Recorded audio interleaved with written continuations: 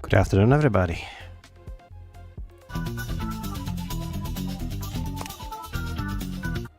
So, today, I will start by playing Heroes of Valor. Now, if you don't know what Heroes of Valor is, sorry, it's a little bit complicated.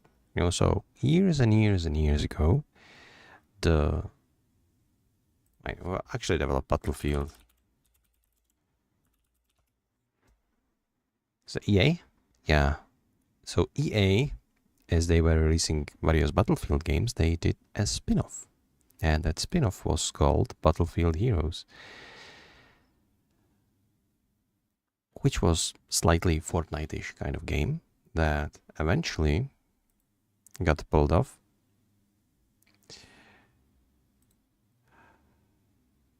And we loved that. It was just a dumb fun. That's what it was. So hold on. Where's my game capture? Here it is. And now two guys from Netherlands, I think. Might be a different country. I don't know. But apparently there is a game made by two guys.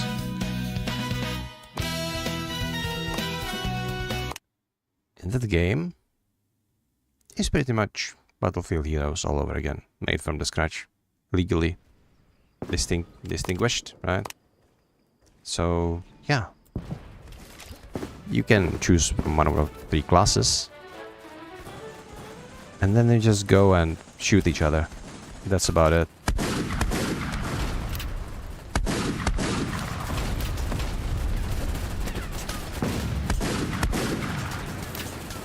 We have a lot of bots.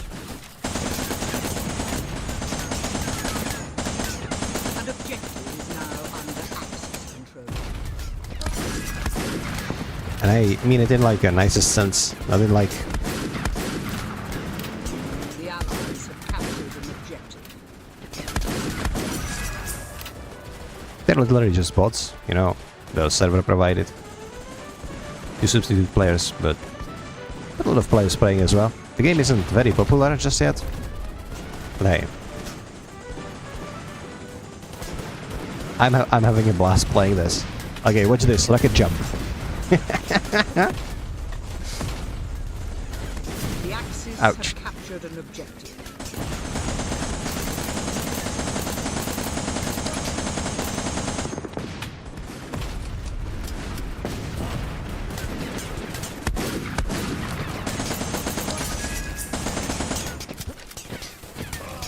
You know, back in my day, we also had like a lot of costumes that you could purchase and various like emotions. I remember I had like in here I had like playing guitar and I was like running around beating my chest like a Tarzan and playing guitar and just laughing all over the place. We do have I think they are trying to introduce something like that later date. But a lot of the cosmetics in this game is not actually locked behind microtransactions. Some are. There is like a slight DLC to support the game, but mostly it's just level locked. So you're leveling various classes and getting new and new drip for your class. As you can see, I already don't have my uniform. I have different helmet. I have my tank top and jeans.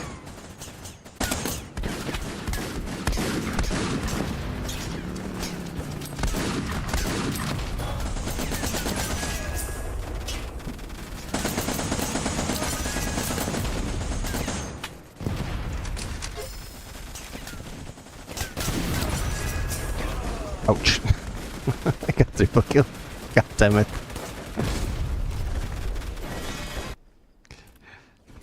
So they're actually implementing a new class. In the original game, you did have the classes that we have now, which means soldier. Has been iconic with having submachine guns and healing and grenades. Then you had the heavy, which is what I'm playing, you know, big guns, rocket launcher. Now I have shotguns too, and throwing explosive kegs. And instead of healing, you have basically shields that you take reduced damage, and every time you use ability, it's being applied to you and all of your friends around you.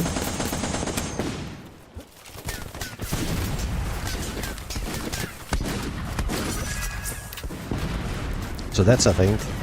Oh, maybe maybe I actually will survive. I don't know.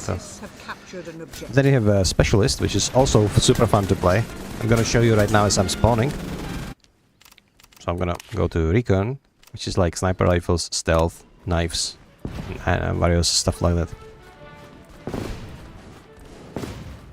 Now in Battlefield Heroes it was like microtransaction heavy, so you would create new characters and level them up separately. And there were like character slots and stuff you could buy for separate characters. In this game it's more like you do have everything from very beginning.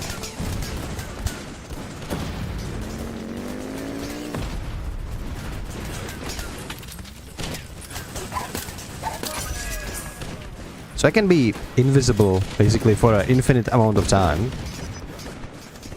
But when I attack, obviously, it will take me out of stealth, and they can also see you when they are too close to them. So that's something I should probably keep in mind.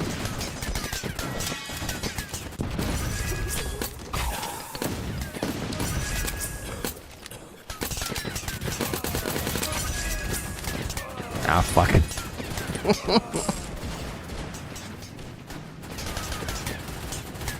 And quite honestly, this game is nothing but just pure, unfiltered fun. This is the OG Fortnite. The EA, ironically enough, they were too ahead of their time with this game, because if that game released when Fortnite released on a similar model, this would be the game. This would be it. But they basically killed it before it could reach its true potential. It was running for a couple of... Everybody who was playing, they loved it. But EA at the time, they were like, we don't want those, you know, those little games anymore. So yeah, and they killed it, and I think it was a huge mistake, because now everybody is playing Fortnite. This could have been Fortnite of the time. You had cosmetics, you have emotes, you have dances, you have everything.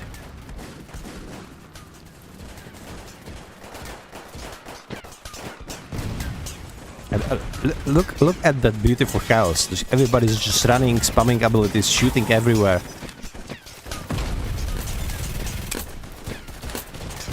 I think I'm gonna die here. God damn it. Okay. We live this time.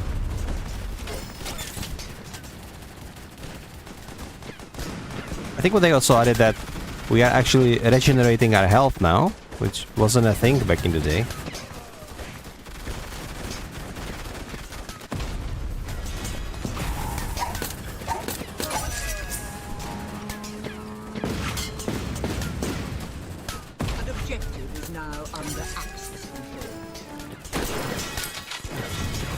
Oh, I had to do it right back. God damn it. Can you stealth all the way into the loss? Yes. But why? Why would you do that?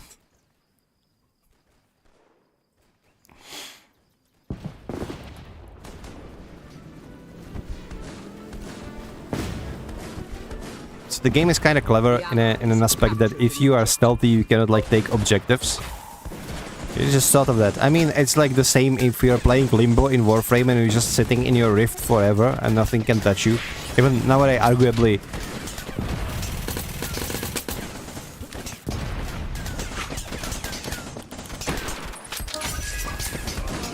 Arguably nowadays, the Eximus can actually kill you, so that's something to keep in mind, but...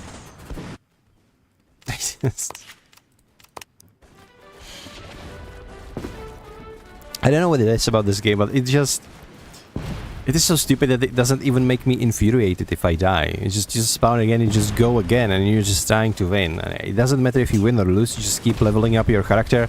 So that's cool in that aspect.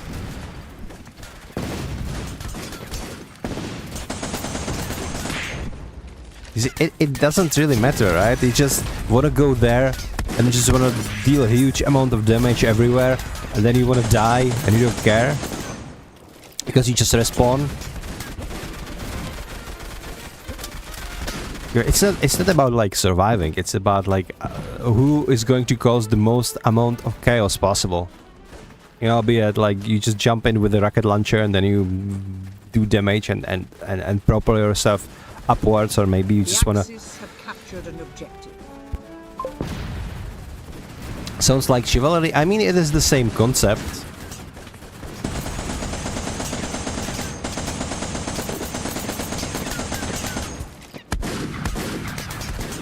Oh my god. Very friendly with friendly fire. There is no friendly fire. If there was friendly fire, people would probably never leave. People would never even leave the base, I think. Now, arguably, is this better than Battlefield Heroes?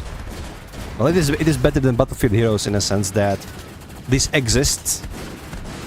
I think Battlefield Heroes was a better game, but they did eventually go pay to win route, so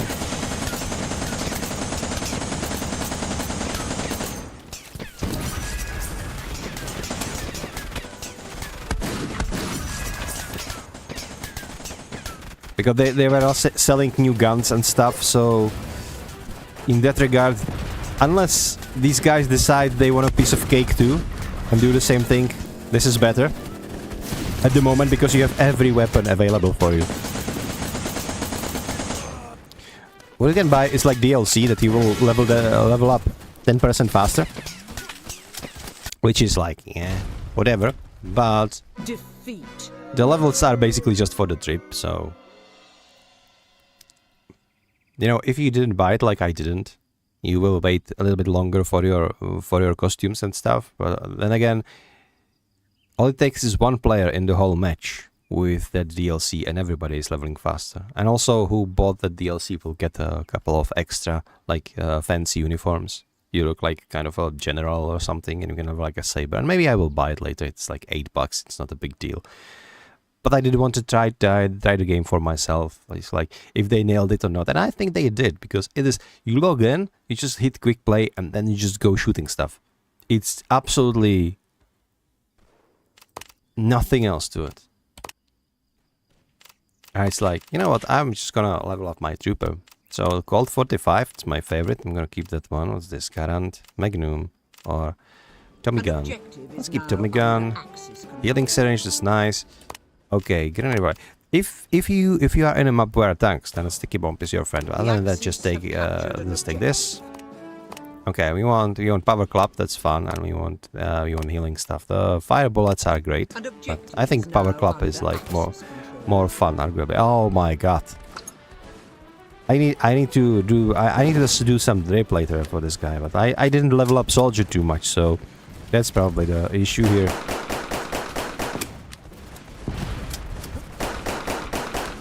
Okay, so what I need to do now is I need to find a heavy.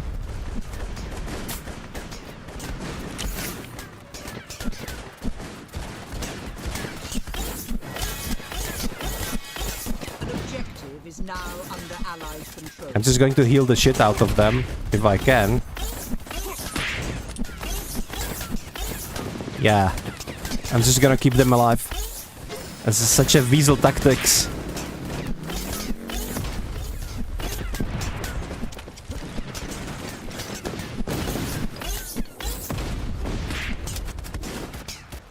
The Axis have captured an objective. God damn it. I let him die, come on. I'm gonna keep you alive, buddy.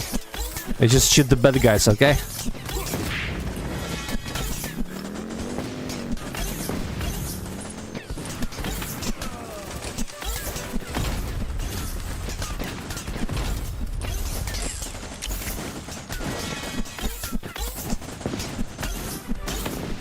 So I'm essentially healer now.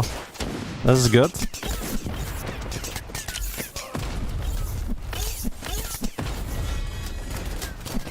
I think like this I would be able to actually change the freaking battle, right? Oh no. Guys, you let me die. How could you? An objective is now under Axis control.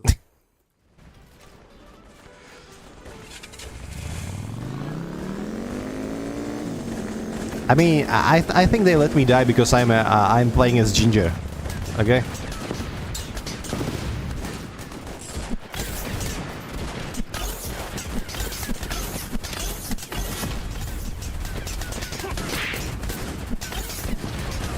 Wow, what? You're getting a lot of assists if they actually manage to kill somebody. Do you have any players? Seems like it's 3v3 now, and everybody else is bots.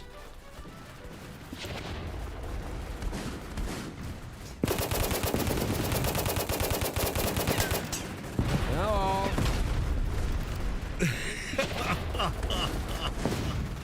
Oh wow, hold up, hold up.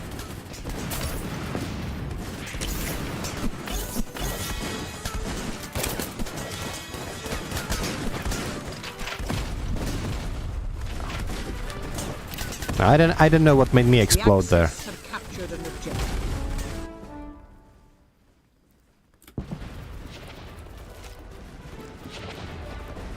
Okay, give me my healing gun back.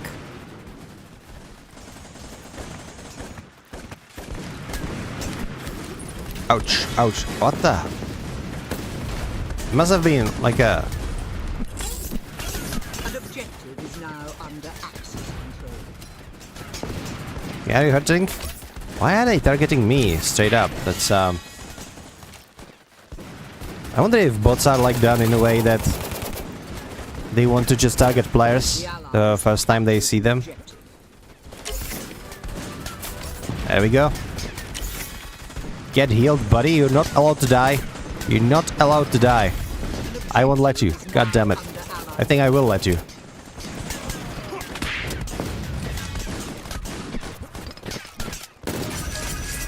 Wow, wow, wow.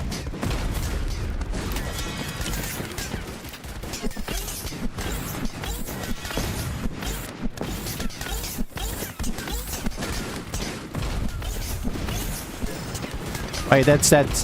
Fuck. Okay, I got you guys. Got you. You're not allowed to die on my watch, okay? Get healed, scrap. Oh, grenades. God damn it.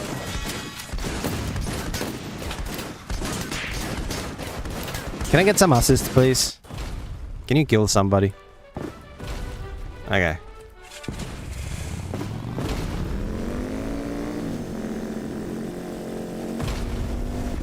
What are like my boys? I'm just playing with bots at this point. Come on, guys. Where are you all at?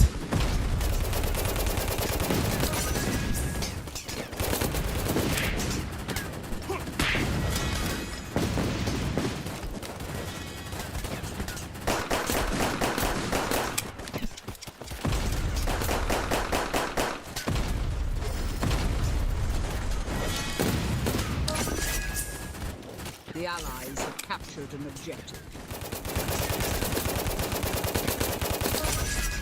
Ah, there you go. The Axis have captured an objective.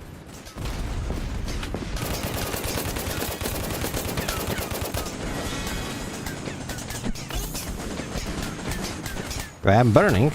Interesting. No!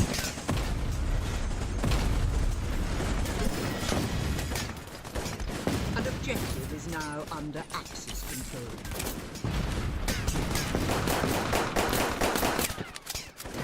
An objective is now under Allied control. What is that doofus doing?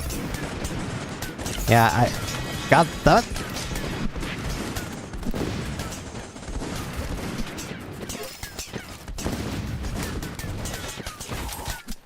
Oh. Freak.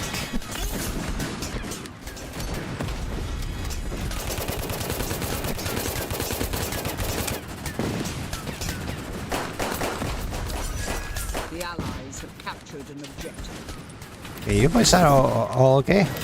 The Axis have captured an objective.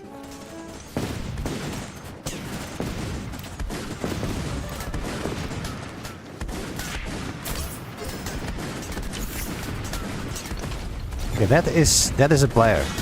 So I'm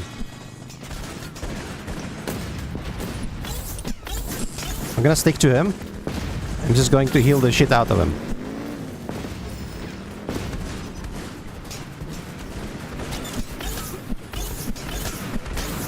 Oh. Is it a bot? Wolfgang Schneider? Wolfgang Schreier. Okay. It's like that gaming journalist, huh? Jason Schreier. So apparently his brother Wolfgang is playing Heroes of Valor as Axis. Interesting. An objective is now under Allied control.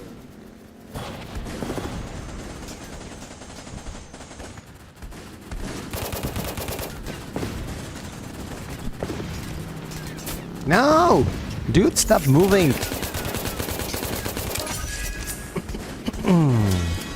I missed the heal, brother.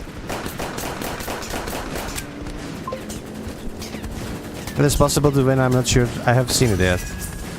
Yeah, it is possible to win, yeah. I mean, it's just a huge chaos, but you can see the score above, and basically the side that runs out of points first loses. And I think the way it works is, like, the more objective you have, the more points you deduct for a kill.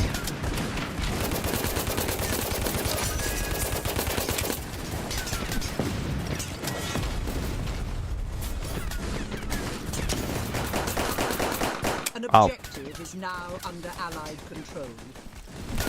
Oh. Herbert Albrecht. His name is so German. His name is more German than Germany. Okay, I need to do something about my chat because it doesn't disappear at all, it seems, from my, like, yeah, hold on. So,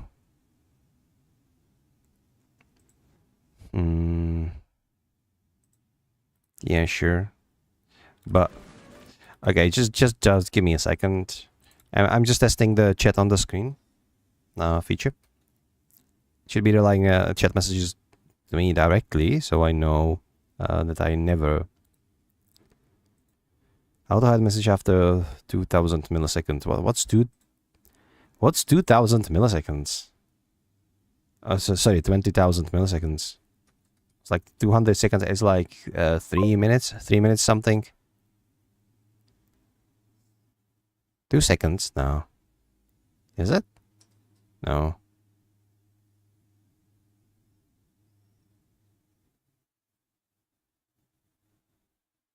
Let's try 20,000 first.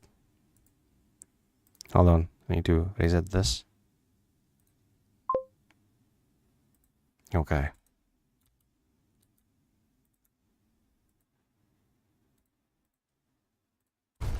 Right. The Allies have captured an It's not that I wouldn't want to see your messages forever, guys. It's just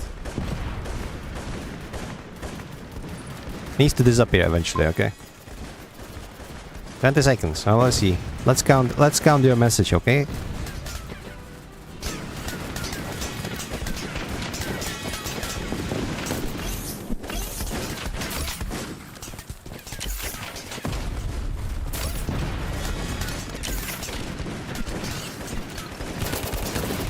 Okay, so you were correct. It is approximately 20 seconds.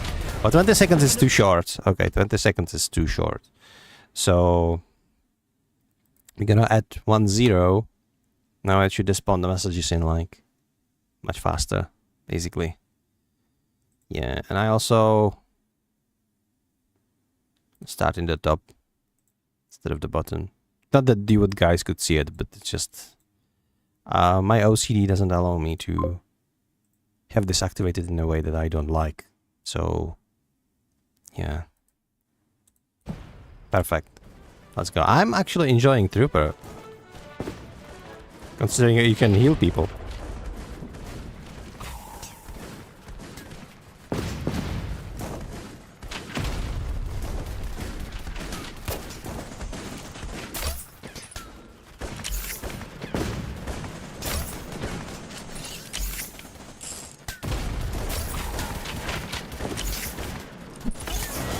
No!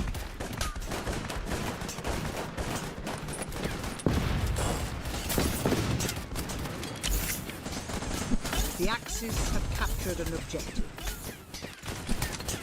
The Allies. We are losing this game hard. Like An objective is now under Axis. it is possible to win. Like I swear, it's just. Now under Allied control.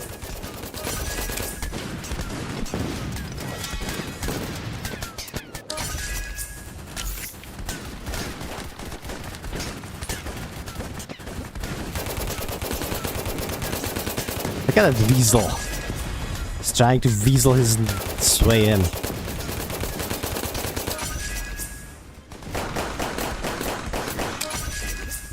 What is funny The Allies have captured is that even if you don't have your gun, it's still reloading. So basically your guns are working more like abilities. So I can just shoot my gun here and get to reload and just start shooting my machine gun, and the gun is going to be reloaded after that. Stop dying, the boys! Axis have God damn captured it. an objective. Best medic is me. Lovely, lovely. Okay, you know what? I'm actually gonna leave this game, and we're gonna check what kind of cosmetics I can actually have for my guys now. So let's go for the heroes. So yeah, this brass I like that one. And let's not give him a helmet. Also appearance. It's just like stop being ginger, dude. Let's yeah. This looks more vice.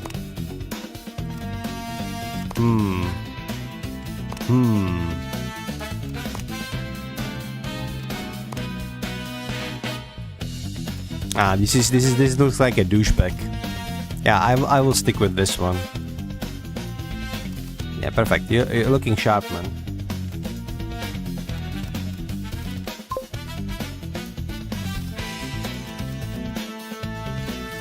Yeah, why have helmet? I mean, helmets are useless basically. It's like if you are in a war, never have a helmet.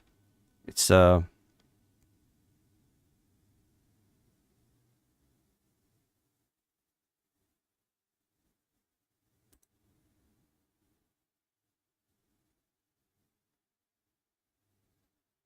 would you even consider helmet? It's helmets are useless.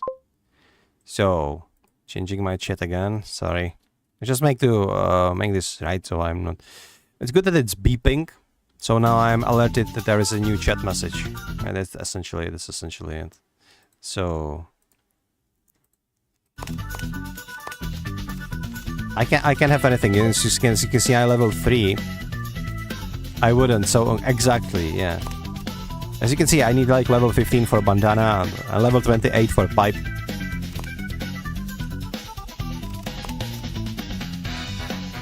I do have these shiny boots, so that's something. I don't know what this Steam means. It's probably mean that you need to get it from loot boxes. They also have loot boxes, by the way. But you can get them only in-game, not in the cash shop, so everything is cool. Yeah, I playtested this game, and all I got was this lousy t-shirt. You're gonna love these developers, honestly. This is power move. The soundtrack is a little bit loud, isn't it? Yeah, we're gonna do something about that. Okay, we need to also we need to also make some drip for our Helmut here. Yeah, I think he's fine like this. Maybe black army boots. Okay, some yeah, lighter pants. Yeah, this is good. Okay, Helmut is gonna have his helmet on because, you know, if you are playing as Axis, you just have to have that helmet, okay? That's essentially what that is. Oh, well, it changes everything. Of course he's bald. I don't know what I expected.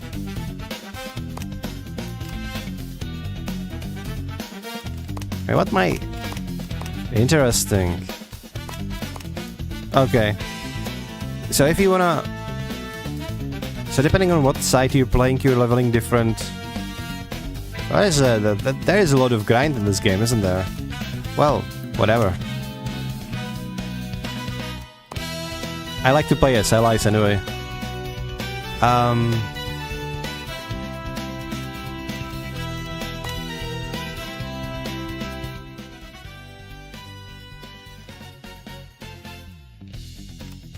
This music is so intense, man. Let's play one more, okay?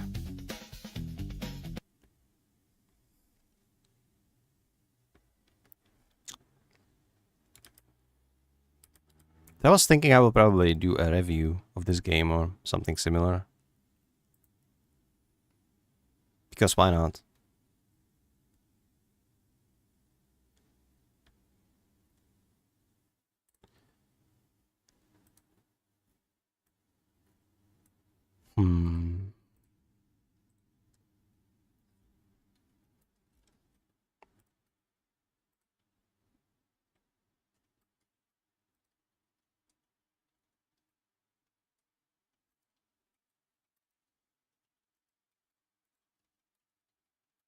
Oh, okay, perfect.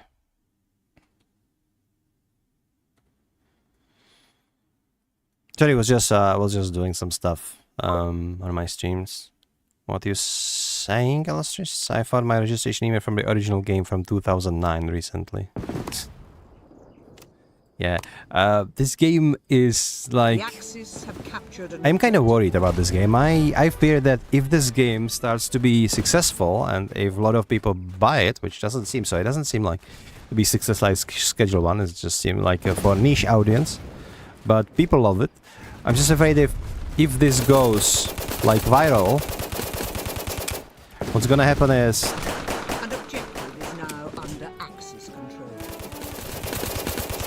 I think EA might target this, which is kind of sad, to be honest. Oh, thank you, brother Vova. Yeah. Ouch. Hey, stop throwing grenades. Considering it's EA, they're already having a team of flyers. I assume. I mean, about at this game. It is known that this game has been in development for some time now. So, Vova, no! I'm coming for you, Helmut. Don't you worry. An objective is now under Allied control. So it's like, but it's probably, yeah. The Axis have captured an objective. The legal teams of these companies, I presume they always have like some sort of huge meeting every day, trying to figure out who they can sue for what. So...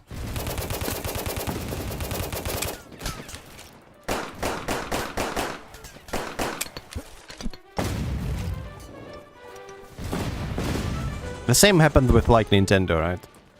And Palworld. An objective is now under Axis control. Yeah, I think we can actually win this. I see we have like a lot of... Fuck. Run? No! Nickname killed me. Yeah, he's probably been playing since release without a pause. Because he has like high level and everything.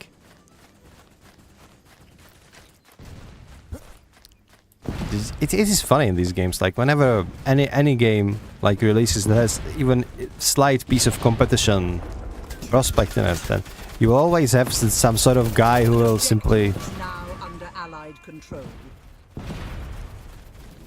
play it. No life it.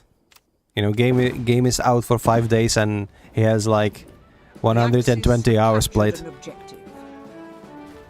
The Allies have captured an objective. An objective is now under Axis control.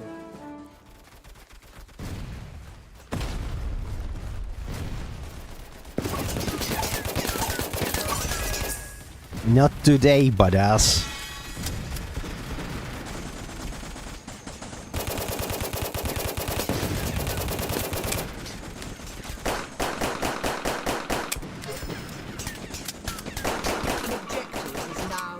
Allied control.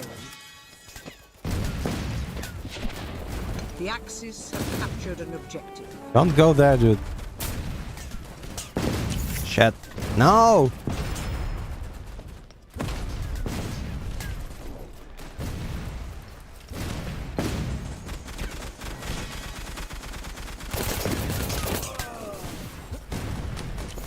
Okay. I don't know what's going on. I was doing so well before. Where are all the bots that I can heal to?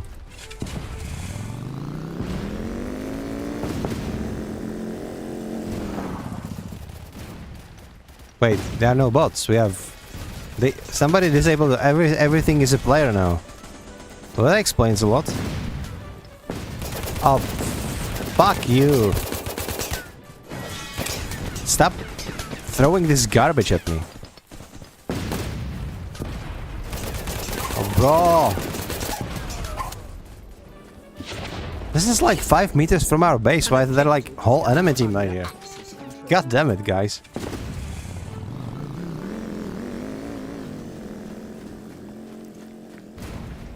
I'm playtesting the game, okay? Let me win. I have it in my shirt. I'm official playtester. Or something. The Axis have captured an objective. The game is in early access, by the way.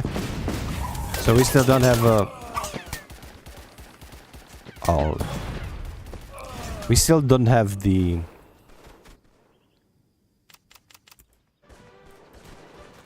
fourth class.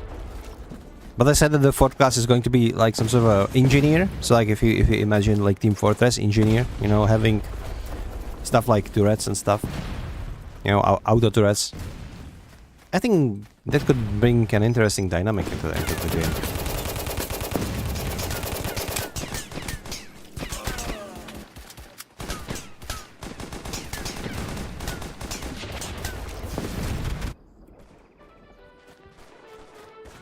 Bro, we are losing so hard. Well...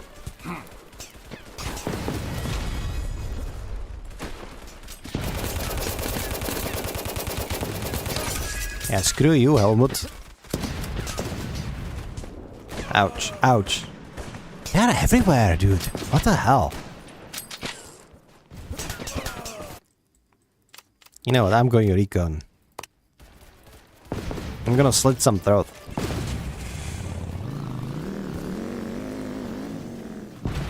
Because my... like at first I started playing as a soldier, and then I created heavy, and I was like very, very happy with like how you play heavy. But then one day I just created recon, and I made him like buffed up guy. I gave him like a bandana and some sort of like a sweater or like a heavy jacket, and he looked absolutely badass.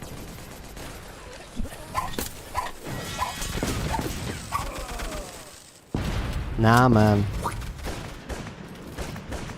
Where are our guys, though? Like, straight up, where is everybody?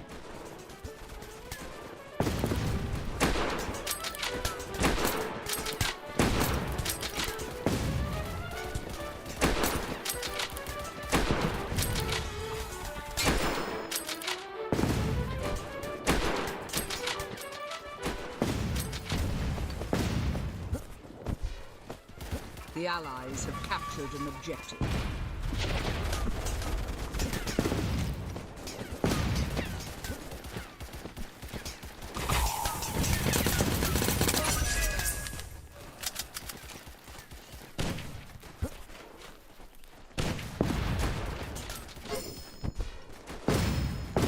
An objective is now under Axis control. An objective is now under... okay, we finally got rid of them. God damn it. So this bomb is the only thing that you can... it's the only thing that you can like deploy without leaving stealth.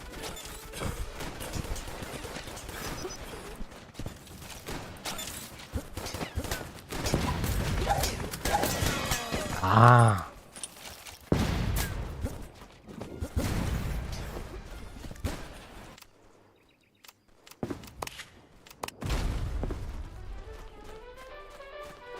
I'm gonna go trooper again. Let's try to heal our guys. Maybe it's... Oh. I was wondering where he is and he was like invisible. No!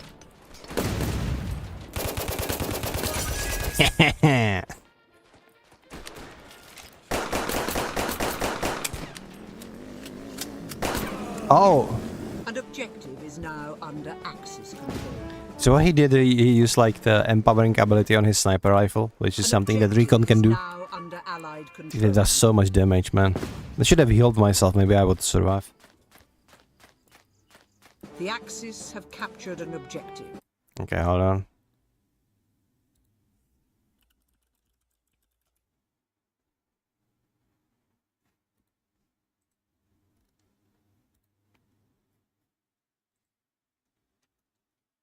Miracles. Sorry, I'm being spammed by Black Desert information. It's interesting. Okay.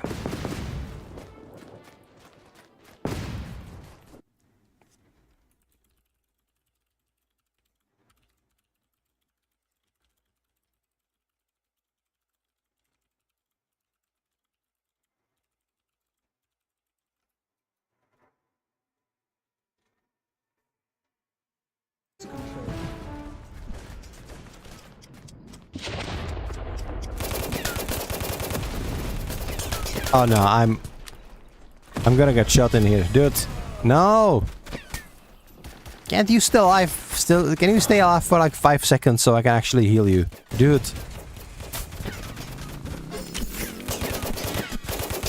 Who is shooting at me? Where is the fucking weasel? Thank you, bro. I'm being shot at. I don't know from where. An objective No. is now under Allied control. Oh.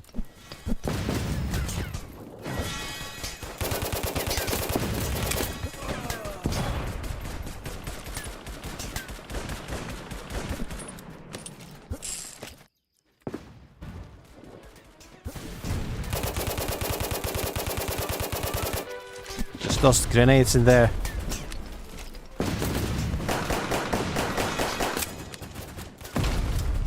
The Axis have captured an objective. Good that all of you have freaking general outfit. And running in like monkeys. No!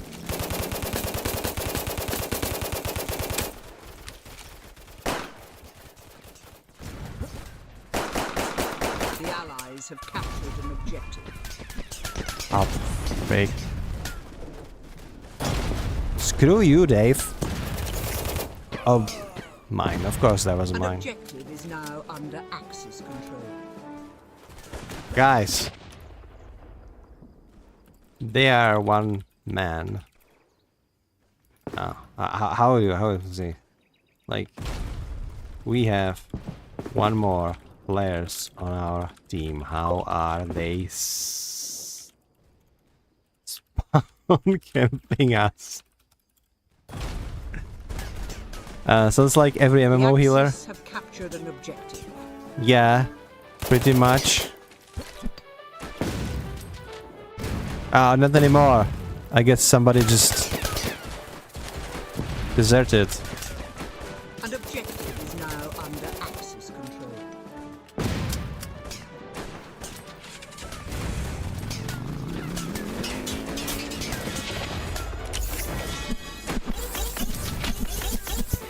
Just swarm at him with that fucking healing. This game is so stupid, I love it. Yeah. Let's make healing chain. Come on, guys. We got this. You're not allowed to die, George.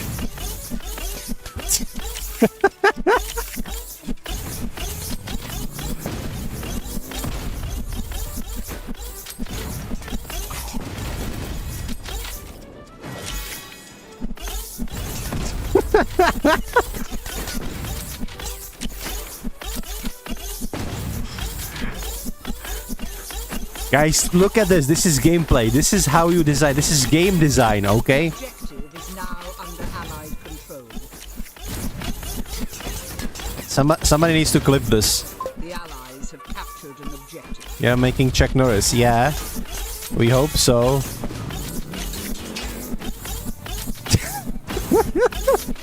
The Axis have captured an objective. No, Pepega, I'm going to save you, boy. There you go. No. God damn it.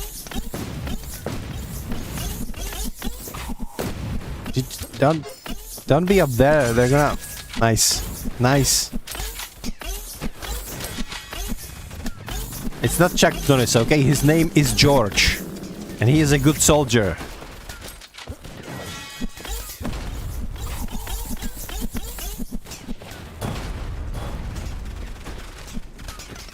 George, no!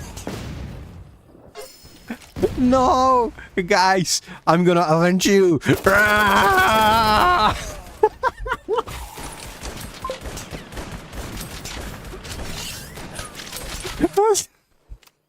An objective is now under Allied control.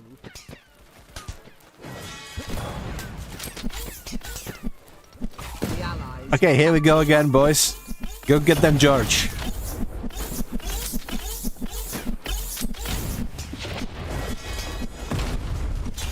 This is ridiculous, and I love it.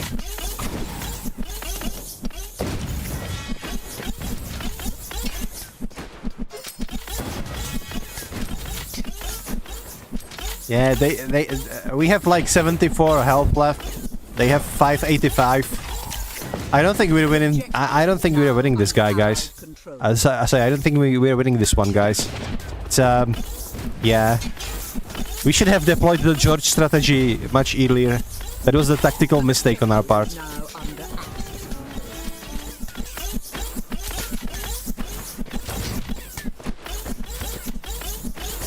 Oh, we have bots. Okay. No. Yeah, eat grenades, guys. Fuck you. The Axis have captured an objective.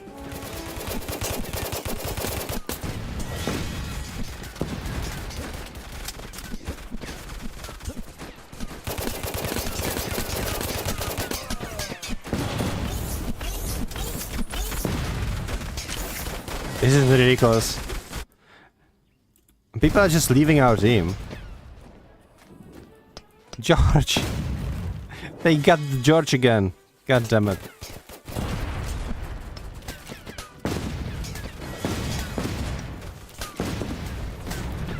Yeah, this bot is just running in like a monkey. Defeat.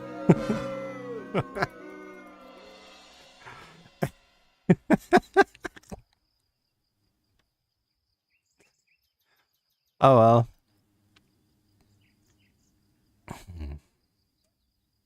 Let's play one more, okay? Then we're gonna play something something else, something less chaotic, maybe. I gotta give it to this game. It's fun. I have like 2 hours worth of footage from yesterday, which I just recorded, because I think I will review this game, you know, and share my thoughts. I don't really have anything bad, because obviously this is an indie game made by 2 people. I think their team might have been a little bit larger than that, but like 2 main brains. This really like very similar to Battlefield Heroes. Not quite the same game, but very similar. It's a little bit smaller, the scope of maps and stuff, but it does have like planes and tanks that you can play in other maps. In the village there are no vehicles like that, so that's one thing to consider. I didn't encounter like any annoying bugs. The networking is kind of wonky. Sometimes like you feel like you've run away and they just shoot you, but it's basically like the classic behavior of every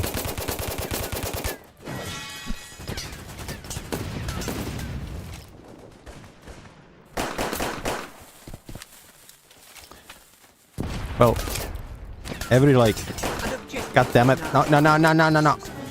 Screw you. Yeah. Eat it, Tubby. But sometimes you just die, you know, not...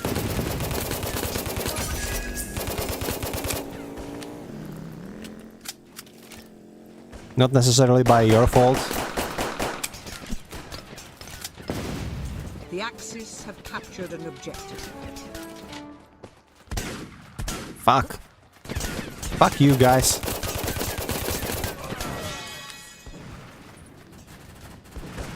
So what I mean by this is that the game actually reacting what you see, it's already happened.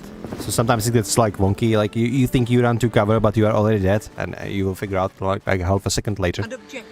But it's like whatever. It was absolutely the same in Battlefield Heroes, so like and they took inspiration. I don't think this necessarily is an inspiration. The map is an inspiration, the classes, the gameplay is the inspiration. The fact this happens to you is basically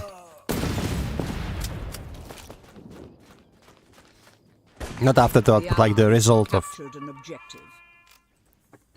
Like, I don't know how you can like go to game that doesn't have this. I don't think it's even possible. The Axis have captured an objective.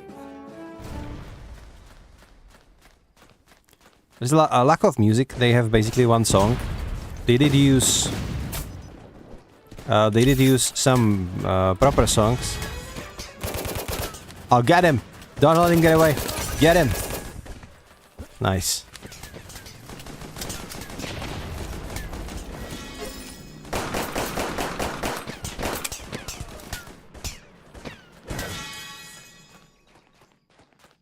What was I wanted to say though? Ah, freaking Elliot. Oh, that's a different one. There's so many of them. Oh, he looks so cool though. You know, Barrett and that bandana. I have that bandana too, and I was absolutely furious because I couldn't find it, and then I realized it's like for the Axis only. So we have like these two factions, you know, Axis and Allies. And obviously they have different cosmetics, so you can have bandana with skull only for Axis. It's slightly similar to the Axis-like mask that I have in One's Human. Ah, fuck you, Tubby! Ah, no! They're everywhere again. You clap all you want, but I killed your friend. Haha, joke's on you.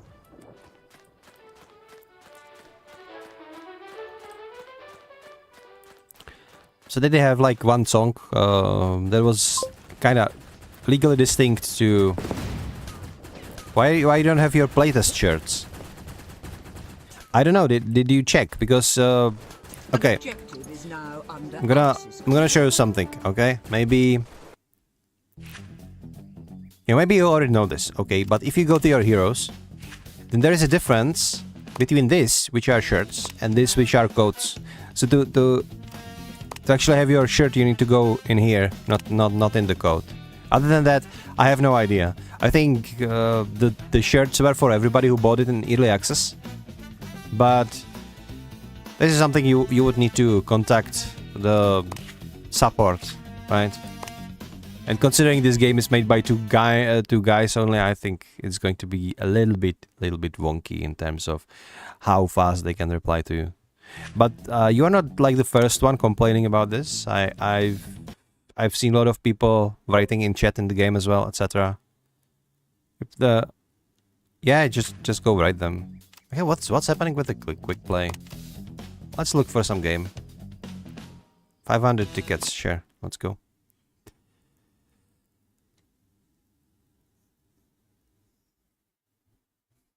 There were multiple people complaining about this, so... And I didn't even playtest it again. I only registered for playtest, and then I bought this DLC and I got the shirt, so it is really wonky. And as I said, I've seen a lot of people complaining about this. Hold on. I want grenades, and I want... you know what, let's just go with... let's stick with the club.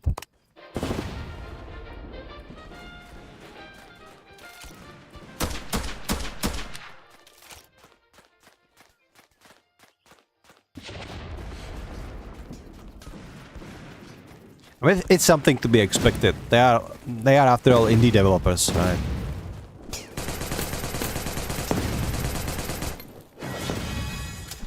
And I think everybody should just have this shirt. But then again, it's just a shirt, so it's not such a big deal.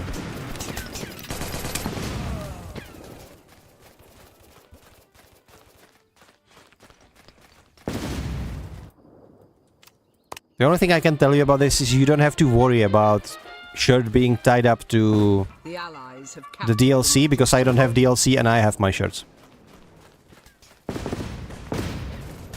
The Axis have captured an objective. No, I don't think too many people bought it, actually. Like...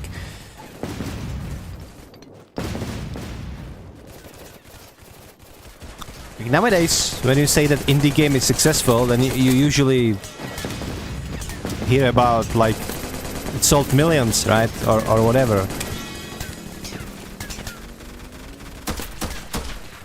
But this game has like a couple of hundred people playing right now.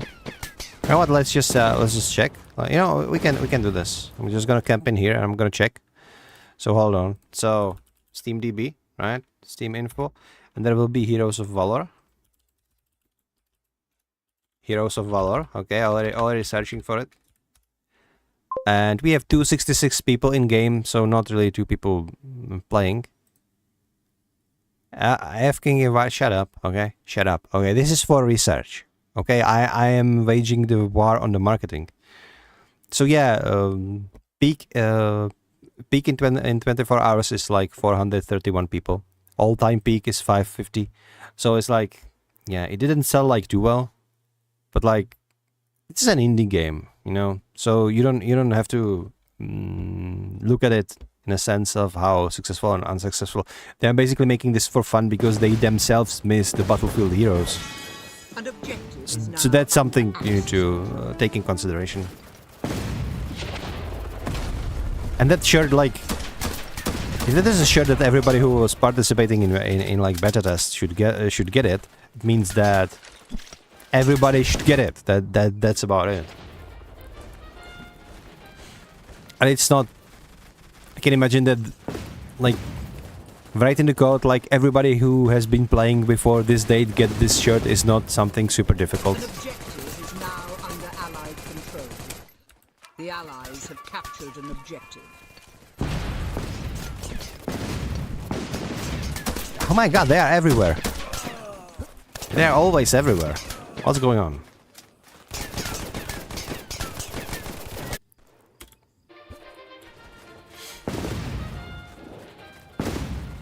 The Axis have captured an objective.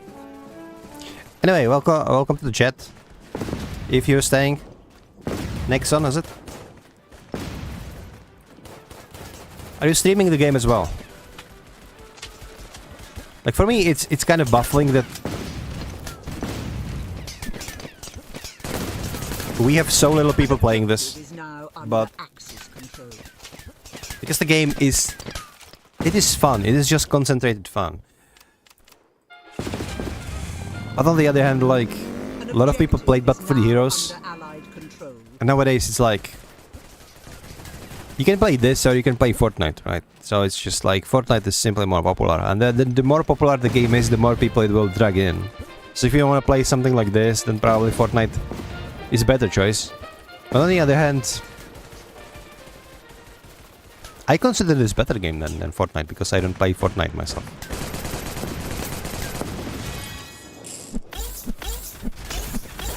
The Axis have captured an objective.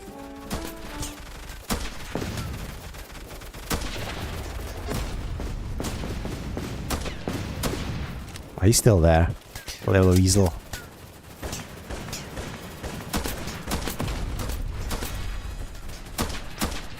I'm gonna get ya. I'm coming for you, buddy. Ah, he's invisible. Oh my god, how many of them are there? Okay, I need to get... If I don't get over there, I'm dead. I'm dead. God damn it! No! You don't get me! I wanted to say like you don't get me alive, but it's kind of implicit.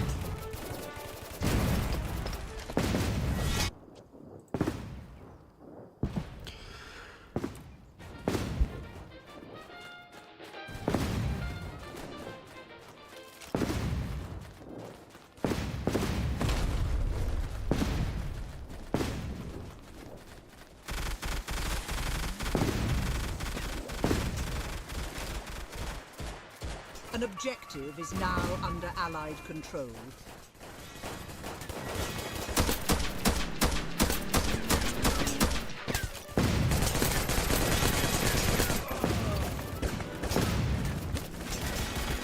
Yeah, I think maybe I'm like the common denominator, because whenever I am on the side of a team, it is the team that is going to lose. So, you know. Huh. Yeah, I'm the problem. Guys, sorry, I am making you lose. Now under Axis control.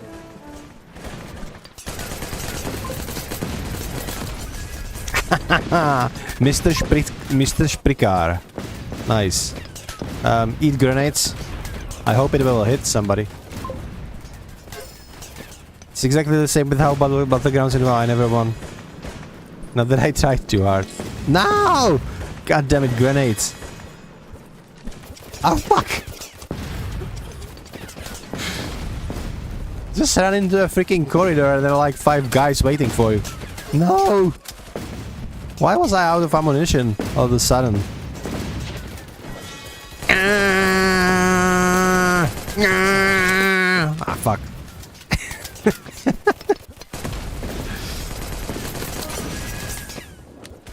I killed the same guy again. He probably hates me now. He thinks like I'm such a pro running around with my school bandana. Meanwhile, I don't even know what the fuck I'm doing. Ah, I could have healed myself. Wait, it's the 3rd time the same guy. Is that the one with the banana shirt? God damn it, dude, I'm so sorry. You're apparently the only one I can kill. Or I'm able to kill, more likely. Okay, eat grenades. Just toss it in her. Just toss it in there. As soon as you are out of cooldown, just use it. Just eat it. Try this. Yeah. It's gonna hit, it's gonna miss. No, nobody knows. Oh my god. Is it sniper again?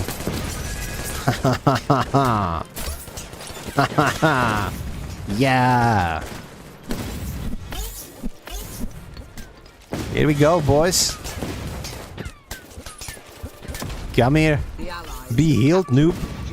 Stop running, you scrap. I'm gonna get ya. I'm gonna get ya.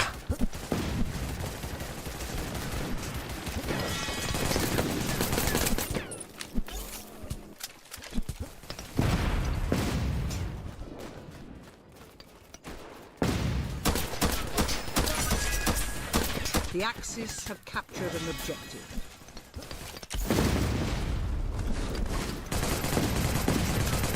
There's a freaking recon somewhere around. Oh, there he is. Defeat. Alright. Oh, it's GG, guys. Yeah, let's go. GG. Yeah. Let's do something else. Okay.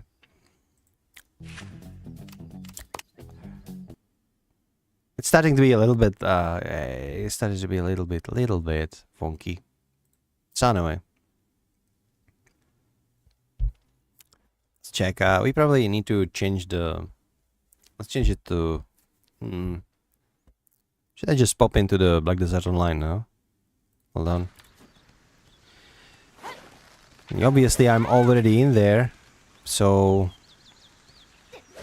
Yeah, we could do some video. No.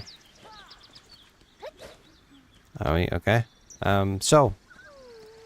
I have been doing what everybody else is doing in these trying times, where everybody is trying to get their hands on a little bit of silver. So what you actually want to do is... Hold on, let's change the category. So it's like Black Desert. Yeah, Black Desert. Perfect. So what you want to do, if you want to go fishing, you know there is a fish tank from a quest, no? Well, yes, but I forgot about it, so technically, no.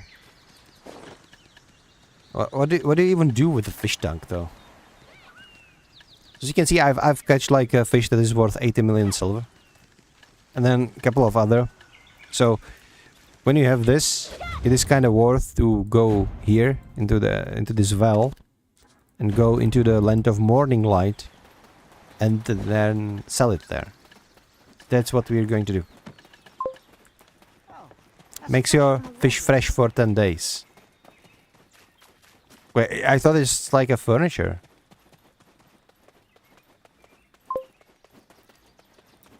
Just like...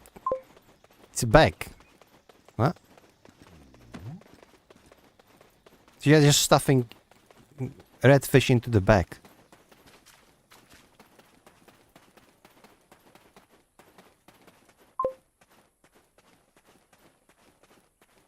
Yeah. Is it hard? I had no idea. Yeah, we should play some music. Let's play some music. We're gonna be listening to Potion Shop again.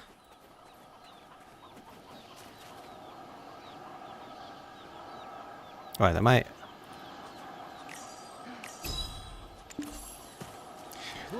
So my assumption is going to be around 600 million again. I will see. It's easy. Well, I will probably do it. Oh, why is it so red?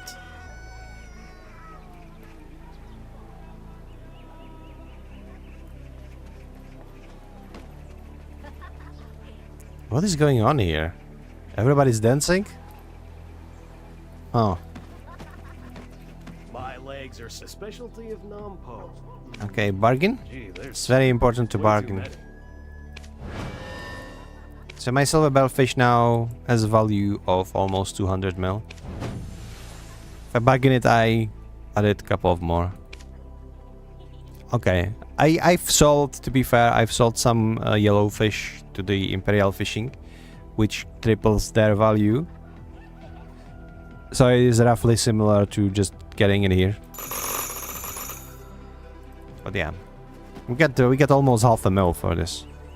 It is stupid. Like, well, not stupid, but like...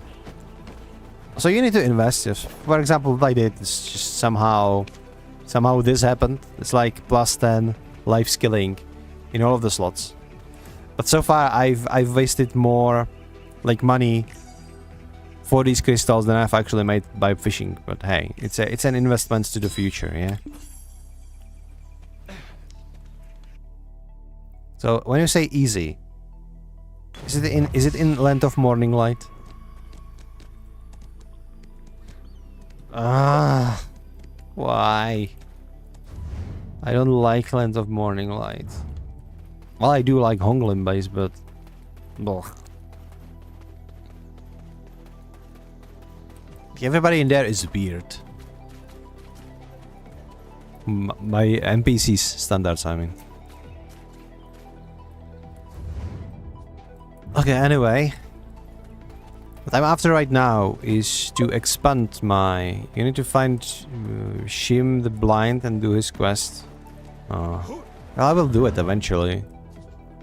Right? But right now I want to go in here where I have my farm.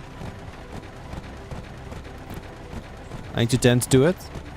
And then we will do something more exciting than just AFK fishing.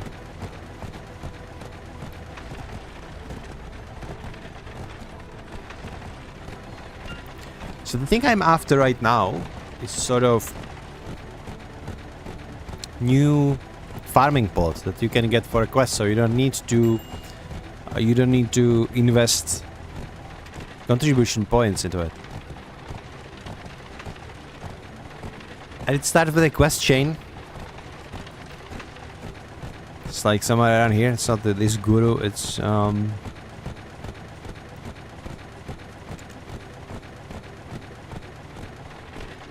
what's this? Green thumb?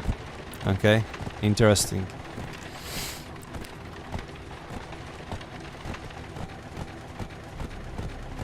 Yeah, this is Finto family fence support. So if you end it, you will get this.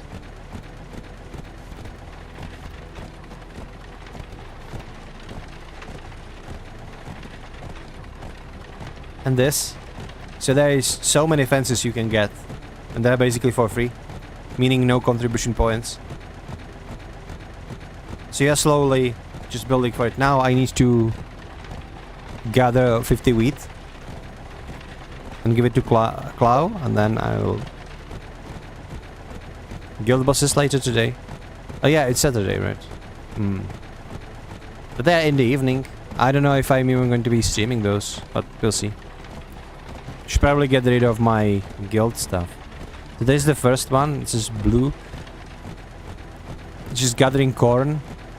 So once I have this, I will have basically new fence for free, because gathering corn is like super easy. These one are going to be a little bit more. Cost like 20 mil each. Some mysterious seeds.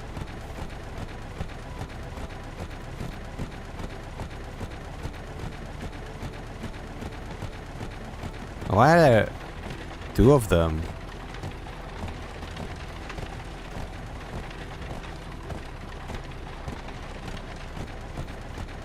That's weird.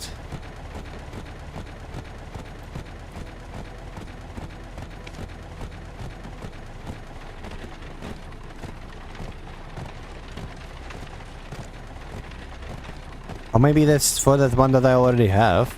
Well, we'll see how this plays out. Even though I'm still not a master in farming, I'm almost there. So I think before I deliver the quest, I already will be master, so I will be able to use those plots.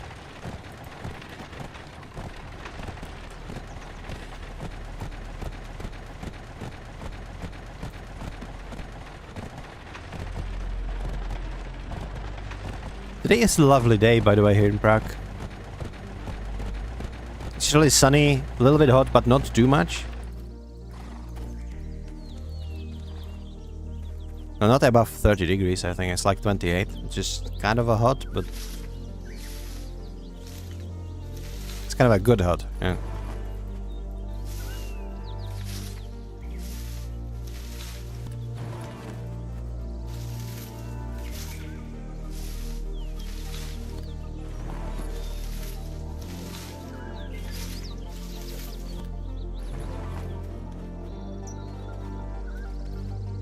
Of course. Everything is like pets and stuff. Sorry, not pets, pests. Look at this. They're eating all my crops.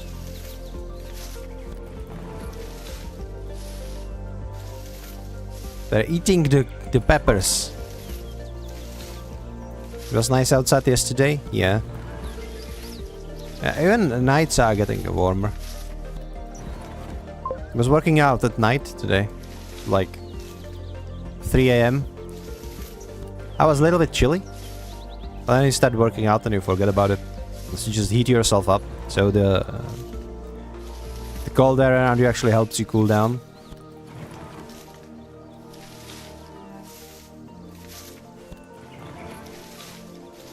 Anti-horror. Imagine having to go. Imagine leaving your apartment. That's why I'm doing streaming. I never want to leave again. I just want to be full-time shut in. Okay. So that's that. Maybe I should just double check. It needs water. And thus, just a little bit.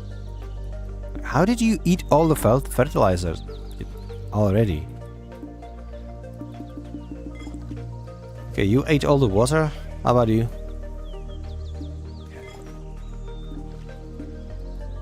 I don't know if there is a limit to how many fences you can have. My farm setup is not ideal right now, because what I have is like, I do have two, one from the cash shop, because there was like, you get it as a bonus if you bought the farming clothes that I have on my Guardian, which is not life skilling character right now, so it was kind of bummer. But you get this nice little piece of Kama Sylvia fence, which is basically like the best fence in the game, and you don't need to have that master requirement. Then I have your standard blue fence, and these are absolutely, you get them basically for free for like little quests. So I done it on like 3 characters. The problem is they can have only 1 crop in it. So as you can see, there is one. So 1 pepper, other pepper, and I have wheat over there. But like having this installed for just one crop, it's not really doing much for you, dude. It doesn't even give you too much silver. Like I'm just growing pepper and just I'm just selling pepper on the marketplace. I'm growing wheats for a quest, but it really is just I just like the number go up, right? I just want to have better farming, and maybe you encounter a mole or something for some special resources. But other than that, farming is like, unless you do some specific cooking and you need some specific vegetable, then you can grow it yourself. Other than that, it's absolutely like useless. Okay, let's swap to somebody. What are we going to do today, though? You know, let's start by getting some proteins for event seals and stuff. I will do probably, unless people already ate it, and I will do some guild quests. Let's do one guild quest, right? It's 1250 mobs.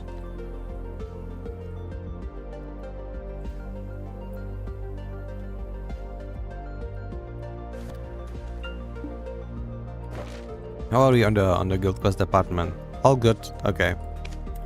Let's accept that one.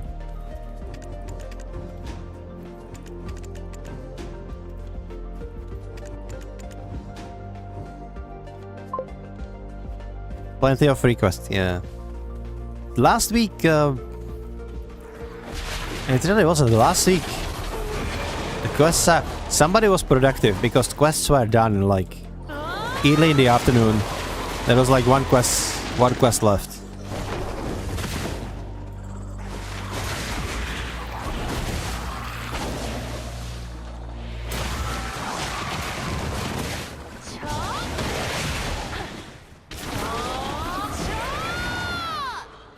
The Succession Maigo is just so smooth to play. It's just running around and you just move forward and it kills the stuff.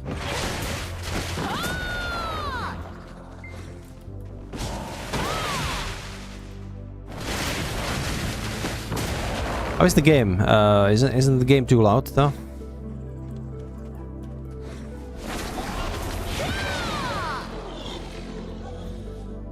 I have it toned down by 5 decibels, so it might just be me. I don't know.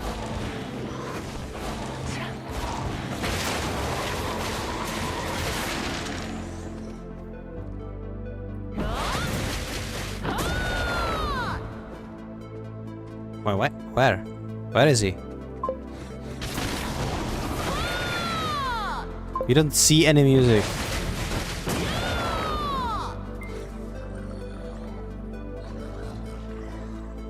It's weird. Is it better now?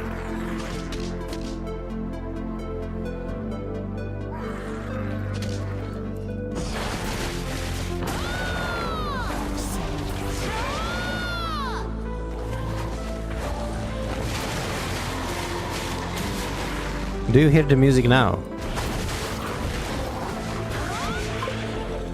Better, yeah, okay.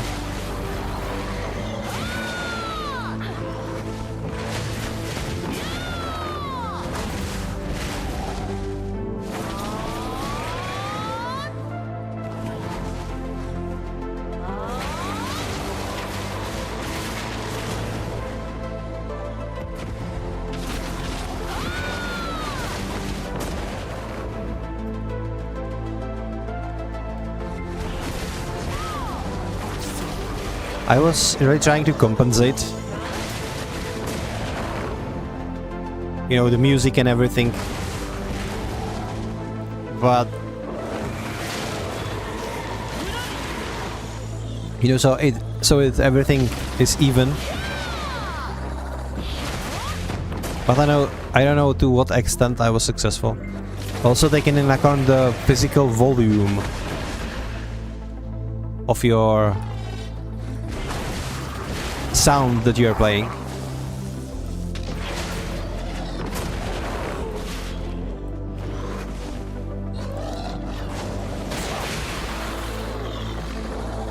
See this? Plus 2% item drop rate, by the way. So, this is something that you get if you kill one of those proti overlords.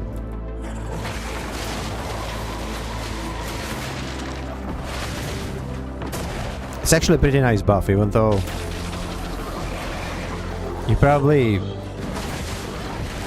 not going to utilize it outside of the proti cave. I mean, you could if you were really trying to min-max, but it would be a little bit inconvenient, you know, just go in here hoping that the overlord spawns and then club him for the buff and then run, I don't know, like Honglin base or something. That would be really impractical. Even though, in theory, you could do this if you would have like a ducked character. Because then you could just swap into the duck and run to the Honglin base on attack. And the buffs are not expiring, right?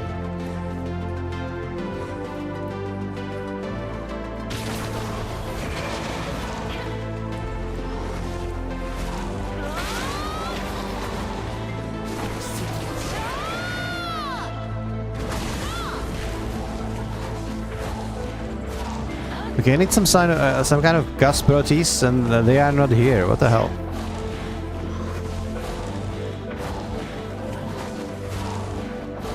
Oh, it's the big ones. Okay. Gotcha.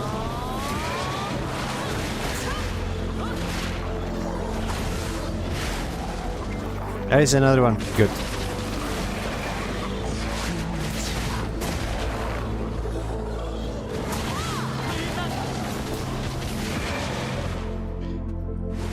You don't really get too much for these quests around here.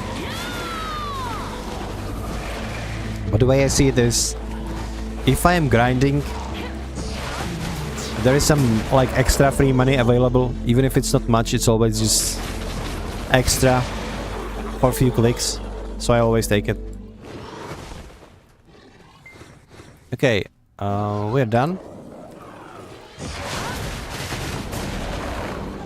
So you always have a couple of introductory quests in this location. And once those are done, then you can just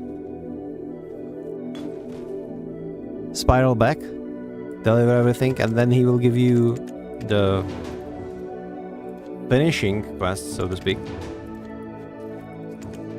And this one is just straightforward, go kill monsters. So now I need to kill 300 monsters, plus I still have a guild quest, so...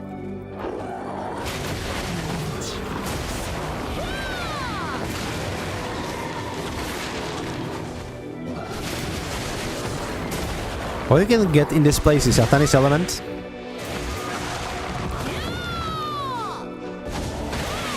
Also these Abyssal Essences, which are super good.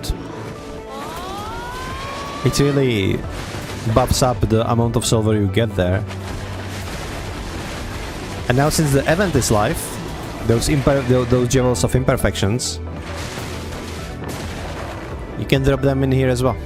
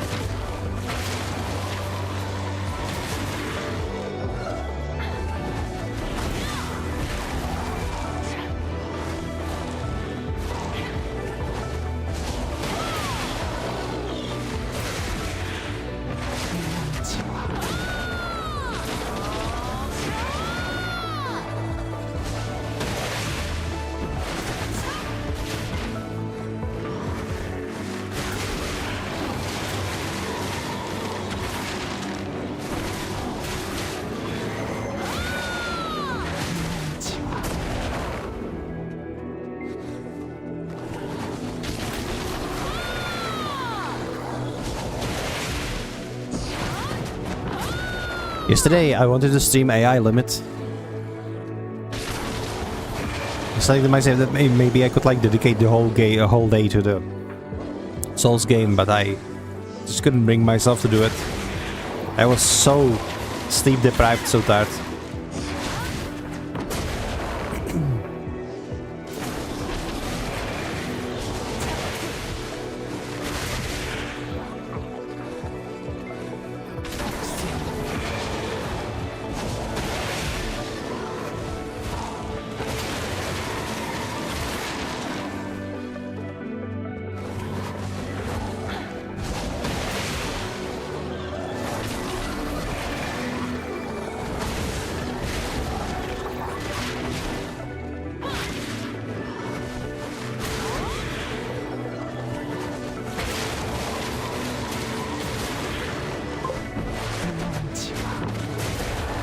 Sleeping yourself with the temperatures? Yeah, kinda is.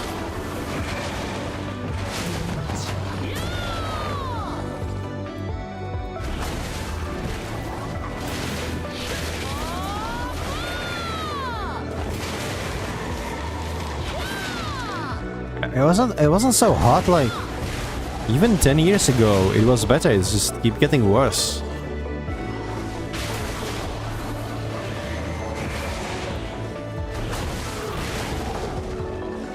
But gotta say that this summer, so far, is much better than the last one. Like no heat wave so far. I hope it is going to stay that way. Last summer was absolutely disgusting, and like in our country, it was just like, yeah, we are now basically having the temperatures like Spain or something, but. Like a lot of countries were on fucking fire, like literally on fire. That was a huge problem.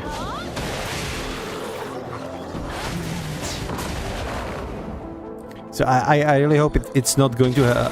I really hope it's not going to happen again, especially in like United States, because this time around they don't really have competent government. So if something like that happens, a lot of people are going to suffer even more.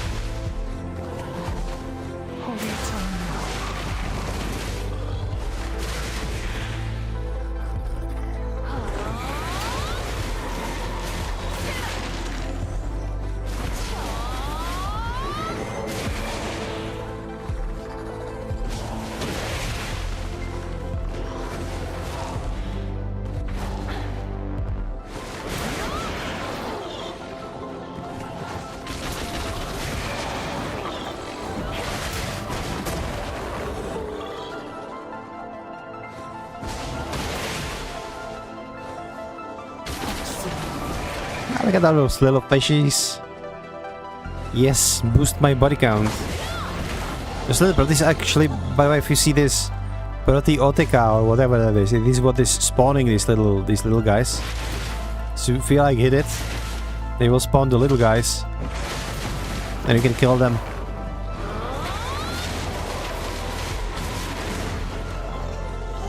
If you kill the spawner though, then they will disappear. So which is like whatever. The only time you really care for these little guys is when you have them as a quest objective, and one of those quests is like not 100. You need to kill 30 of them for one of the quests. Or that is, in my opinion, the biggest choke point. Even though today the choke point for me was that Kasproti, because I wasn't in a location where they are, basically.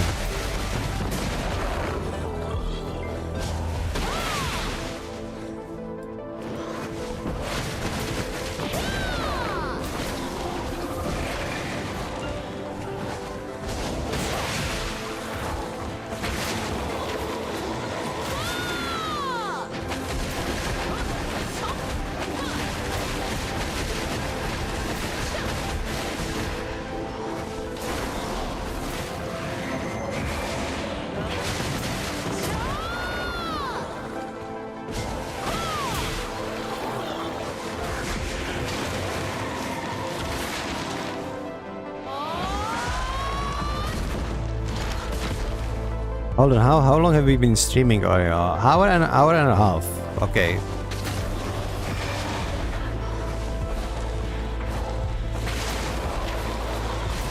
I will try to send true to my words to my YouTube description, where I said that I'm going to be playing everything today.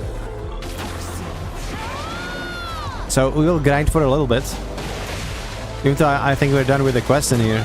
Let me just clean everything up. And we will go deliver the quest. Cannot be used right now. What do you mean? Use it. What do you mean cannot be used right now? What the? What's the problem?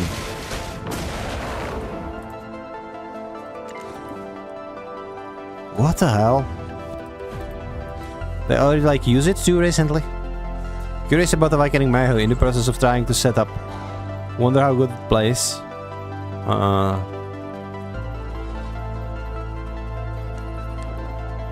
She is much more complex than the Succession Magu. But Succession Magu is kind of brain dead. Awakening is like, you need to build something up and then you spend it. So in that terms, similar to Nova. I didn't really like the gameplay too much myself, but that is on you to decide, of course.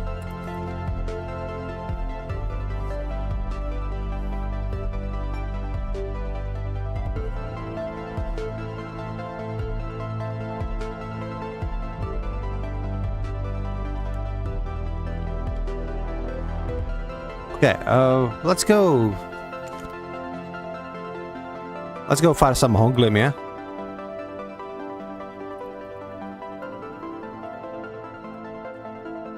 Man, the Red Nose is such a meme. Look at him, he's...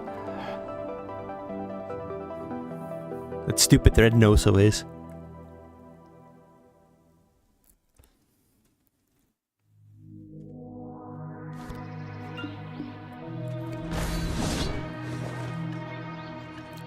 Yeah, so I need to do something about these guild items. Luckily I have them all on my Guardian only. So that is something that can be dealt with. Anyway.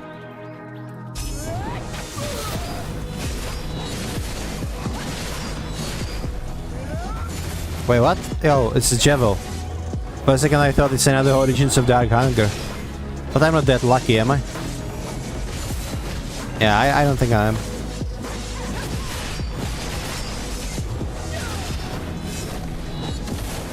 Okay, let's trigger some potions and stuff. Like experience scrolls. Also this. This music is so good though. Like, I don't know how he did it, but it's exactly my vibe. And I love that it's literally for the purposes of don't be worried, just stream with this music. Okay, Villa Scroll, let's go with this one. Plus 10, plus 10. Okay, this one is like lit. This one is on fire. Why is 2 hours more expensive than 1 hour? Let's go 90 minutes. It's about right. Okay. What else do you have? Shop. What's this? Quantitative item drop rate. Lovely. Give me this.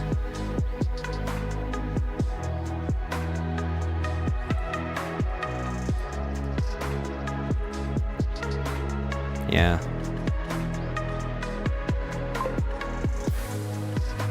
Can pay more for convenience.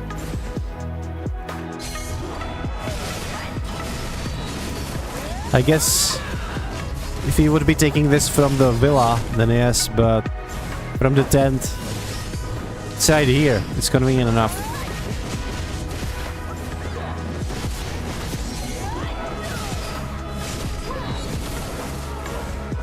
That's the same price.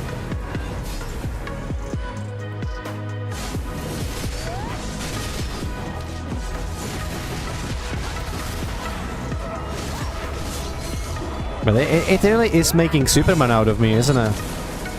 Like, the damage increase is insane. Just stack all the buffs together and be a beast.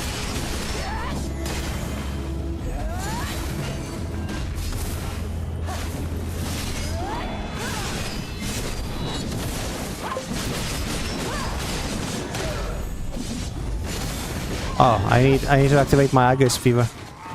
I want all of those masks. What buffs do I use? So I don't really use those buffs to experience anymore. I only use scrolls. I do use your classic, like Alpha food, which is right here. Right, this is simple cornmeal. It gives you some AP against monsters and other good stuff. I do use this magical draught of the beast, which again increases your AP and some other combat bonuses and even some XP bonuses and stuff. In the villa, I'm again not using the... Like if you go to tent right here, and you open it up, so there's this villa scroll. I'm using only the last one. I don't need energy. This one is for life skilling, and this one is for like experience. So I don't care about that. I just want the IP, DP, you know, HP. It's whatever. It's AP and DP that you want because it really helps you. And then you go to the shop here, and in shop you have this one, which will increase your drop rate by 50%. And then I use this, which will increase my accuracy and my IP. I would theoretically could go for the HP and some DP, but I don't really need that. Not for this location anyway. So essentially 3 buffs from the villa and then some other buffs from food and consumables. And if you stack it up, your character becomes much stronger. It is the money investment, but the money you spend for it is absolutely negligible.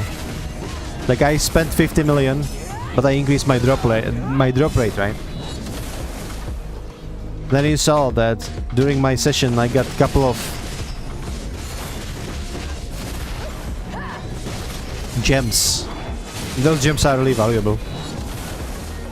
So, and the fact that you can kill monsters quicker, I mean you can loot faster.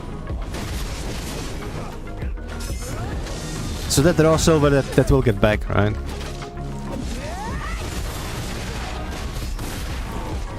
The last time I got so much money just for trash loot from here.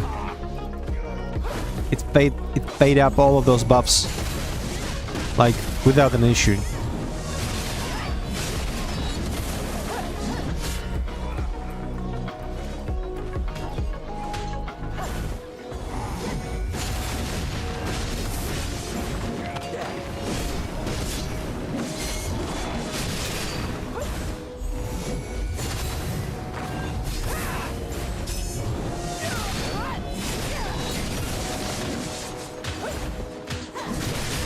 I think if I did want just pure silver, sorry, if my avatar freaks out now, it's me drinking coffee, so don't panic. He's okay, I swear.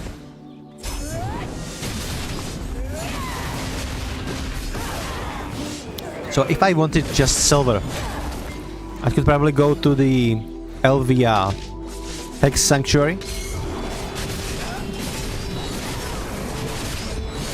where the trash loot is similar, but gives a little bit more silver.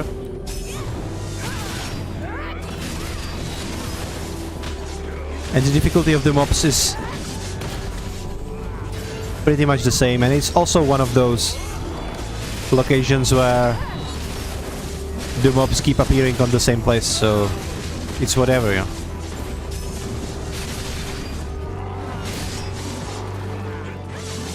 Ouch.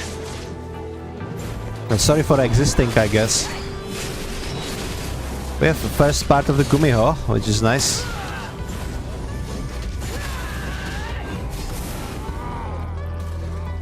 You know, I always feel guilty for progressing this way. Because I feel like I should be doing something else in the game, yeah? Maybe I should be like doing quests, opening location, chasing Karazat. But I'm like, yeah, but I can also go and just farm Honglims, right? Especially now, when these Jewels of Imperfection, I already got 2 from them. And they're gonna give me silver, and they're gonna give me materials that I will be able to use later. And after the ball, which is like in 14 days, I will go and start focusing on my sovereign weapons and on my Karazat accessories. That's when we actually... That is when we will rise up. Because I am curious what they are gonna give us for free. So I am able to use everything more efficiently. And they already gave us the J-Hammer, right? I could probably use the J-Hammer for... Well, in like 4 days when I actually get it, but I could probably use the J-Hammer to try to get another tap on my Pen Black Star offhand. Which I don't have, I still have Kutum. But, frankly speaking, I will hold on to all of the hammers that I have right now. Because again, the Calphorn Ball usually is huge. I remember that one time when they give us 2 hammers. It was absolutely crazy. And then the other time they said like, yeah, we will give you Pen Black Star weapon for free, just like that. It's like, what the fuck, dude? Okay.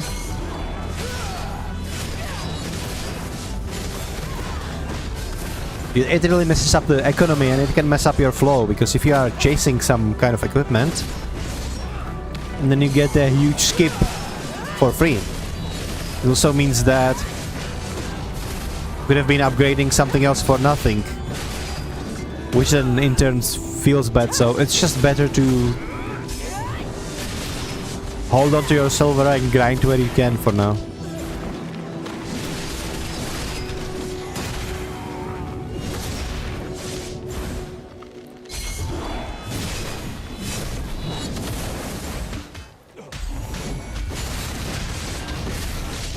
So I think I've been already talking about this, but these kind of bandits, if you look at them closely, they actually did appear in the introductory cutscene for Maegu and Wusa.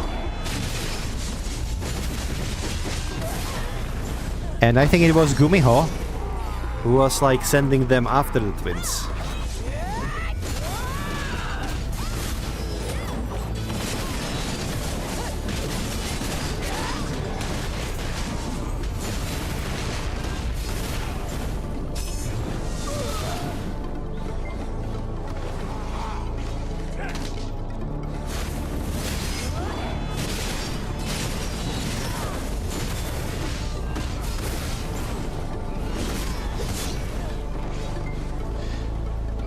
Which doesn't make sense considering Gumiho is now helping you kill them, but you know, don't question the game logic.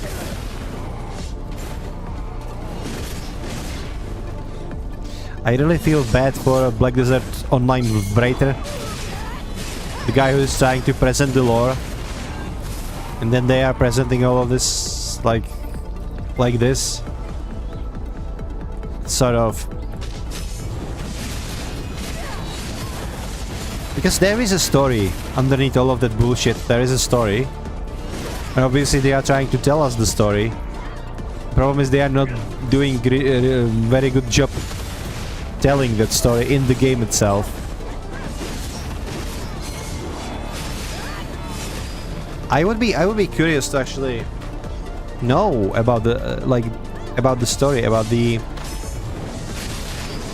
what they are trying to portray here, right? Because we do have a lot of stuff about ancients, we do have a lot of stuff about Black Spirit, you know, about the Elvia realm, about Hadum, about Xarka, about Belmorn, about Marni.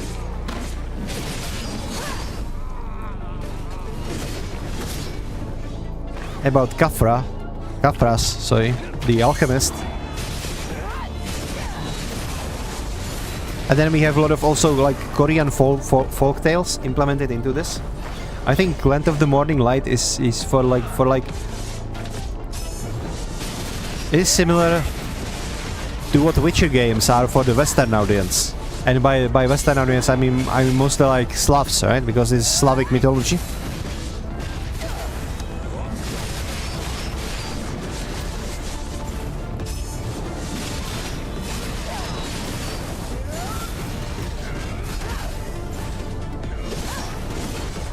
But, like, frankly speaking, they are butchering the story. Like, the story told in the game, it's bad. The cutscenes are subpar. Like, yeah, there is that one cool cutscene where, like, Jordan actually uses Hima, the like real historical martial arts of Europe, to disarm the sword from the guy. But other than that, cutscenes kinda suck.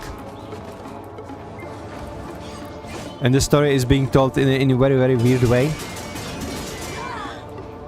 I would really like to interview the guy or the team that is actually writing the story, so that they could really tell me what was the intent, like what they are trying to tell, because there is a story there.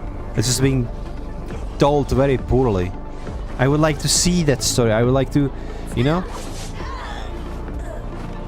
because the stories are what is carrying games, especially fantasy games, forward. A lot of people are telling you, like, I'm just pressing R, you know, I just skipping quests, skipping dialogue, skipping everything. But the truth is, if you didn't care about story at all, then you wouldn't be playing fantasy game. Like, there are like other games, better variants, where you can just grind and do nothing about it. But every last one, even if you are the biggest, like, grind-focused player who skipped every dialogue, the truth is, if you are playing fantasy game, the odds are you still want to immerse yourself into fantasy land, like landscape. You still want to immerse yourself into a fantasy world. You still want that escapism, that illusion of, like, big dudes with big swords, you know, and scantily clad women, you know, with axes or whatever. And you want magic. And you want that lore, even if that lore is just a background for you. So, no matter how you look at it, lore is always important. And I would really like to... know what kind of lore they wanted to present with this game.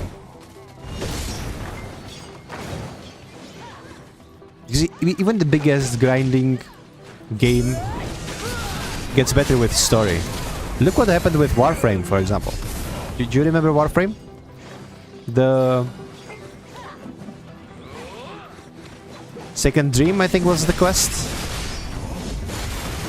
where you, for the first time, discovered your operator and realized what Warframes really are, and who you really are, and who is Lotus, and all of those implications that put down the foundation for the Warframe lore that we have today. Everything that led up to Warframe 1999. Do you remember that? I mean, Warframe, it was this foundation for lore, this personification of player as the operator, is what give Warframe meaning beyond looter shooters. It what elevates it above all other games of similar genre. Like, how can, like, Destiny compete with Warframe if Warframe has such crazy lore? Like, can't, right? And it's showing.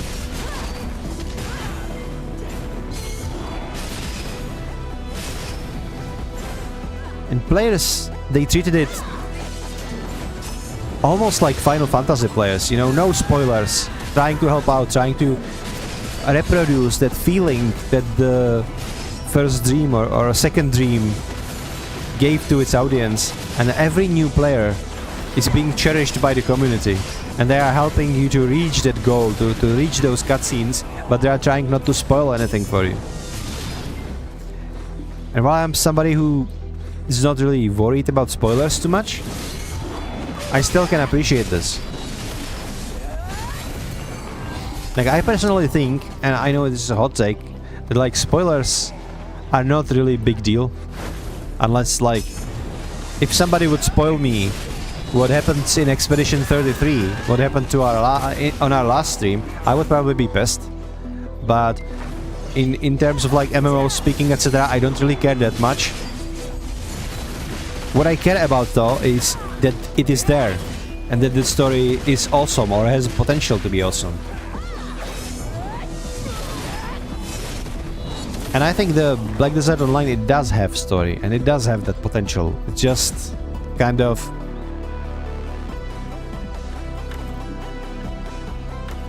not delivering in a way they could be, so to speak.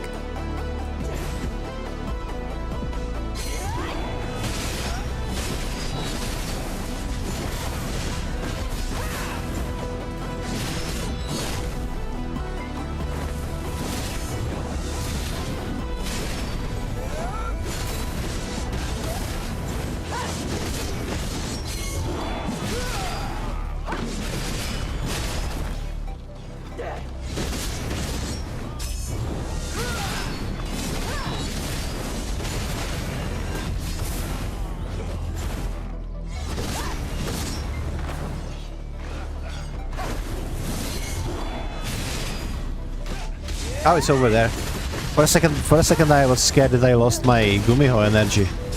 But now, it's keep following me.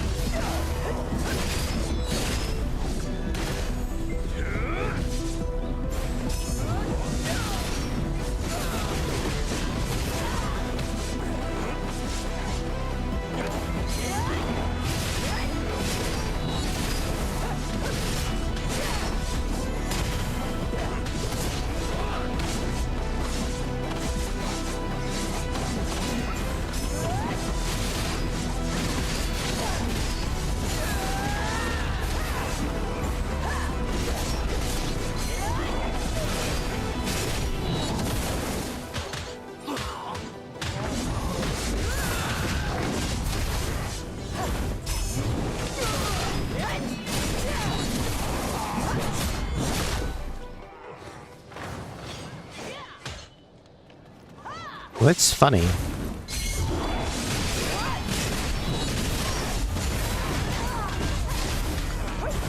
I don't think I want to go back to like normal grinding. I just wanna grind in a location like this. I don't want to run in circles anymore. I just want to stay in one place.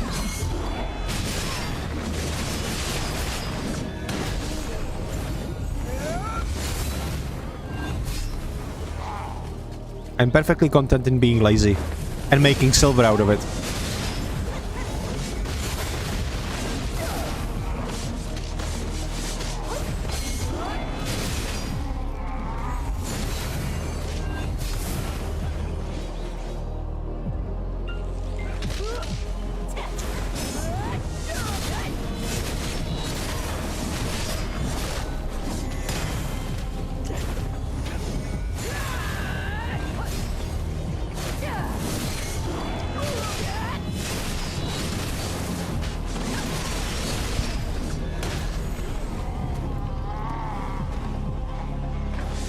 I was thinking I should play some horror games. I was watching CJU Games yesterday as he was playing Doctor with Sarah demo. But like, some of those games are so stressful. I still remember how scared I was when I was playing Dishwashing Simulator.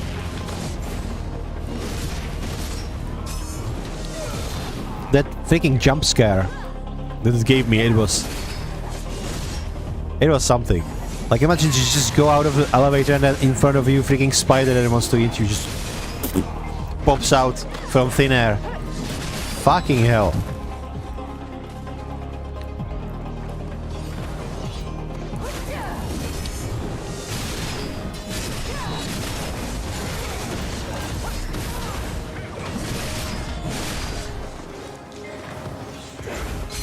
So I backed off into the elevator. It was like immediately the goblin in me was like, no, I'm gonna lose my plastic box that I just bought for like heavy money.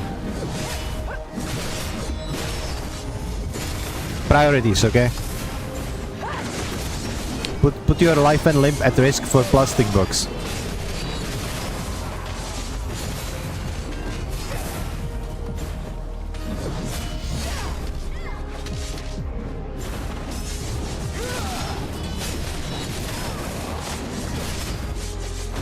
But Man, the game was so good. Like, quite honestly, I think the blending of like survival and horror game is great. And by survival, I don't mean like survival horror game like Resident Evil, where they call it survival because you don't have too much ammunition, etc. I mean like survival in terms of like Valheim, you know, or like Once Human, where you need to build your own base and provide for yourself, that sort of stuff. I think it actually fits very well with horror. There already are a couple of games like that.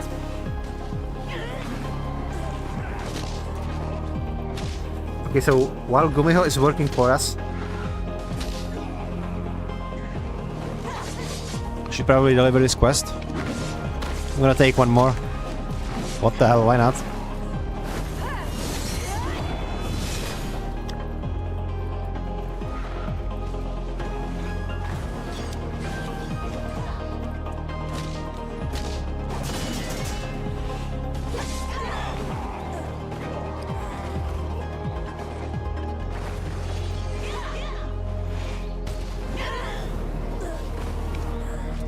We still have so much.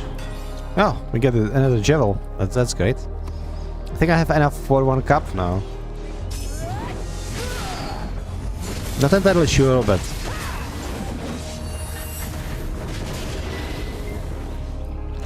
I will check after.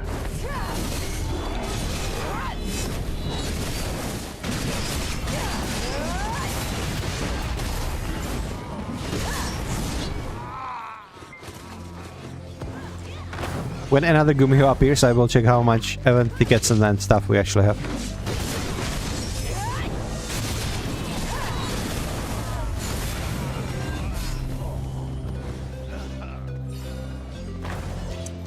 Oh.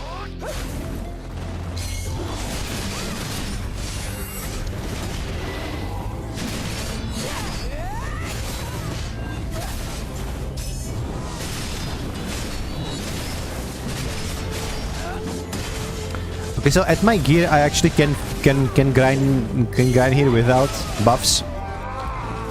The buffs are mostly showing whenever you're fighting the boss. You just kill him much quicker. The grunts, they're like whatever.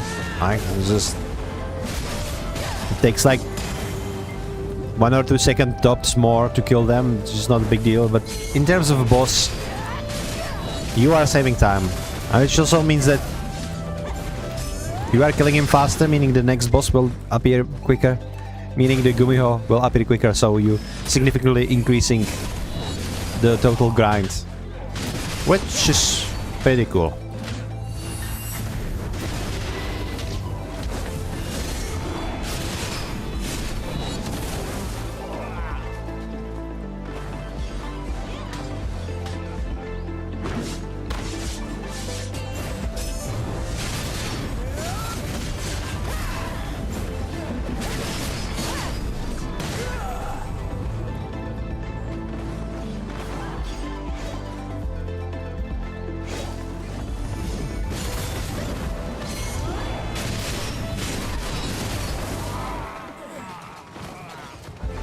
I cancelled my attack there.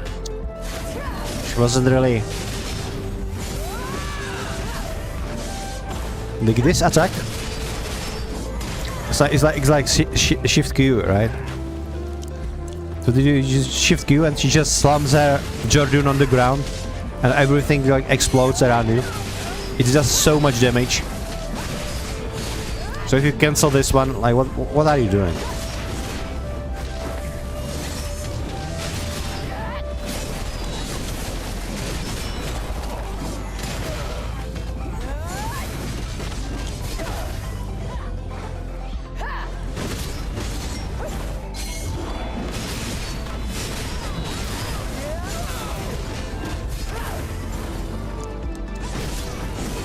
I'm gonna be honest, I think I've already have enough event festival to buy everything.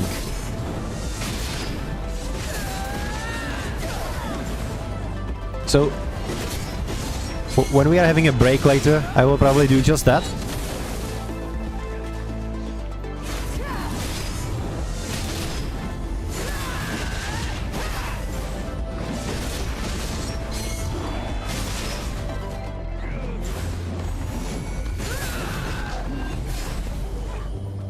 Warframe, just for the heck of it. Why not?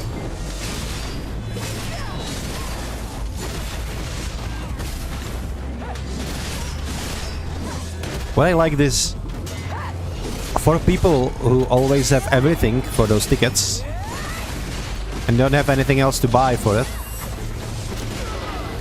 you always have like an option to buy gold bars, so you just produce silver.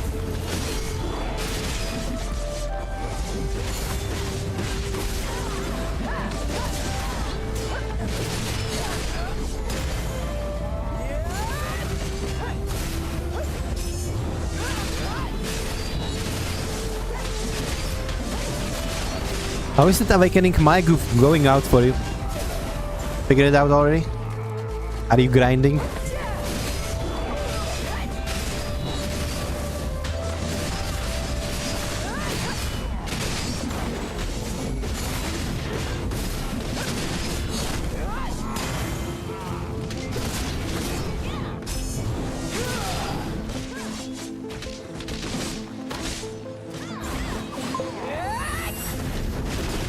Checking guides. I don't have skill. I don't set up for succession here.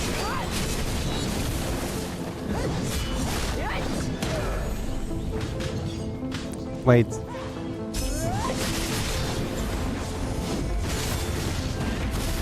Oh. Yeah, that's probably a good thing.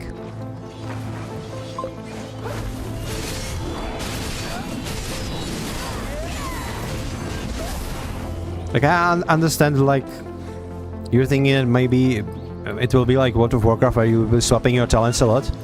But in my experience, once you find the playstyle that you like, you're not going to be swapping back to the succession. So if you will like Awakening, you will stay Awakening. You won't be swapping back and forth.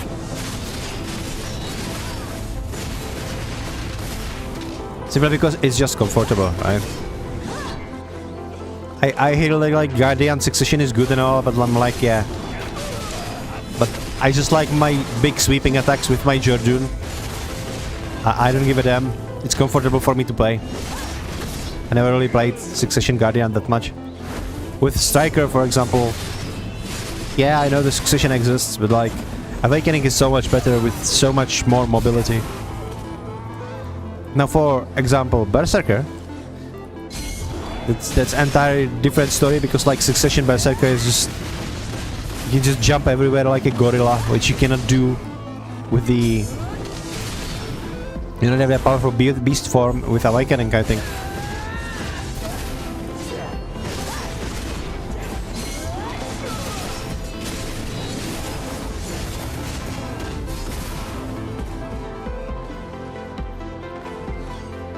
Might get to it in like few hours. Sure. Should always take your time.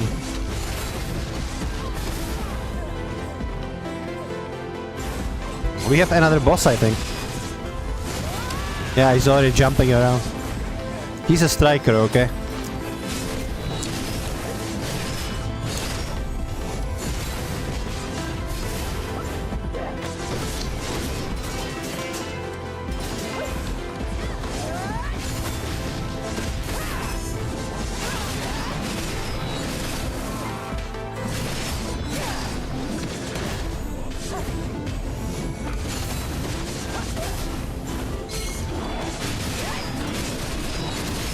And there we go. And we get another Jewel of Imperfection. That's nice. Let's summon our foxy friend.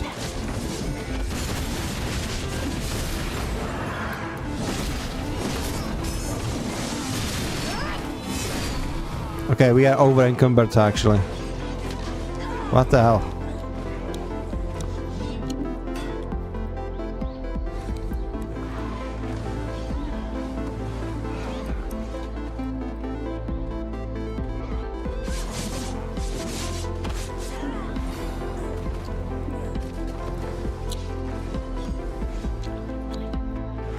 So I said I will check my treasures, right? So how are we doing on Jewels though? Yeah, we can buy 1 cup. But I don't know which one I need, so I will just keep hold on to it. I don't think this is going away.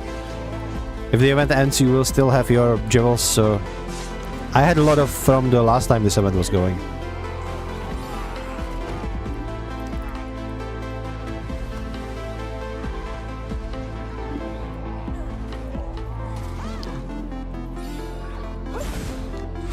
Okay.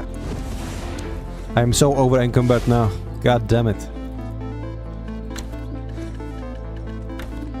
40,000 of those. Lovely, lovely.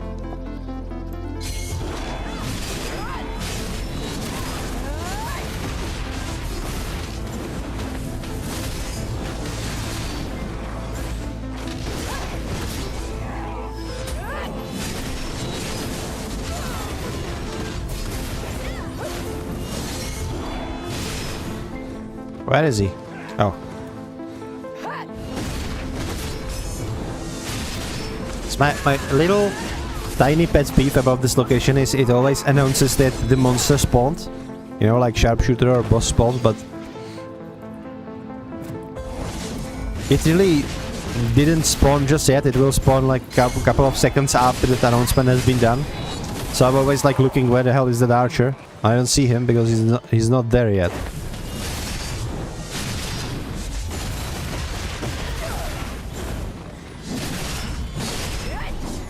Okay, call me crazy, but I think those buffs that I bought have actually influence on how much of those jewels I'm getting. Because I don't remember getting that many without the buff.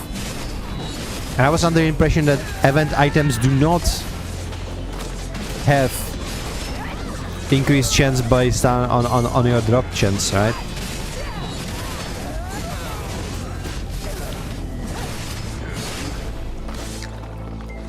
But hey,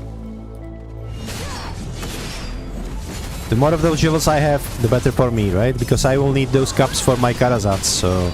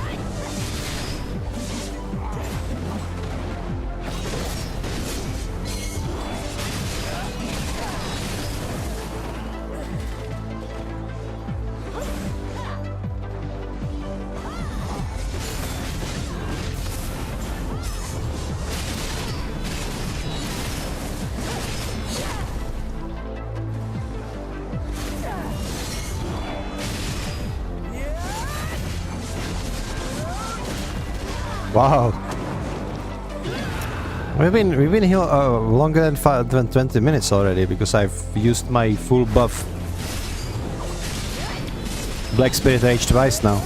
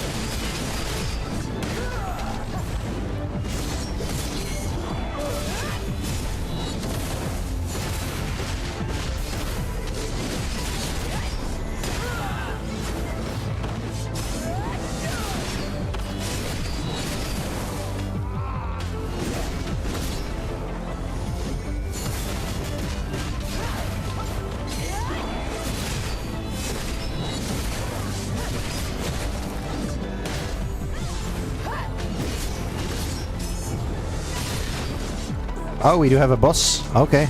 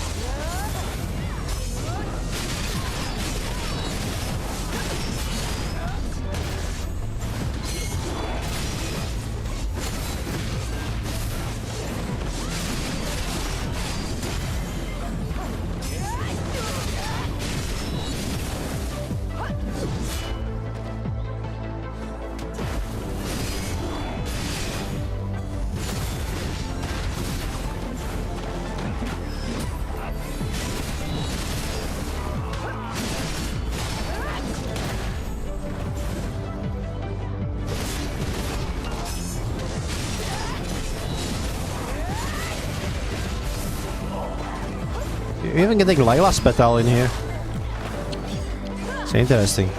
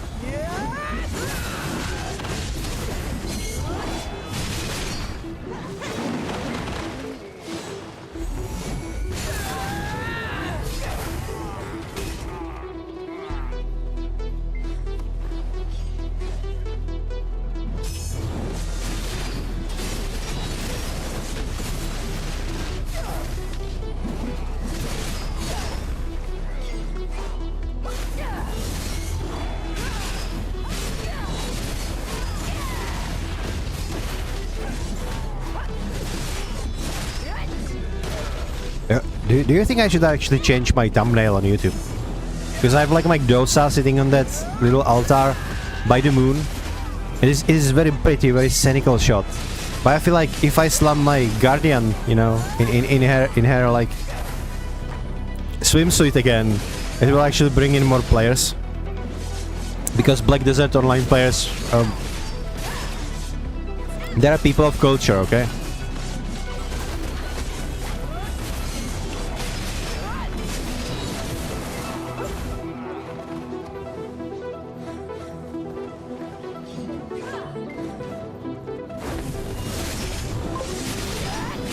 I can try, yeah. Probably should. But then again, I think most video players actually watching rather on Twitch than on YouTube. Because you have all those video content creators on the Twitch actually. Even though everybody is nowadays just streaming on multiple platforms, right?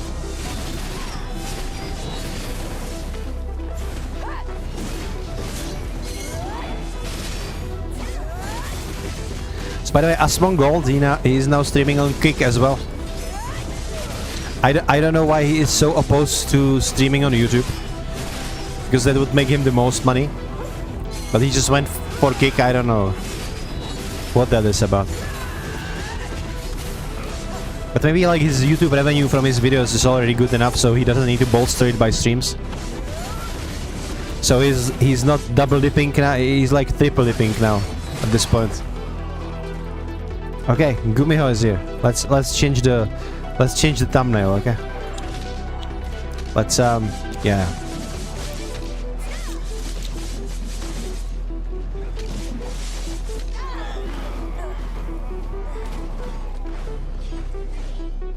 So thumbnail. Let's replace it with my. I think I have like 2 pictures of my guardian, which is nice. But I will go with the one on the couch now, because it is more suggestive. Yeah, I know. It's absolutely shameless, but hey. Don't care. Yeah. Safe.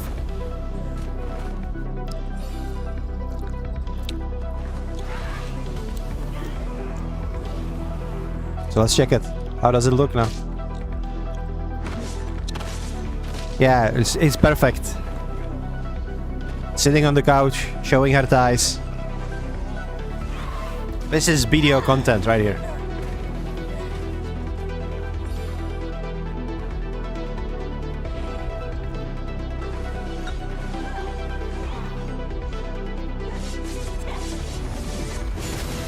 Look, Gumiho actually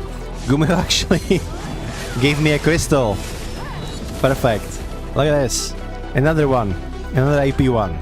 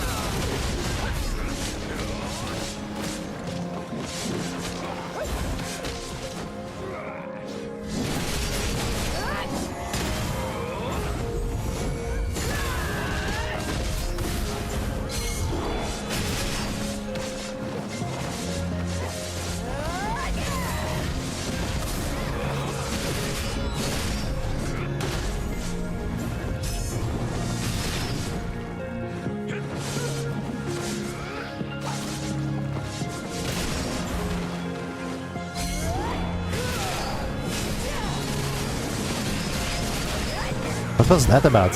I couldn't move there for a second. They're not doing some sort of paralysis there, do they?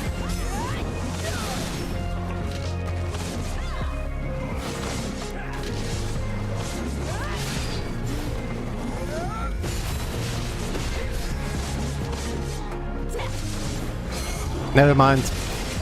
It was my freaking chat box. Okay.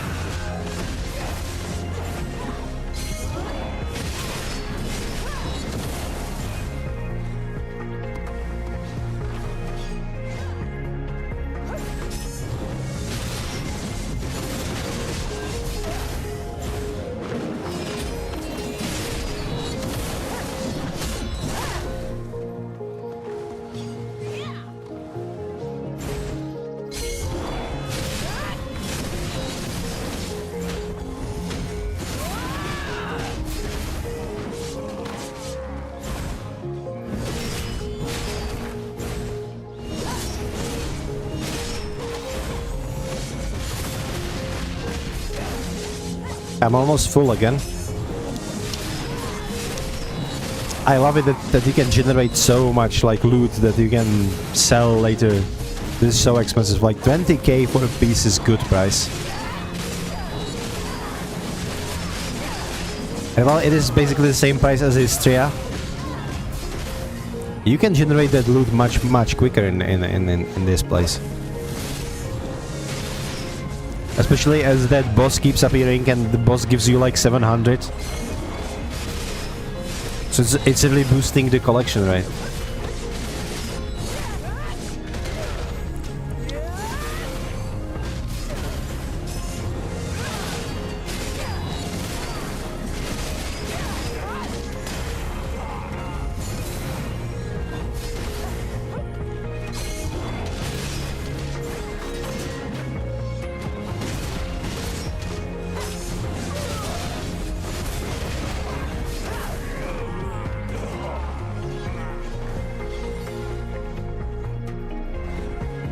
Oh, we have a boss again.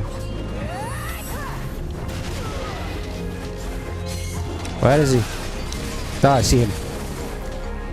He looks a lot like those war bandits, except he doesn't have the bonk stuff. He has fist weapons.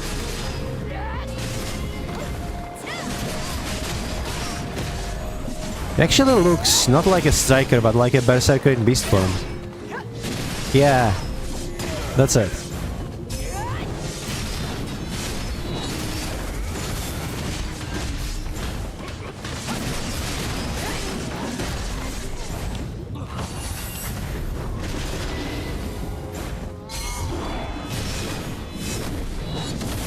Yeah, I'm over encumbered again.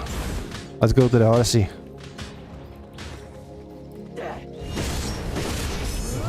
And just walk away.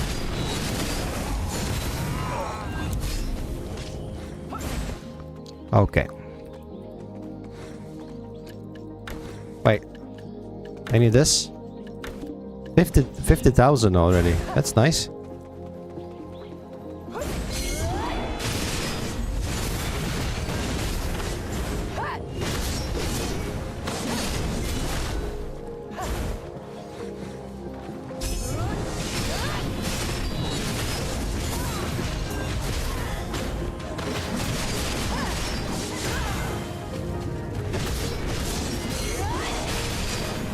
Centipede Market. Who the hell is... Who came up with these names? You have like... They belong to the Centipede Market faction and you have like Fox Bandit, Boar Bandit.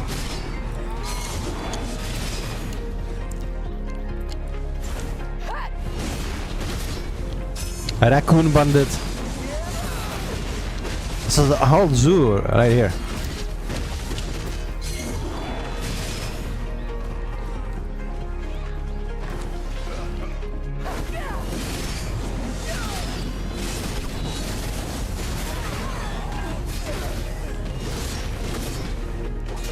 Link's Bandit.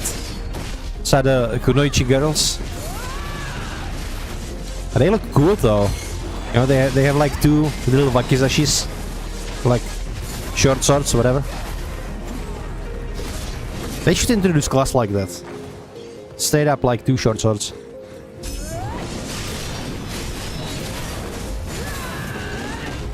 I don't think we even have like proper dual wield class. Well, there is Berserker with axes. And then Awakening, like Lan has these daggers, but it's like the chain swords. It's not the same as dual wielding. Dracania, yeah, Dracania does have the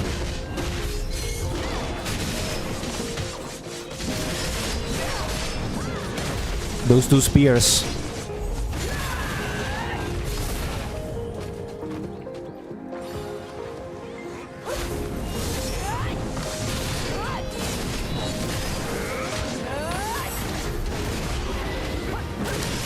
Look at that! We have another Gumiho incoming pretty soon.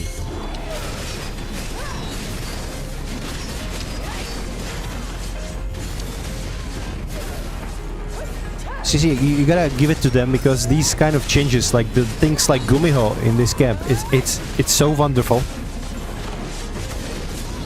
because it completely changes the flow of the fights. Say for example, if you are grinding in Fadu's habitat, right? Then you have a chance that like the enemies appear who are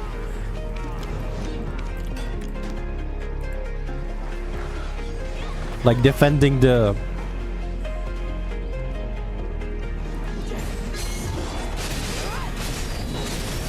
what is it they defending? God damn it. Like the supply cache, right? And then the fight change, you just go to defeat them so you could loot the supply cache. Or like this, it just changes, yeah, spawn me more bosses so I can kill them. So I can have a breather while Gumiho is just killing stuff for me. And it is actually pretty lit.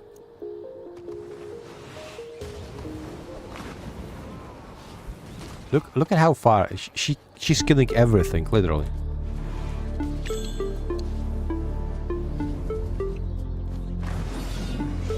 Okay, back to work.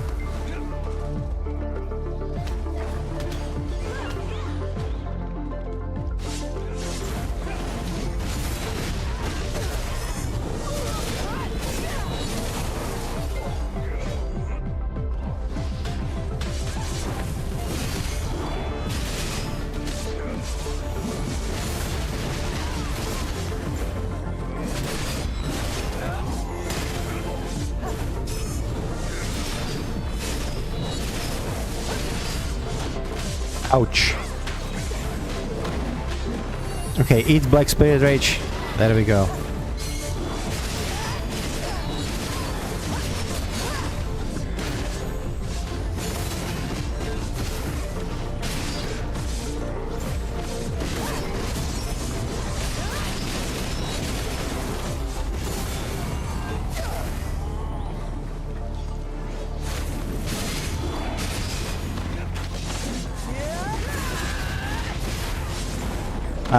The part about video that I dislike is the fact that it doesn't show you numbers.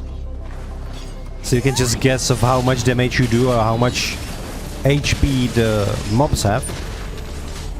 Not in the sense that I just want to see numbers. It's more akin to numbers would help me understand what kind of skills that I'm using are really powerful and what kind of skills should be used as like a sort of filler or whatever.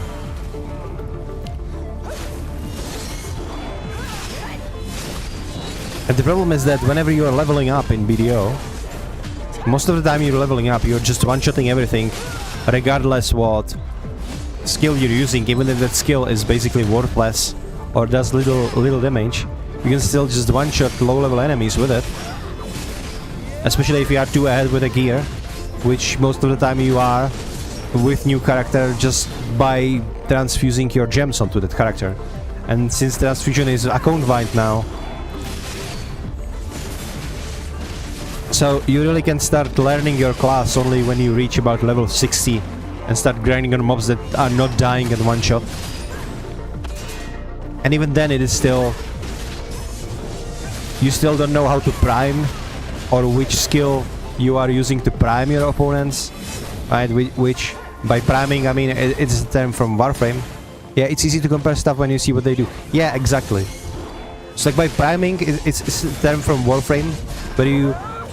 in Warframe, if you're going about priming enemies, it means that you are using some weapon that you either your secondary or primary weapon or some sort of skill that basically infects the enemies with various status effects.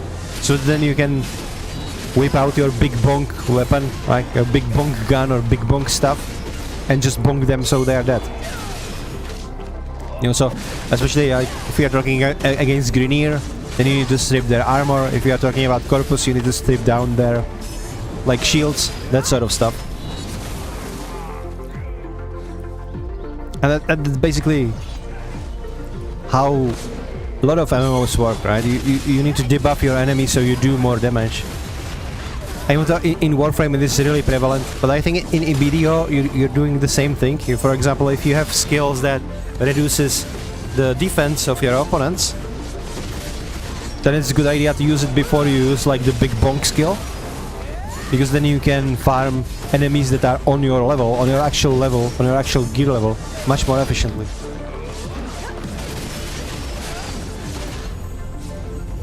But you can start learning all of that stuff only when you are at level like 60 plus and actually farming at enemies that are no longer trivial for you. It's like the whole first 59 levels of this game is just like you are cruising through the world, one-shotting everything. The only reason why you are not one-shotting things if they are too much above your level. Yeah, so if you go at level 30 to Polyforest, then you will need to use several skills on shrooms to kill them, because your accuracy is not on that level and you will be missing a lot. But once you hit, they just die. So like, what's the point?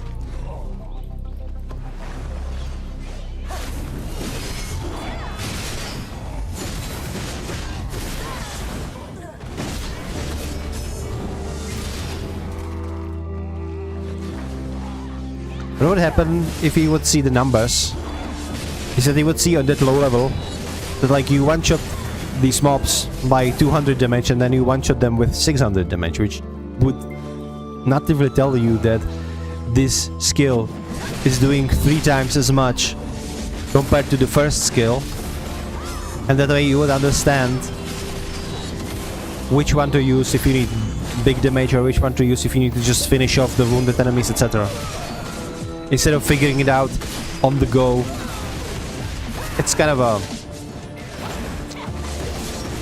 But honestly, it's like a lot of Korean, especially Korean games, just love obscuring the data. They just love obscuring like the health, the damage numbers, you know, all of those things. It is something that I first noticed when I was playing Lineage 2. It was exactly this. In Lineage 2 you didn't even know how long your buffs and debuffs are going to last. Well, in case of your own buffs, you would know how long they are going to last, but like debuffs, you wouldn't know. You would debuff an enemy by like a stun, and you would see that the enemy is stunned, be it player or a mob. You could go with the mouse on the icon of the stun, and you would see that the enemies are stunned, but you wouldn't know for how long. Similarly, if they stunned you, you wouldn't know how long you are going to be standing there taking hits, not being able to do anything. You could just guess. You could just wait and hope they won't kill you before that. I think it's absolutely trash tier mechanic. It's absolutely bad. I mean, players should be informed. Players should be able to make those decisions, not just relying on AoE and blind trust.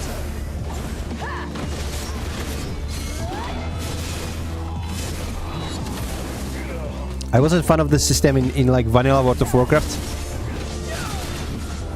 We also didn't see the numbers. They added numbers, I think, like in Wrath of the Lich King, where you could finally see how much HP the mob actually has.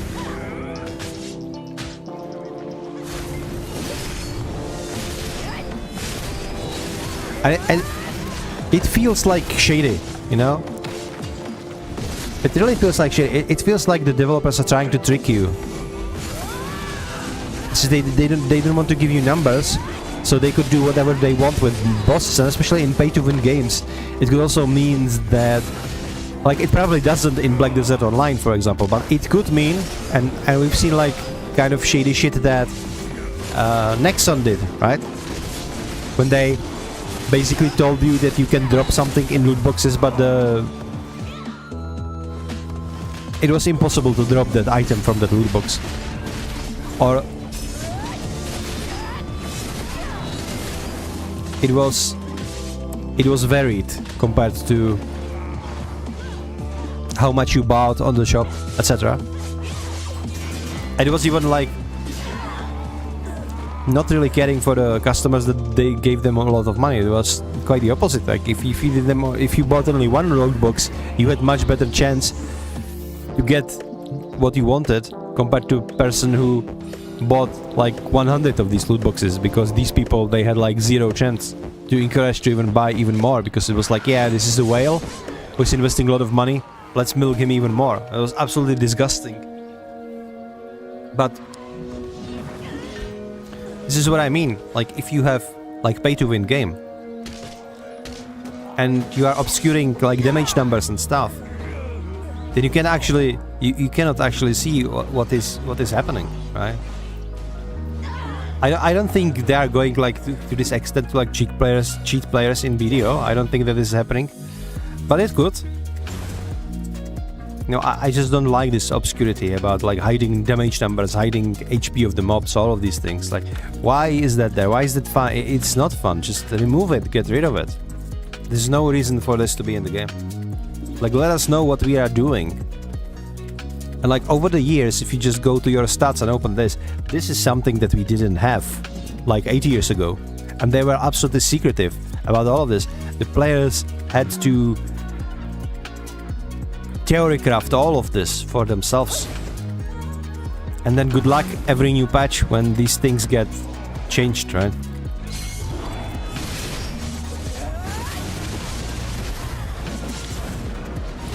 But even though like adding this means that they are learning and they are willing to listen to players' feedback, at least sometimes. So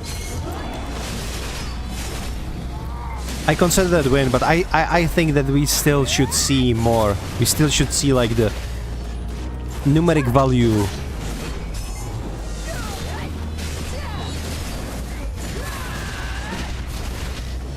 of the damage, numeric value of the health bars.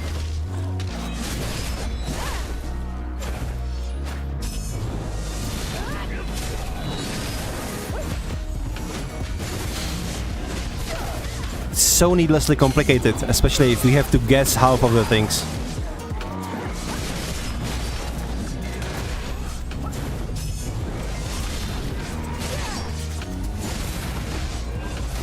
And like, don't try to argue with me that this is so the game isn't brain dead. Like, look at what I'm doing, okay? I'm standing for like hour and a half on a single spot, killing the same mobs over and over with the same freaking buttons. Like, it doesn't get more brain dead than this. It's still fun though. I'm just saying that make the game more understandable. It won't take anything out of the game itself. Like it just won't.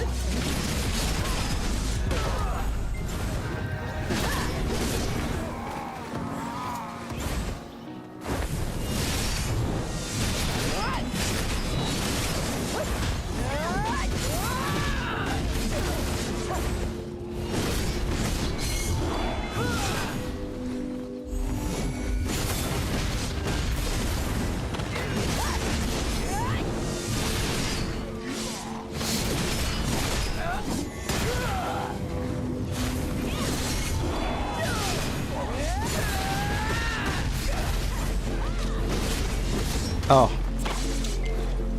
the group chat in the game just went full political. And you just love it when there is a political drama in your fantasy game.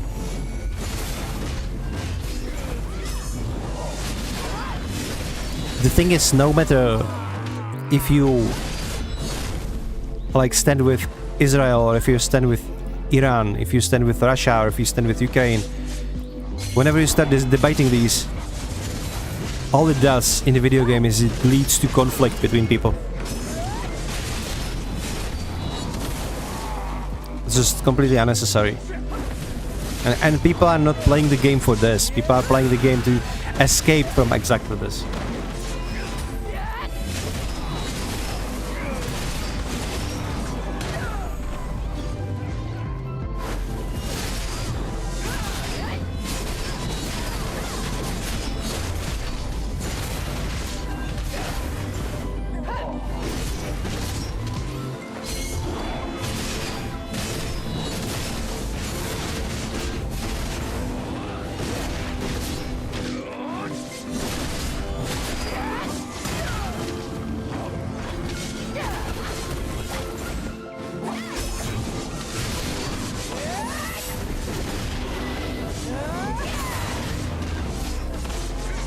I wanna see what this boss, how much masks he actually going to give me.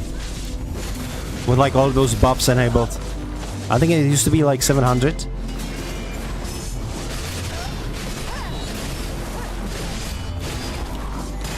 $792 and some black stones and ancient spirit dust. That's actually good.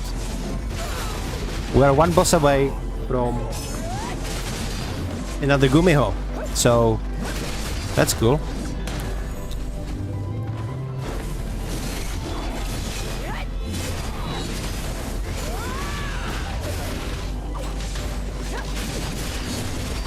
Utsuri and Golden Pig King. 30 minutes. Huh. Where are they? Golden Pig King? Okay. Should I go try him?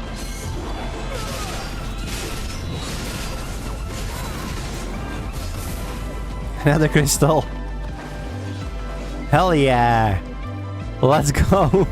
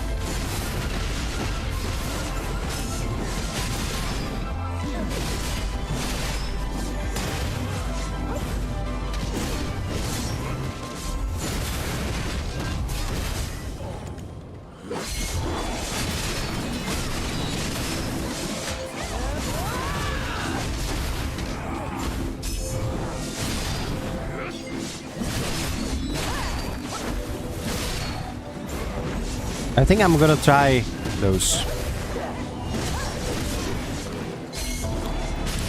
bosses today. They're saying the Uturi is gonna be first one.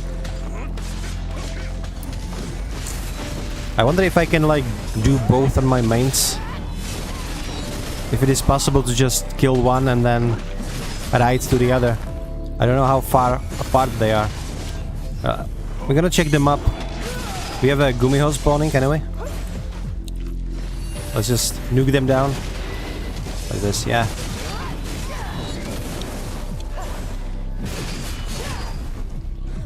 Where is she? Okay, let's check them up. So, boss. The king is over here. Where is the...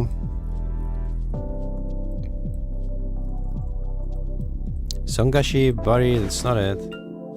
What's this? Uturi. It's like the big chicken. What the hell? He's on the island? Excuse me? How am I supposed to get to him?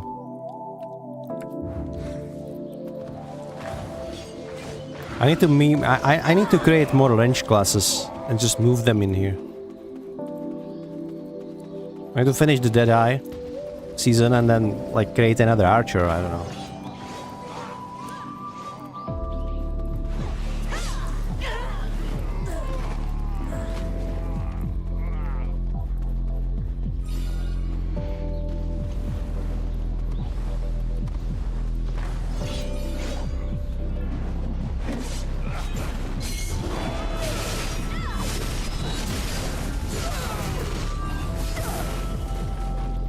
And there we go.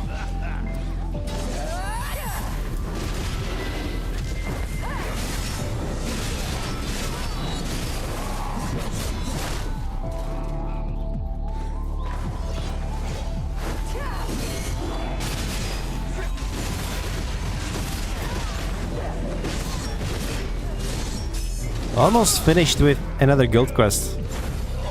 I think this will be my last one. I just wanna eat them up for everybody. If I'm gonna be online in the evening, I might just pick up the rest.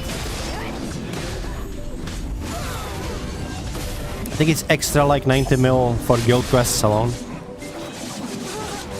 Just thinking about it, it literally pays for my buffs, right?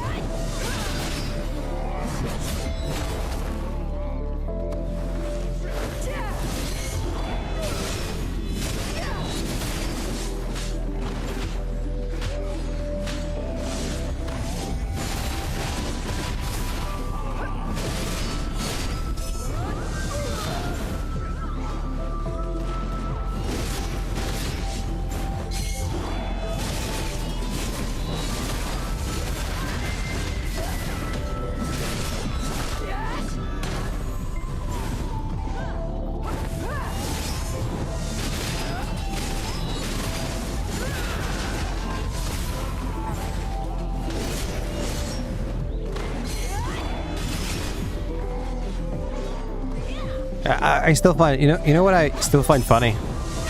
Sometimes just people are funny. Like before I was playing the Heroes of Valor, right? And some guy comes to the stream and he's like, hey, how come I don't have my beta test shirt? I mean, dude, I am streaming the game, I don't know. I'm not the developer. Ask the developers. I was like, oh my god, thank you, I'm gonna ask them, and then he left. Okay.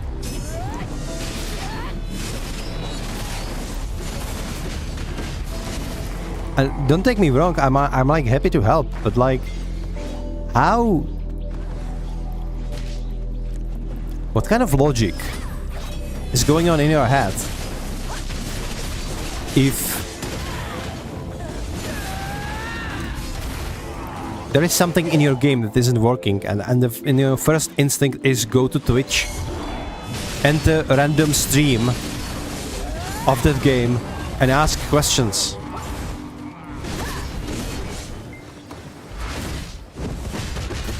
Like, yeah, sure, they are playing the same game, dude, but like, Twitch streamers are not your tech support. And I don't mean...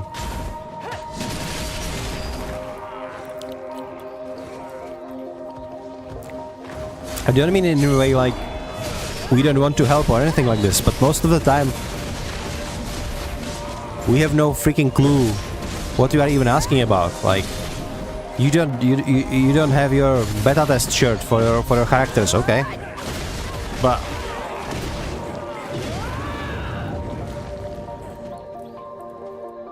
how do you suppose? Why do you think I would know how to fix this? That's my question. Like, you should ask on forums first. You should ask developers. You should create support ticket. Like, going to someone else's stream and ask there is like the least efficient way of solving anything.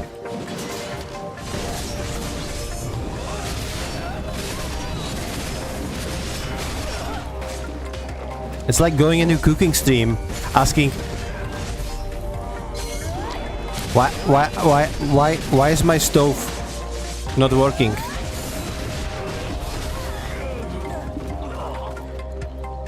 You get me? It just doesn't make sense. I don't know. So slow.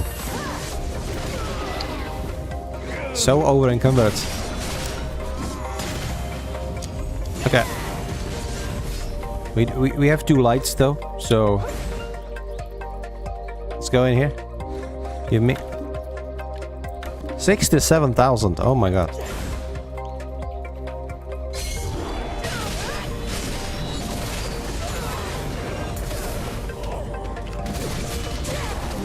Should I do like a million trash loot challenge?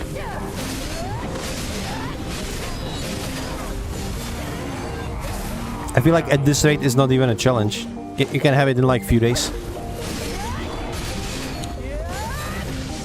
Especially with Agris Fever and stuff.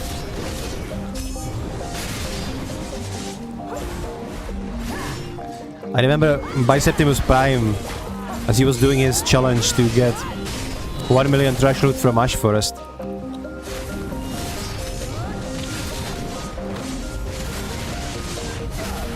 Also, like, when VTuber was doing 1 million trash loot from Polyforest. From mushrooms, right? And the way I know is that... like, Blue Squadron, he saw it and he was... You could see, like, gears in his beautiful bald head just turning around. Like, who in their right mind is collecting 1 million trash loot from Polyforest? And he just couldn't understand.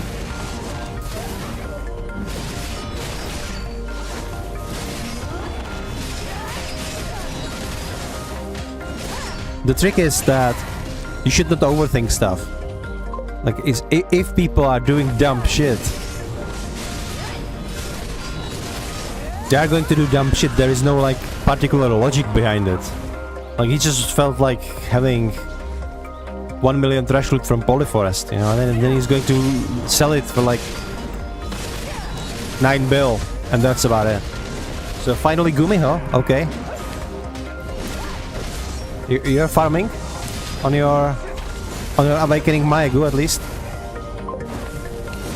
People like the guy who asked the reason you can never ever test any product for everything people think of doing with it. Oh, you switched to Guardian. Yeah, it's the best class. It's the best class. You have good taste.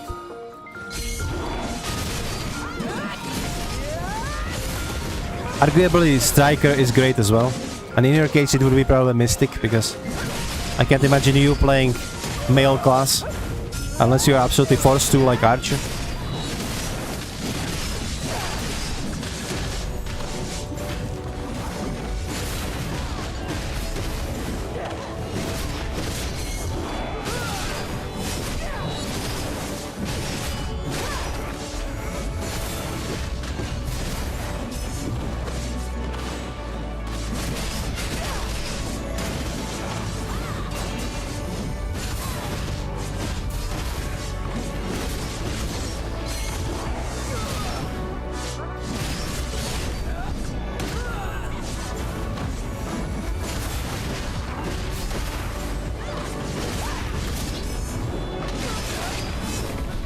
So people like the guy who asked about the shirt. I mean, yeah, it's literally... It's literally exactly the same situation. It's like, imagine you have an order from McDonald's and they don't give you ketchup, for example, to your fries. So what do? You're gonna go to the parking lot, you see the first, like, person who is eating their McDonald's order, and you go to them and you're like, hey dude, why they didn't give me ketchup? But how should I know? I just wanna eat in peace, you know? They didn't give you ketchup because they probably forgot. Did you try asking them? No, I'm gonna do that, thank you. Okay. And another Gumiho. Man, it's flying by today. Come on, kill them. Nice. I triggered another guild quest. I didn't even... I said I'm not going to do it. I didn't even think about it.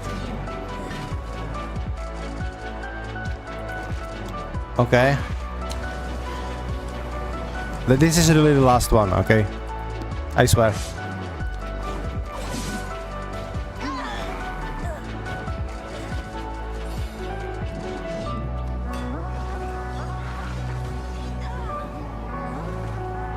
Gumiho is such a good girl. She's helping me with the quests. Hold on. The golden pink is a golden kick pink. The pink king. What? Pink king is here. So we just wait for Gumiho to retreat. Nice. Yeah, kill them. Slaughter them. Okay. So what I'm going to do, I'm going to go over here.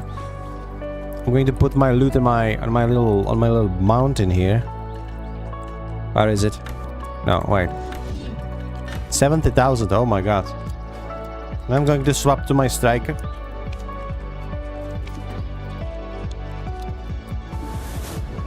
I'm gonna go for pick king. I cannot say pick king. Pick king. That's so stupid. I'm gonna say pink of kings. Yeah, king of pigs. That stupid boss is just shut off my brain, or I don't know.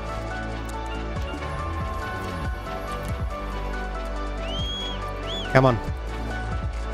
And we ride. Today we ride. For everything that Big King has taken from us, we will take back today.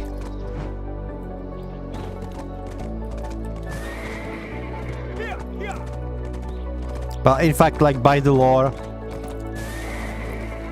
poor Big King is actually a victim. And that like the golden pigs were like miners who were lost to mines, and then they turned into pigs.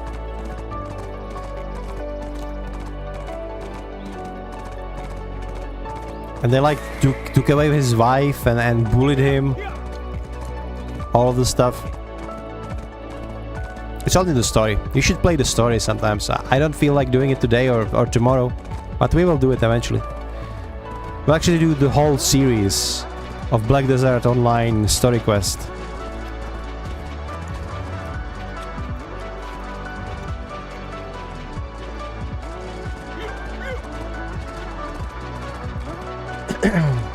Can we go? Up? Yes. Jump higher. Come on. You can do it. Yes. Skyrim style. Well, maybe we can do it actually. Hold on. How about here? Man. Okay.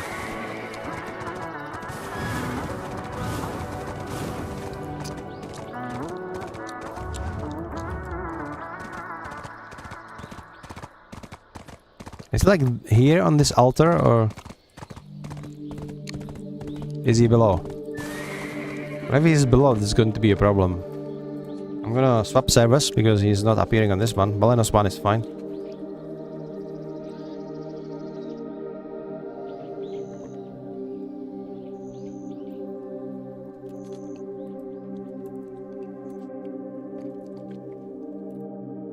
Oh, come on. Please let me hit the boss at least once. I want some loot. I've never killed Land of the Morning like boss before. Like straight up.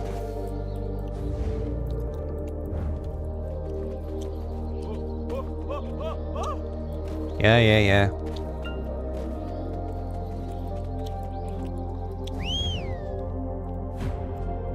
Oh my god. Should I go like down here or what are we doing? He's gonna be dead before I arrive. He's in a cave?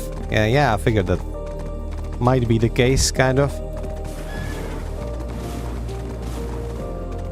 Like my boy GPS is taking me around the whole fucking island. Like a sightseeing tour. I really need like alts. There's so many bosses in the game nowadays. Like how many alts do you actually need? You just cannot do them all. It's impossible. I think this is the mines, yeah? No, what? Why? What is this? Are you for real? But I was up there already. God fucking damn it. What is this? Is he in here? Is this the cave? Yeah, it is the cave. Is he still alive? Doesn't seem to be. Peek. No. Oh, okay.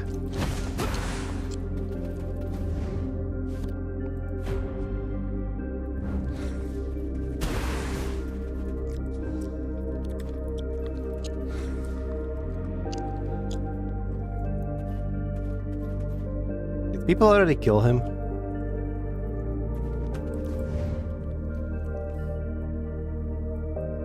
Is it golden picking cave? But they're all just normal monsters, yeah?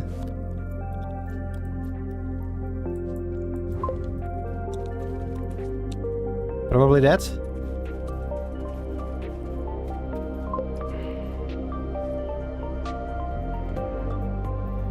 It's been 15 minutes. What? I'm talking in general chat, not in a group chat. God damn it. I feel like absolute doofus right now. You know what? Get me out of here. I'm just gonna live at Hoglims now. I don't care. I think tomorrow I will start leveling up my Deadeye, so I could free some seasonal slots, and then I will do Ranger because I don't have Ranger. I do have Archer. I think my Archer is parked at Xarka, but maybe I should just take him away from Xarka because there is no reason to be killing Xarka anymore. Like, doesn't really... Well, he does. Every boss can drop those jewels to enchant Karazat, so we keep him there. But I think Ranger could be nice equivalent. Even though like Archer is nice for quick bosses, at Ranger you need to go Succession Road, so you don't have to use your sword, you just need to use your bow.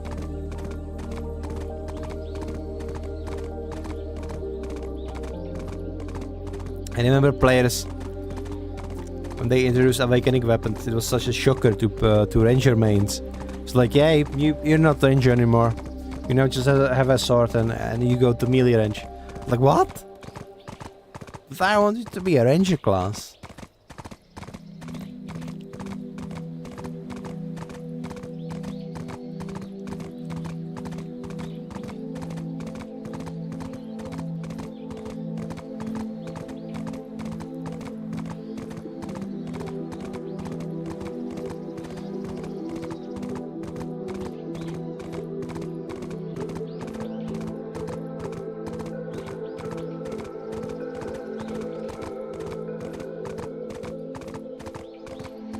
Okay, people are farming Tungrat ruins, okay? Let me see. Tungrat ruins.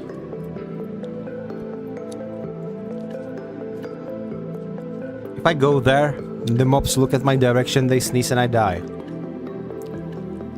I need that sovereign weapon, I need that Karazat dude. But...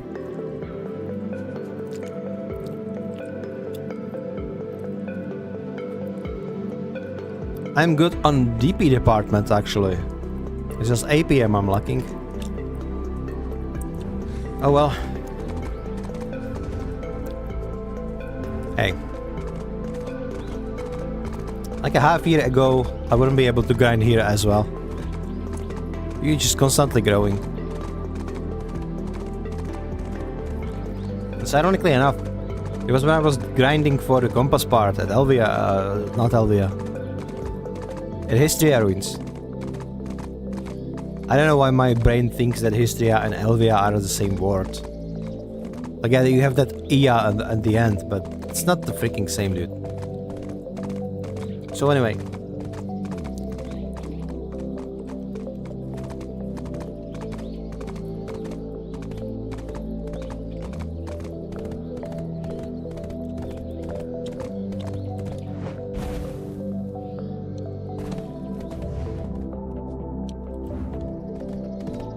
Okay, here we go. Bro, that was my spot.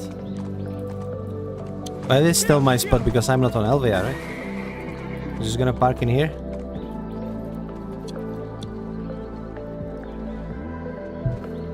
It's a striker? Yeah. It's a striker.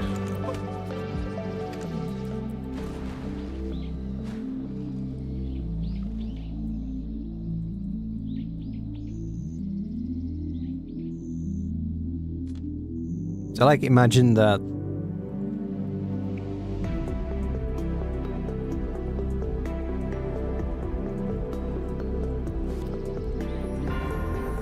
if somebody would like to stream snipe me,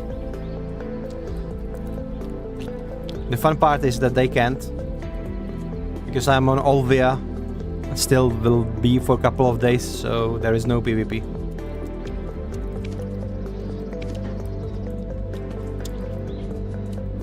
Okay, give me my Guardian back.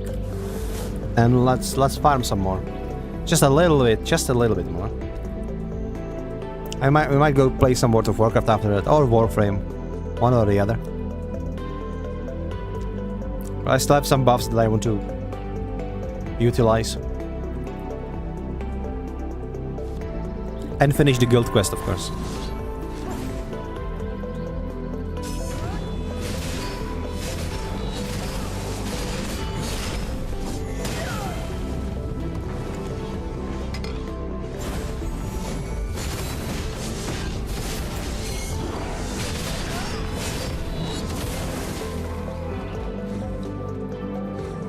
Killing these guys is so comforting, like it's a really chill spot to be farming at.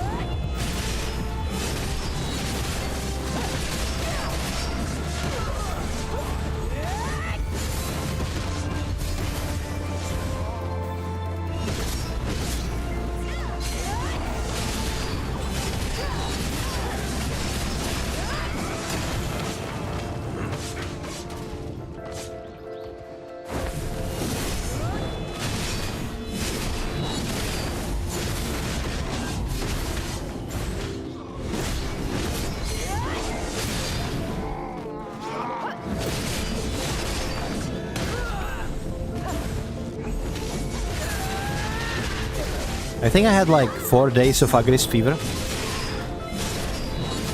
Even though I accidentally wasted some in the Proti cave that I was before. Which is unfortunate, but what you gonna do?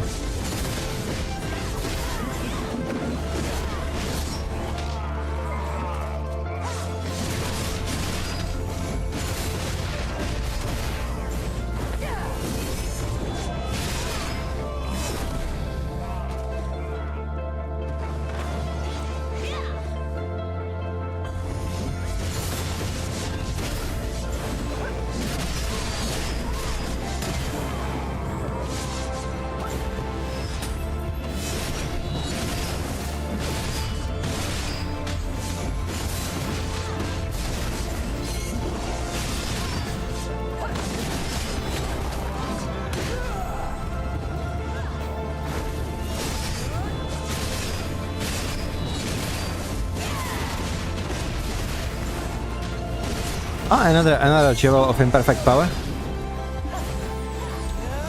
We are going for that second cup. It's actually lovely.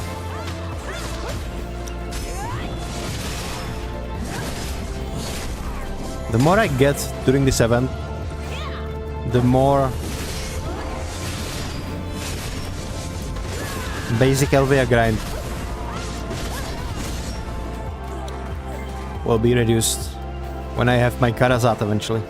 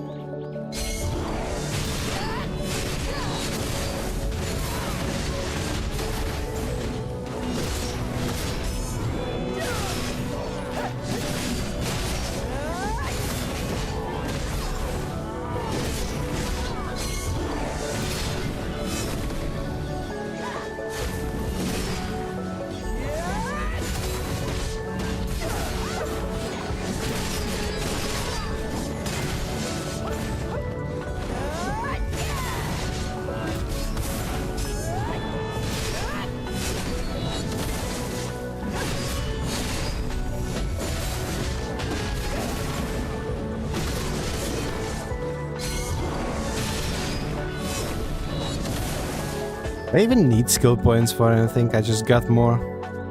I have even my weight training maxed. I don't think I need skill points actually.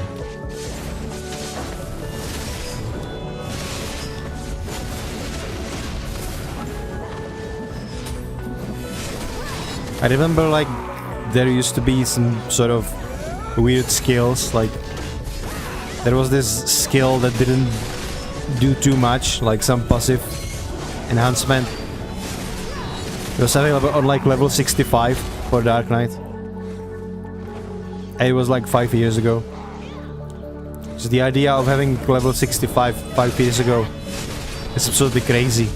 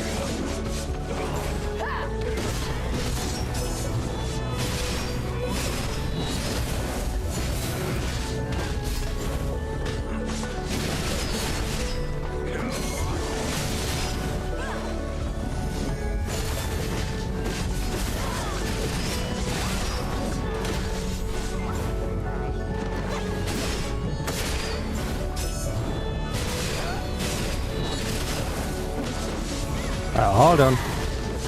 Stop knocking me down, please.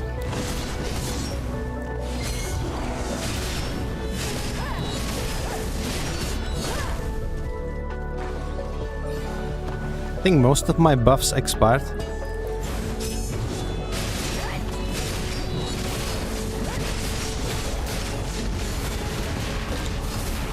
Which means we are grinding for longer than 90 minutes now. Where did the time go though?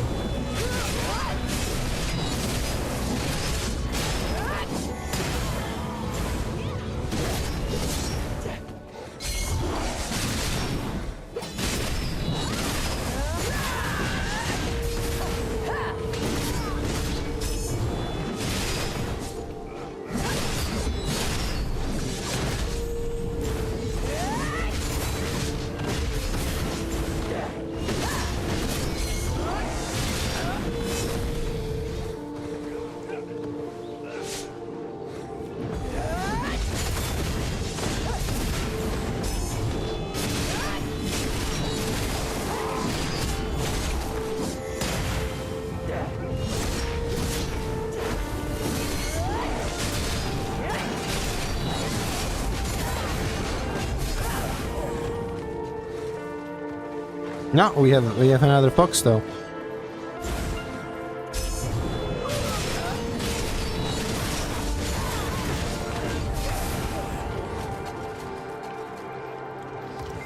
Go get them, Gumi. Nice.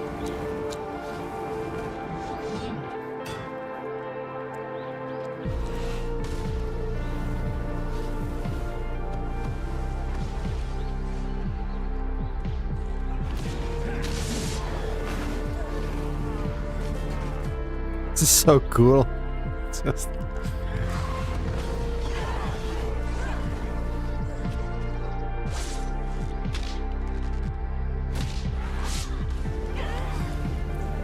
I hope that one day she will like bug and just won't disappear. Instead I will just be here killing everything.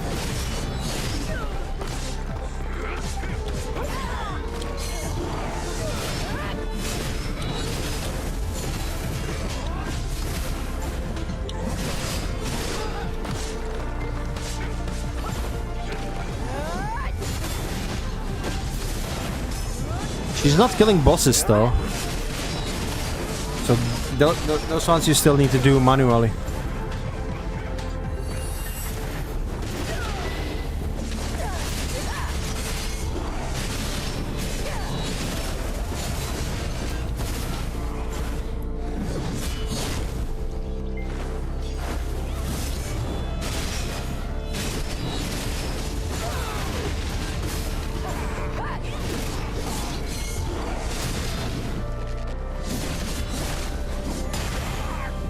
Okay, I'm almost encumbered again.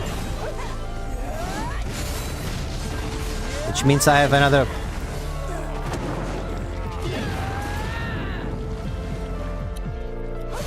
large number of masks to stash on my poor horse. Just imagine that he has so many masks on him. He is literally... My poor horse is burrowed under the masks. He can't even see the daylight anymore. He's buried.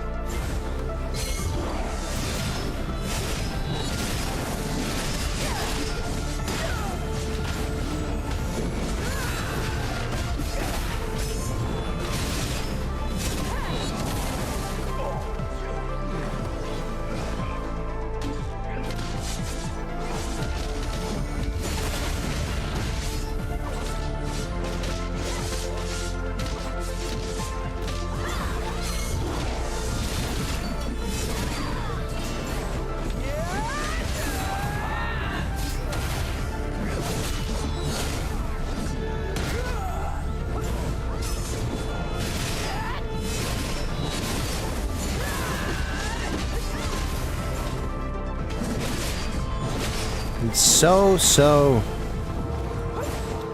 right now. It's the encumbrance system, I swear.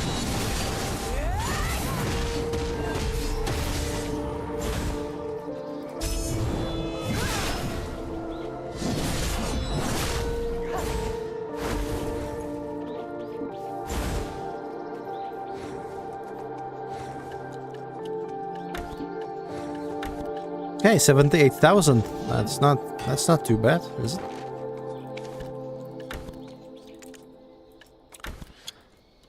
Alright, you can actually put this away with mates now. But let's not do that just yet. Let's wait until I finish the last quest.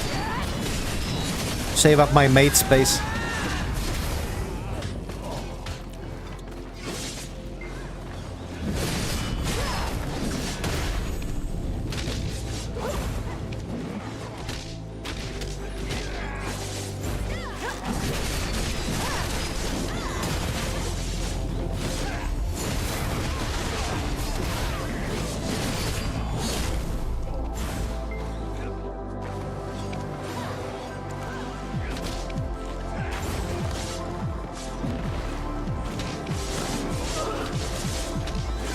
Hold up.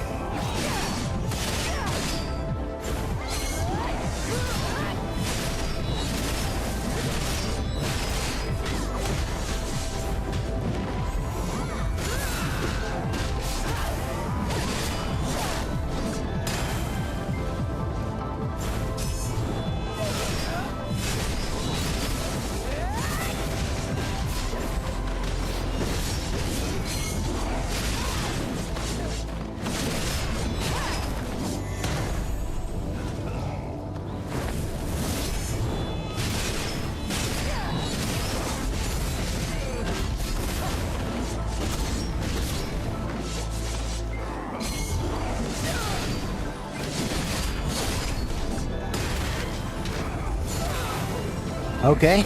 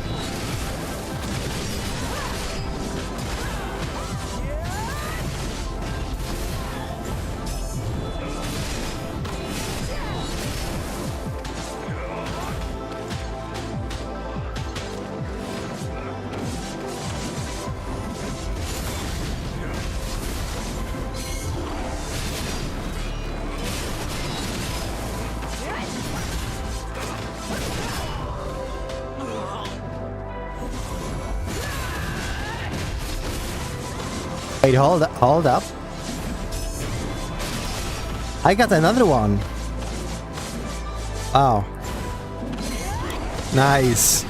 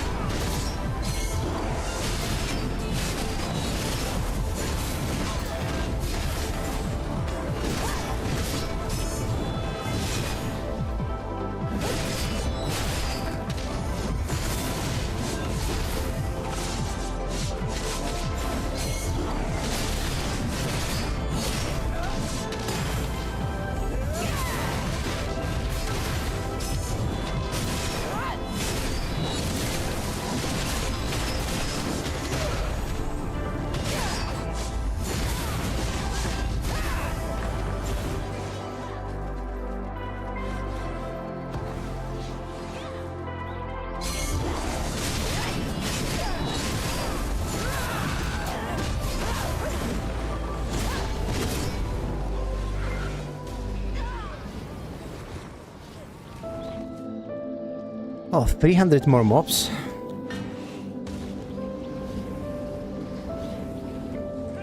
The Agri's essence is going down kind of slow, isn't it? But I had like 80,000 today.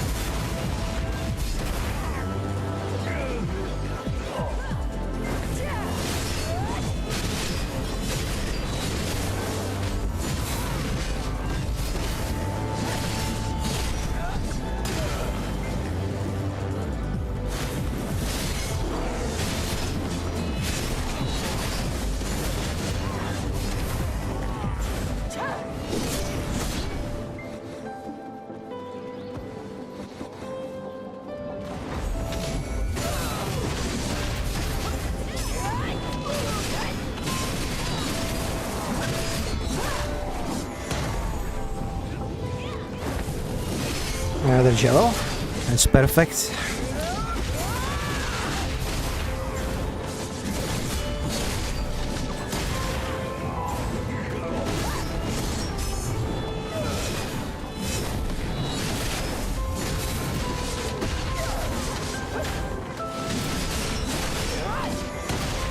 Yeah, I think we will call the grind a day after I've completed this guild quest.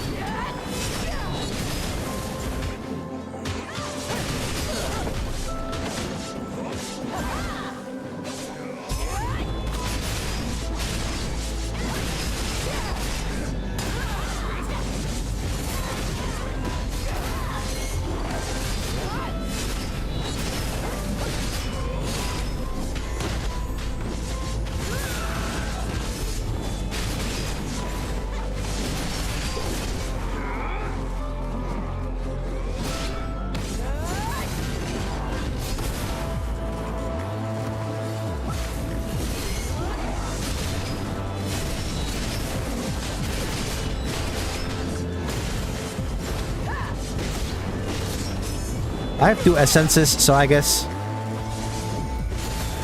one more Gumiho to call it a day is like fitting end.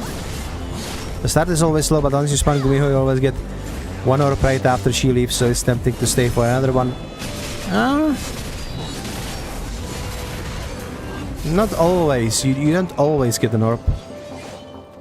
Sometimes he spawns, sometimes he does not. It depends really.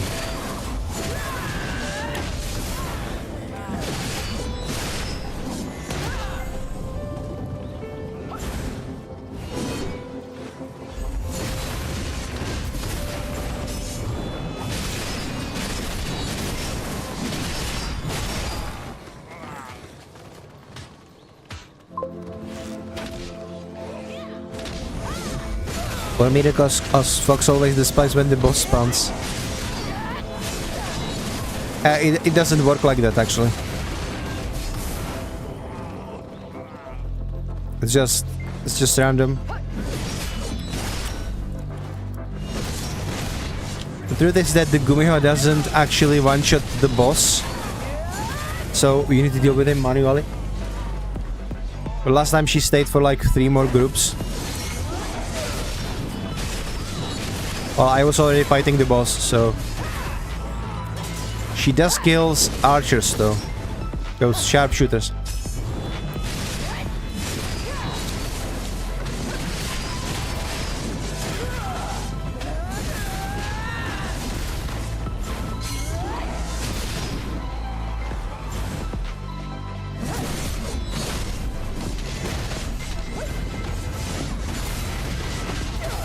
And guild quest is done.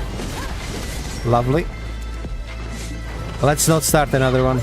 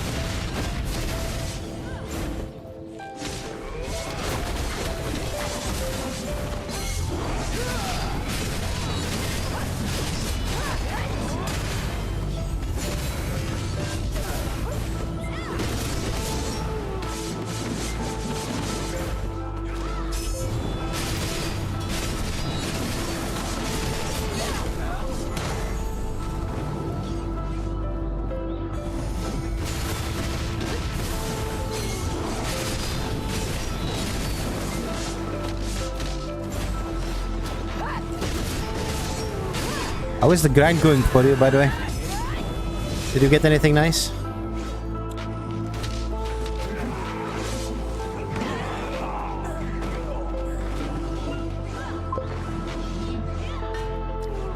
The jewels? Well, jewels are great, though. Well, all your gems belong to me, but you can have jewels. Yeah, that's okay. I allow it.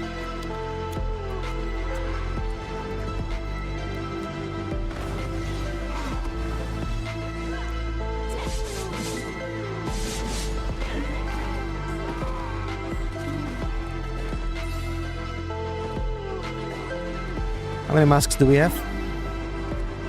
8,000, almost 9,000. Okay.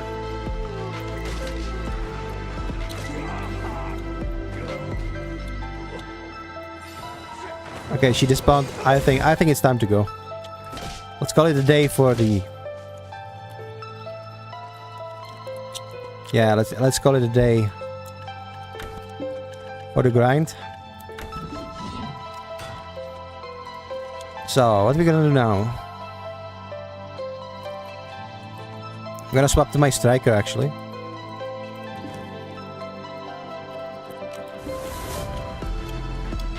I will do the Pit of the Undying.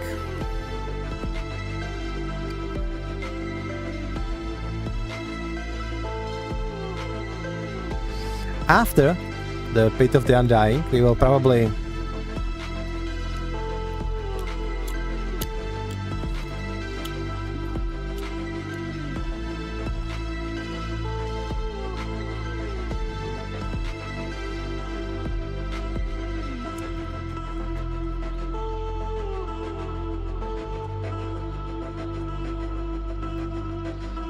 So after the Pit of the Undying, we will move to the Velia. No reminder. Hold up. Group chat, yeah.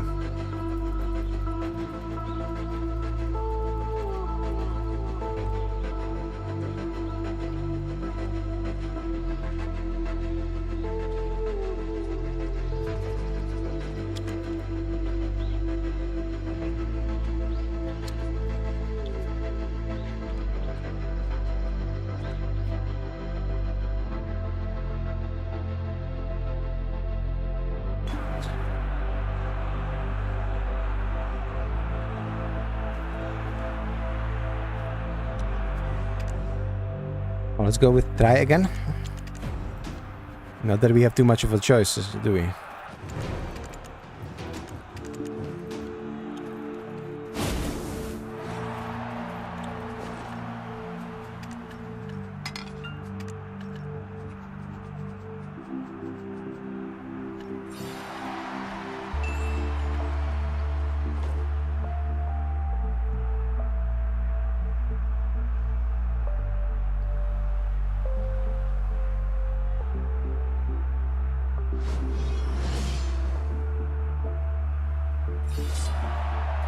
It's Everguard again. God damn it.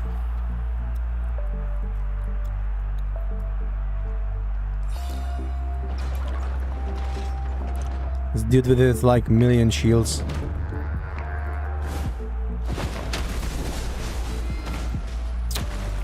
Oh, fuck off.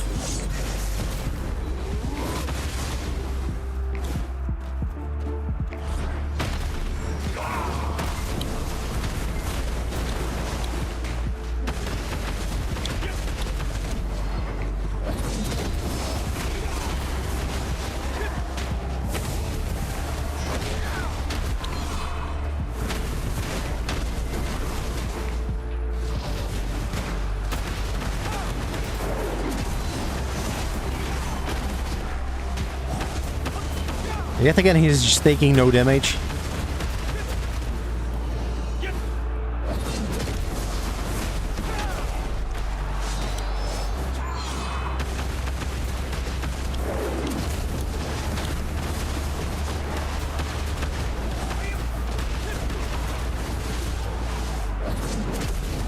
Oh, finally, there we go. Fuck him up.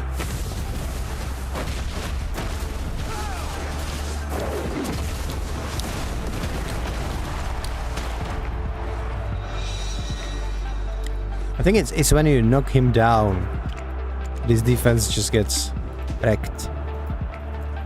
Yeah, that's about it. Can I build my tent here? I can. I absolutely can. That's lovely.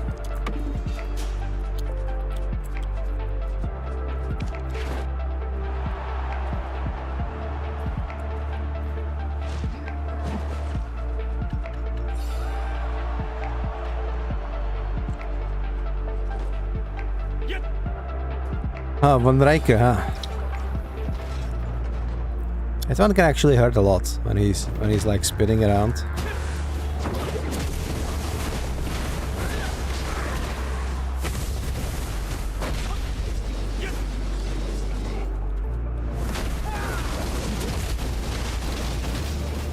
Oh, come on. Move. Yeah, this is just fucked up. Stay away from those tornadoes. Are we gonna be peachy?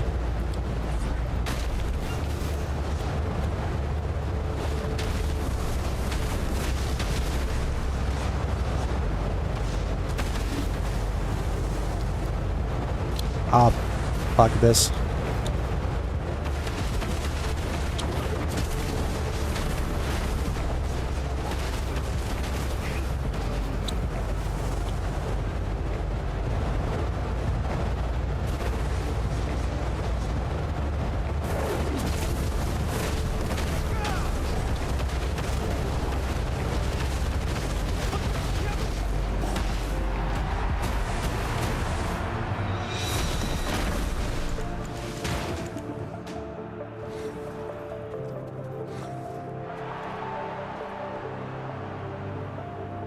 Much of these clay pots do I have? I wonder. 110. Okay, I need 20 more. I think I will get 13 today. Ah.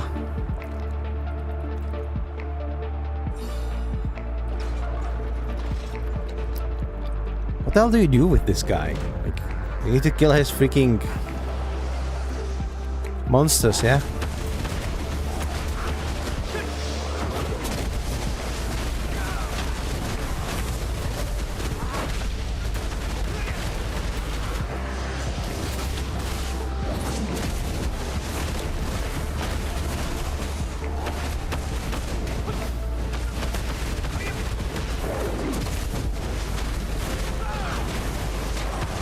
I just won't die, dude.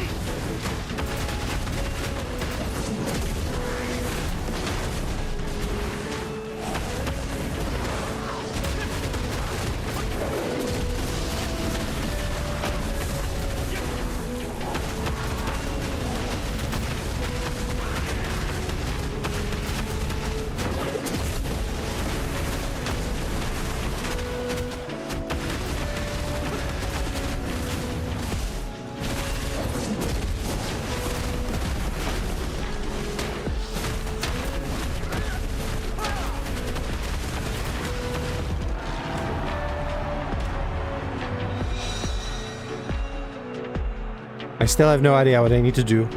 Something to do with the skeletons, but...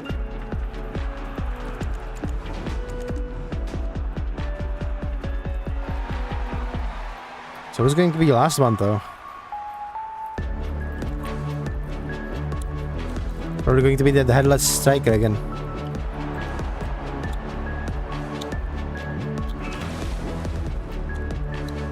Yeah. See ya, Zara. Okay, striker versus striker, you know? I'm okay with this. Come. Let's dance.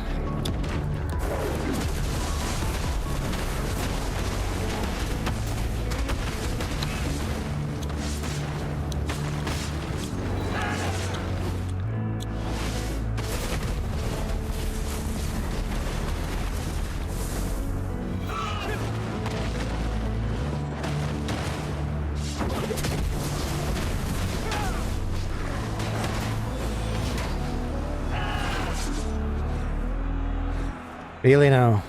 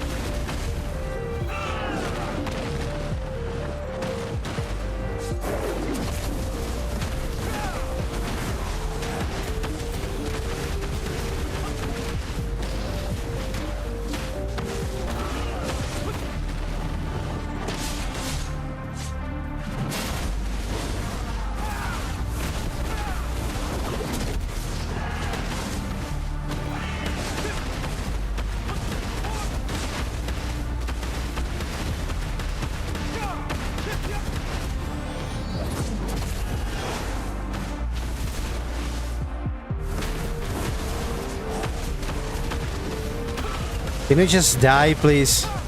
You have no HP left, dude. Finally.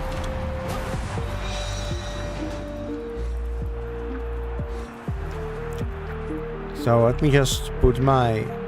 Right. What did I do again? That I have these exclamation marks everywhere. Great Ocean. We need one more day for this. But oh, okay. Let's leave the Pit of the Undying.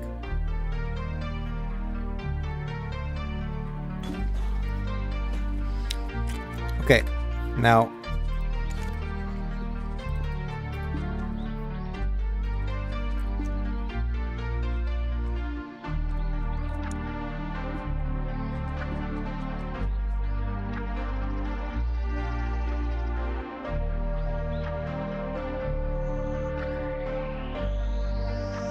All right.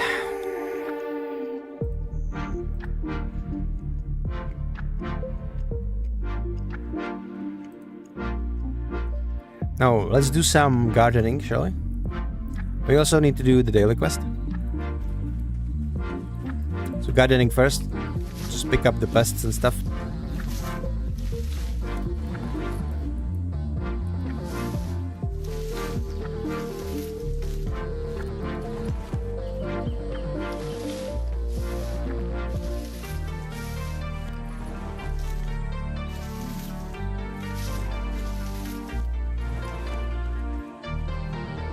Go. All right. Let's pick you up.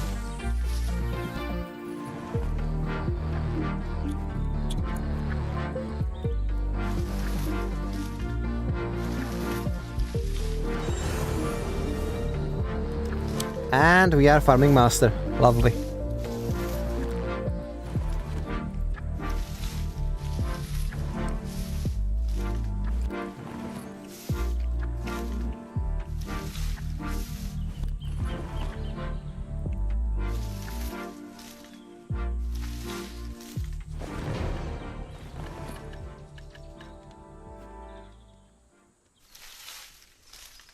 We should go to hand this over, eh? Probably what I'm going to do after I deal with all of this.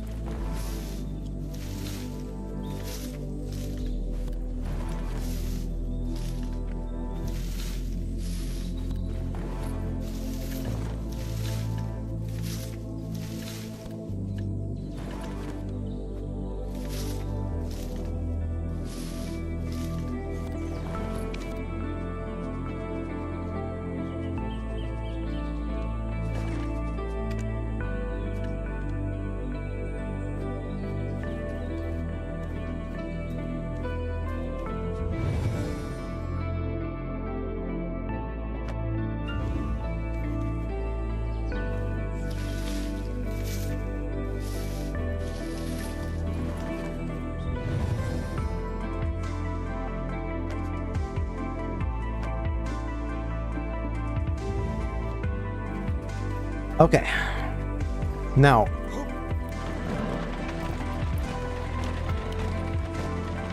We will do daily quest first.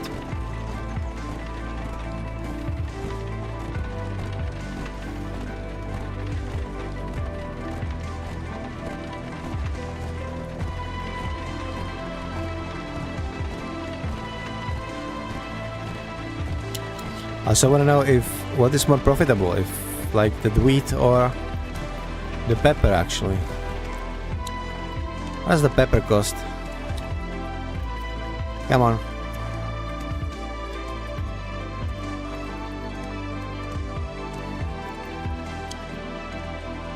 And the pepper is more profitable.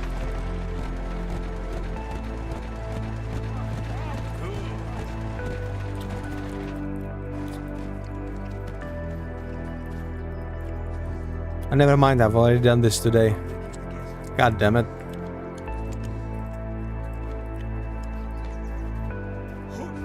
Well.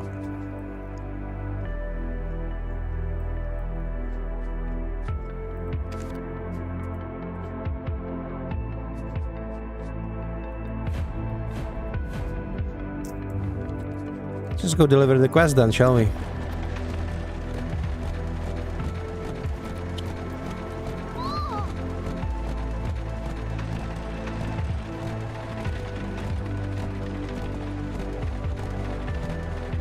What are you doing? Just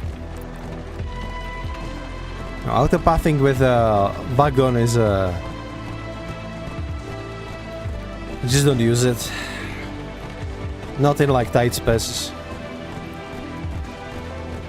How my horse is doing? Oh, 27, 26 going to be replaced soon. Those tier 8 like it's gonna take ages. You can ride back and forth the whole freaking day. Just get like a couple of levels at most. It takes so long.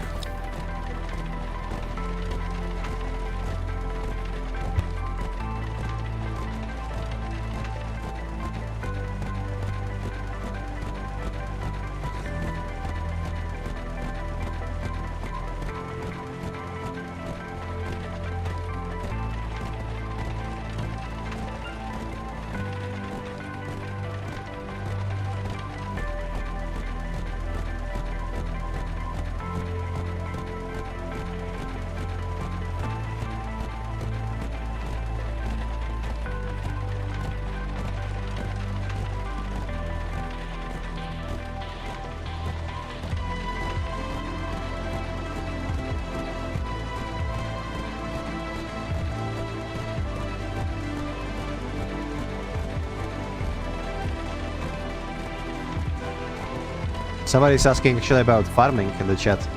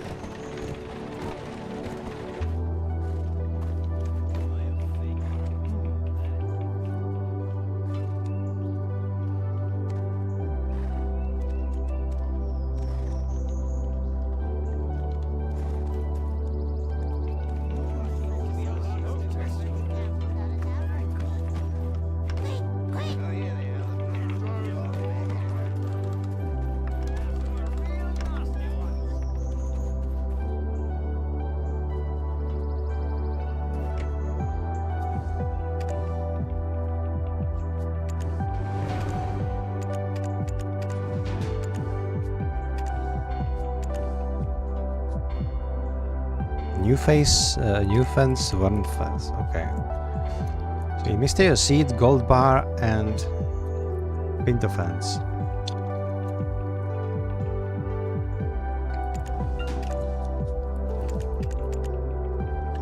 Oh, pinto fence is right here. Okay. So gather some corn. Okay. Let's go gather some corn. Right here.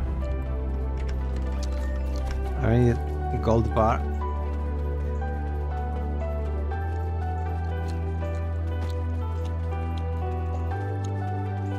We need 2 of those, yeah?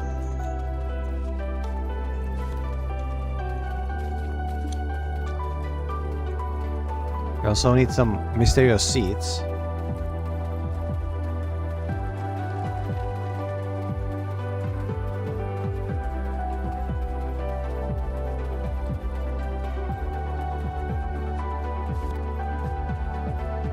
This you get by farming, but I have quite a lot of them right here.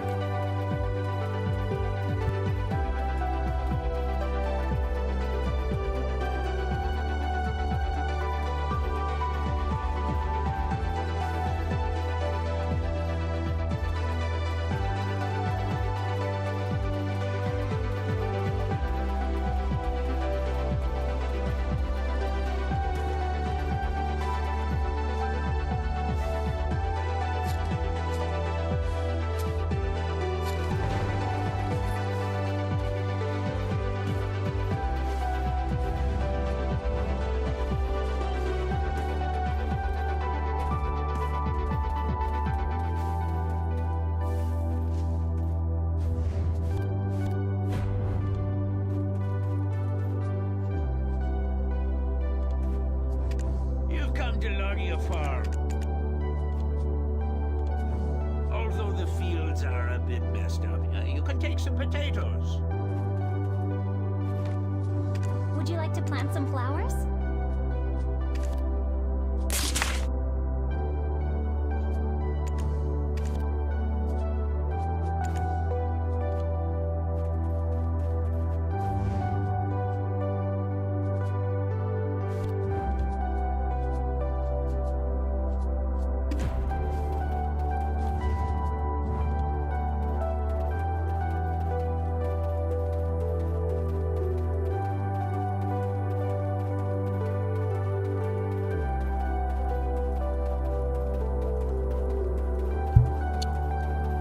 Okay, so if I calculate this correctly, I will get blue fence, and then I will exchange that blue fence for the golden fence that I now can actually use. Which is poggers. Is it still like a term? Do people still say poggers and stuff? I wonder.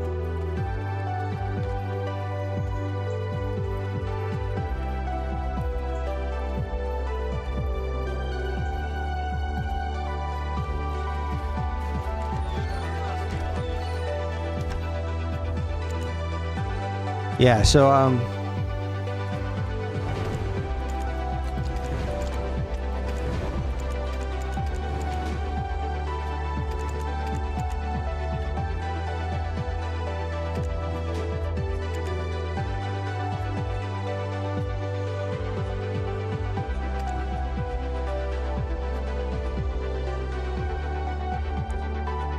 okay, now which one is the... God damn it. Let's cancel this one, yeah? For now. Yeah, and it's just...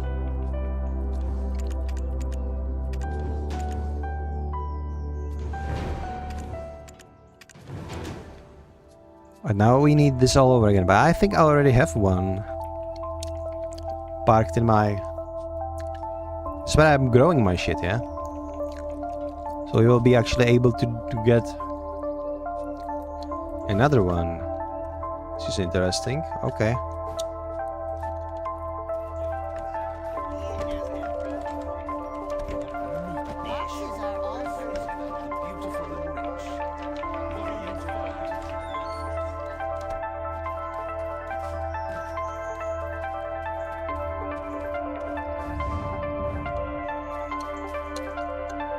Ah, look at this Nova. This Nova outfit is so thirsty. Look at this. Anyway. Where's my... Where did I park my wagon actually? Oh, it's right here. Okay.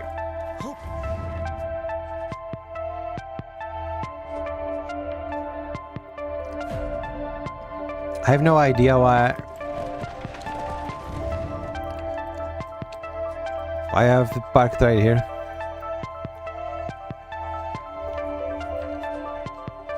It's like I was doing this because I'm usually parked in Hadel, but now that I'm fishing, I should probably put it somewhere closer to Velia.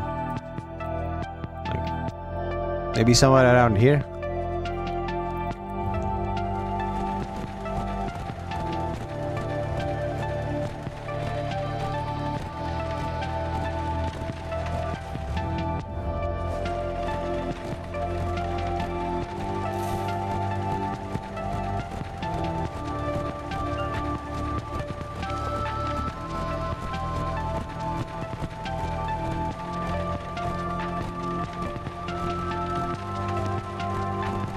You know what, I'll actually wait for them to grow. I'm gonna put my character to fishing.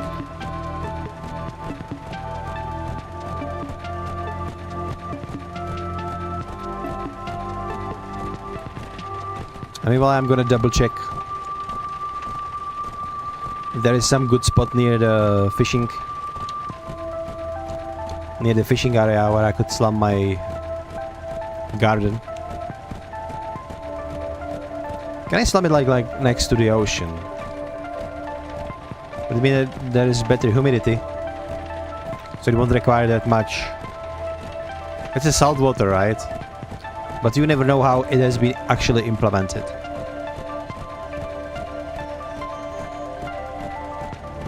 Let's try and see.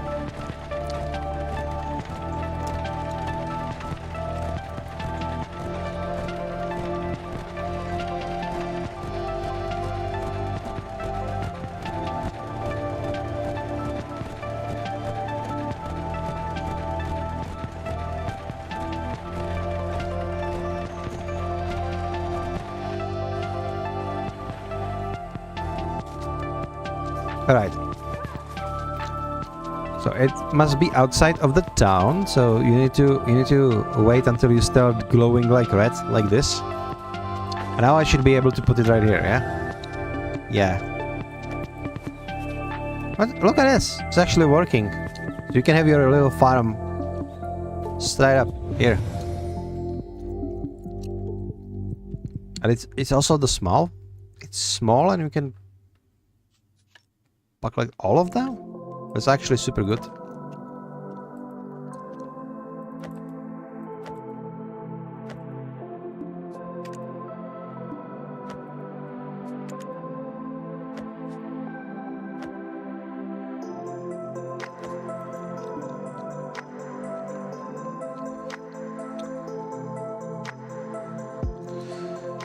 Okay, I don't have enough, so let's just put these wheat seeds in here for the time being.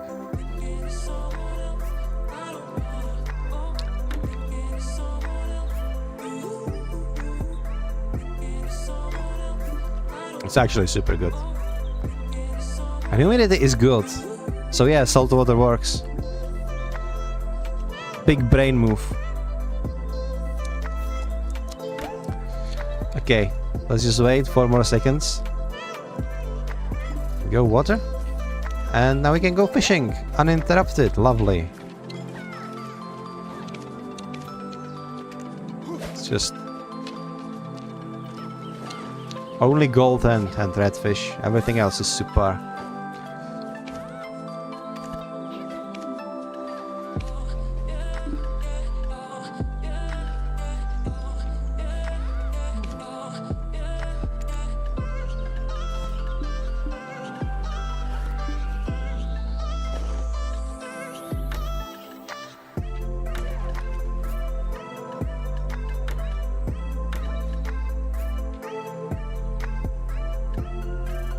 Okay.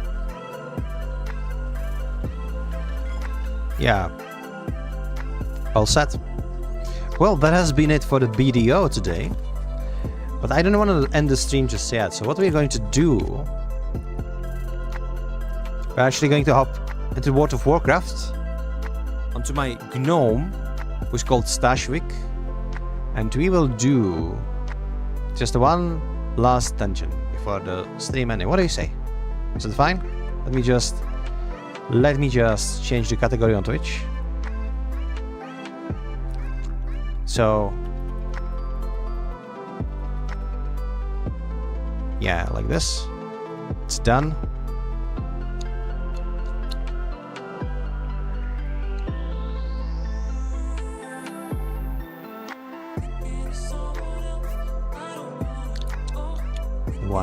Only one dungeon, one little dungeon from War Within.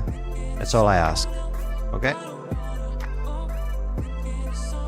You just chill a little bit.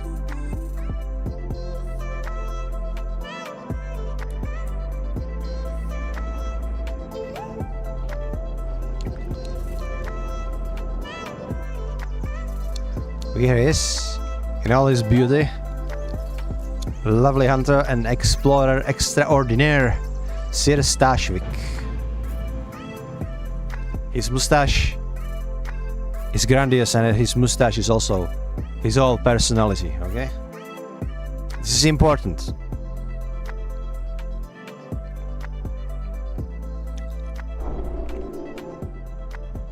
Isn't he lovely?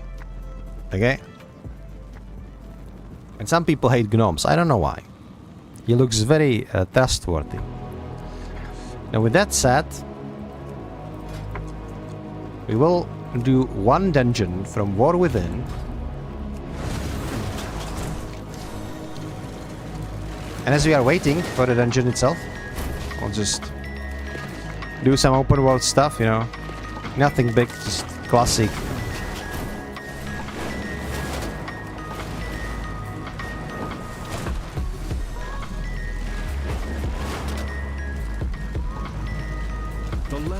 Are stretched thin for the Arathi to survive. I think there is one quest that I would like to do, and this is that one in the lighthouse. I kind of keep doing that one over and over again with various characters, I mean.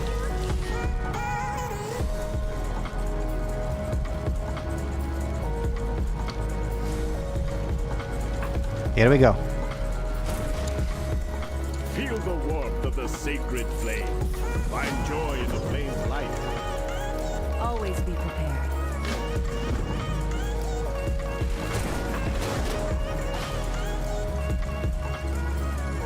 There should be a herb somewhere around here. There it is.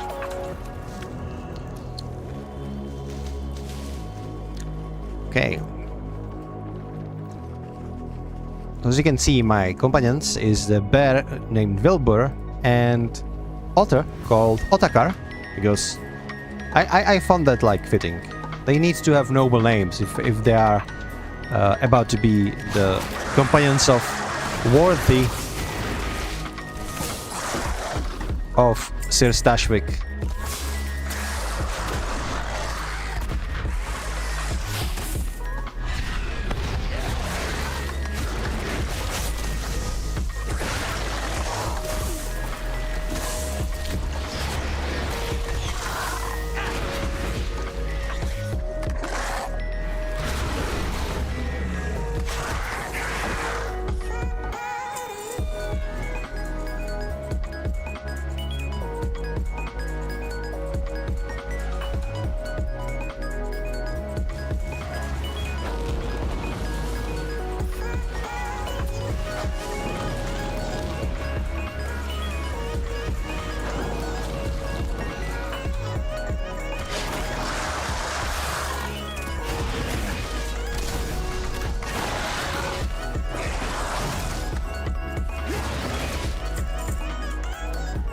Beastmaster Hunter is one of the most smooth classes in World of Warcraft, period.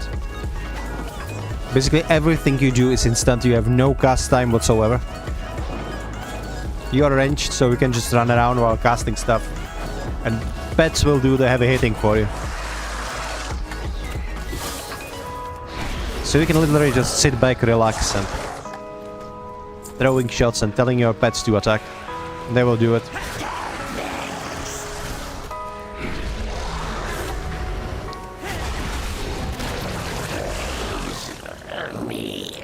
Now classes in World of Warcraft. In there's like 20 years of the existence of the game, the classes, it really went a long way.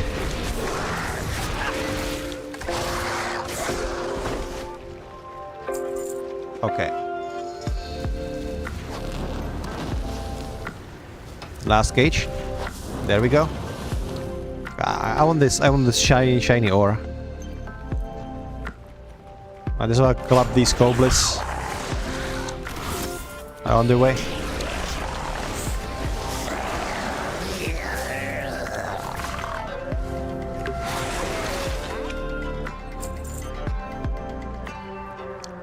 What's that?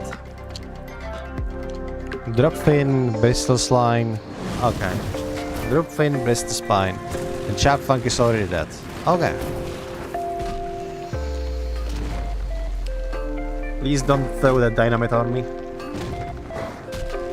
Oh, come on, dude. I'm trying to mine here. Just stop. Please. Can I have the ore?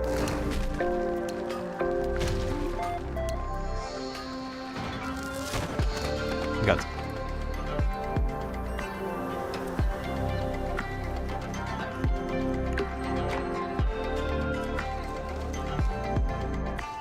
It's still baffling to me that this actually is one huge cave. This is not open world. This is literally underworld. See? There's a like shiny crystal, basically a sun. And this is the cavern. You can see the ceiling right here.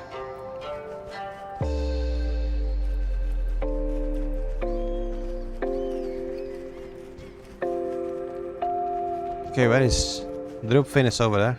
Okay, let's clap him.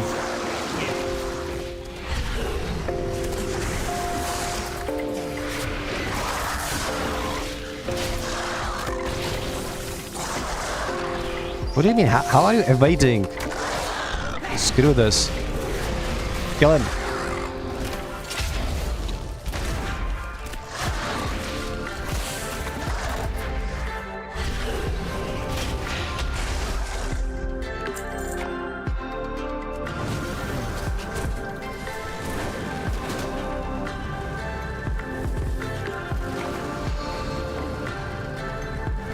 There is the last one. You can see him on the minimap. Bristol Spine. Okay.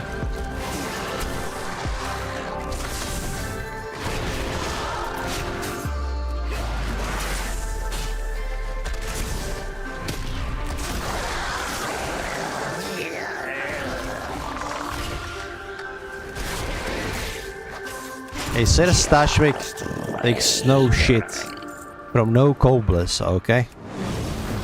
This explorer extraordinaire.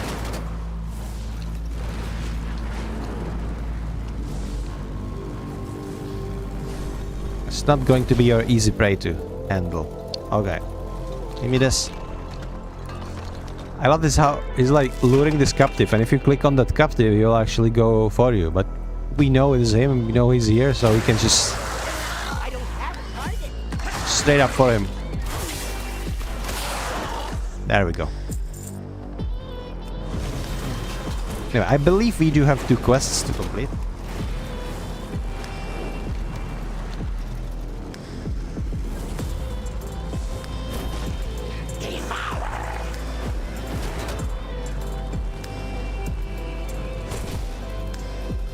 Sacred flame guide. Stay productive in the light, vigilant in the night. Perfect. If the shadows find you, call. Greetings, Let's take this one. For the Empire. But we're just gonna do the dungeon and then I'll probably call the stream off. We have been streaming for 4 hours and 20 minutes.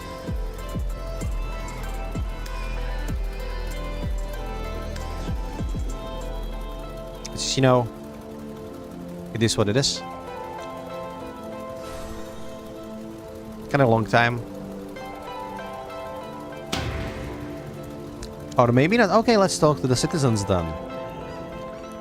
Until the DPS make up their The minds. flame burns for all of us. There is always hope if we choose to look for it. What is actually happening in this quest is that We this burn brightly together. lighthouse. We are the seekers of light. I have like a hero Outsiders are a welcome surprise.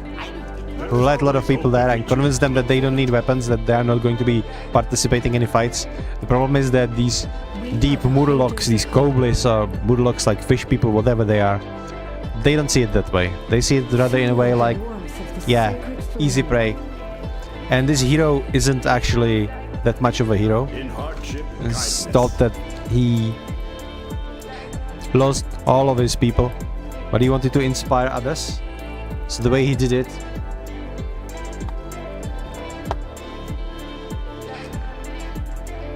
so the way he did it is that basically then they made up the story about the hero to inspire others. But he is in fact a coward. So yeah, there you have it. Okay, let's go to the dungeon this time for real. Ah, we have a... This is Ashkahet.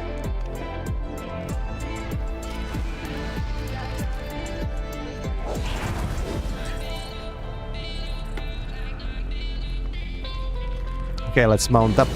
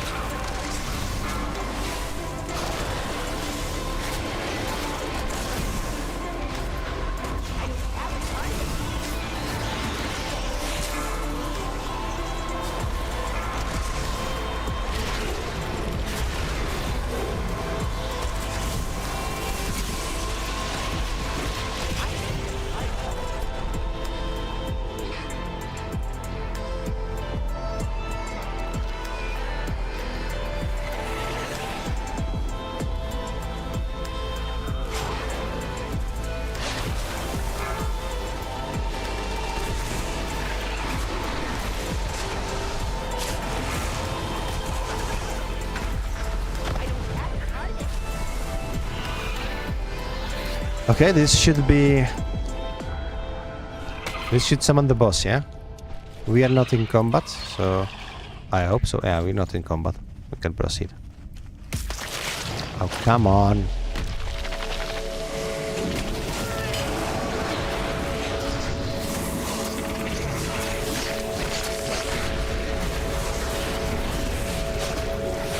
AOE incoming.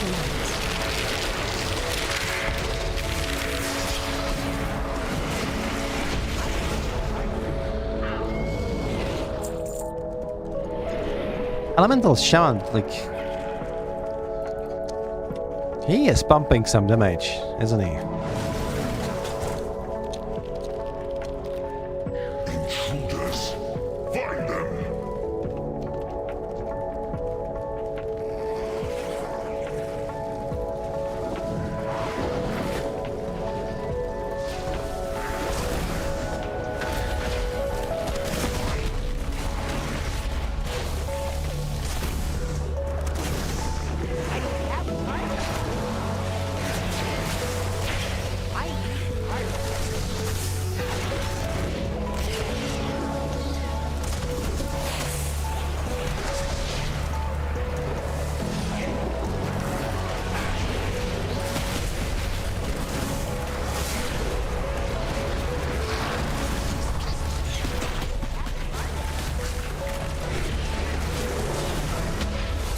Oh yes, the pull everything tactic, it's always lovely.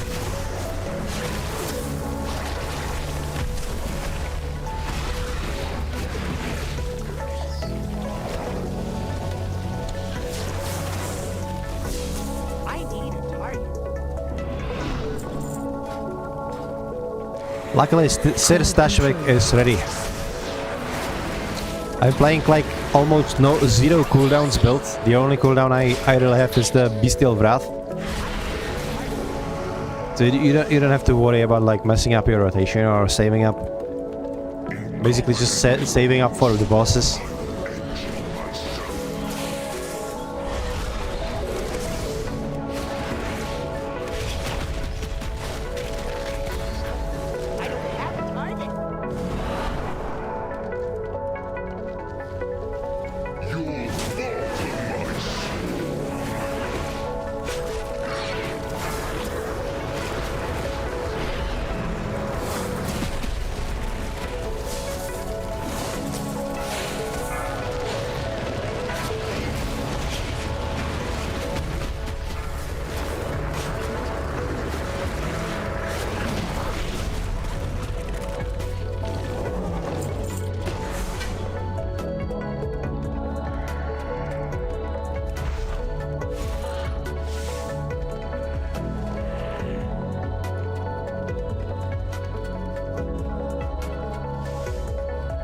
Once, my people thrived under the guidance of the Black Empire. Queen Nephris refused to reclaim that glory, but no more. Ansarek and the Black Blood will usher in a new age for Ashkahet.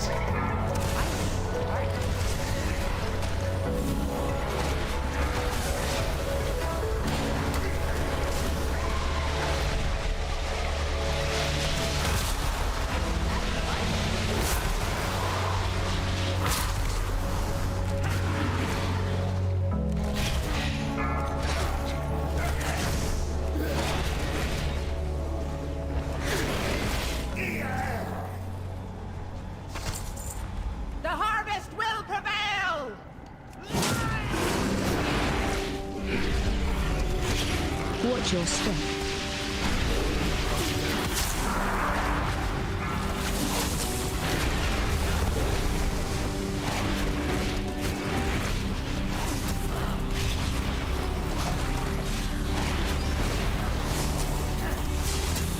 Watch your step.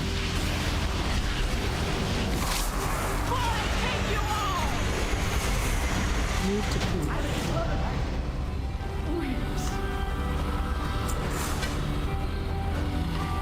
That's about it. Yeah, I'm moving another one, guys. Sorry. As I said, we are going to do one dungeon to wrap things up.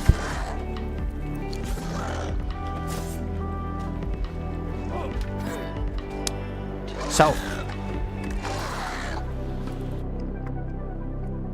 this has been our stream for today. I will try to find a better time when to stream Clair Obscure Expedition 33. So stay tuned for that. I believe that story games do have its place. Okay? I hope you enjoyed your stay. If you did, tell me about it in the YouTube comments. Give me a like. And I hope to see you next time we are going to play some games together. Thanks for watching. Have a nice day. Bye.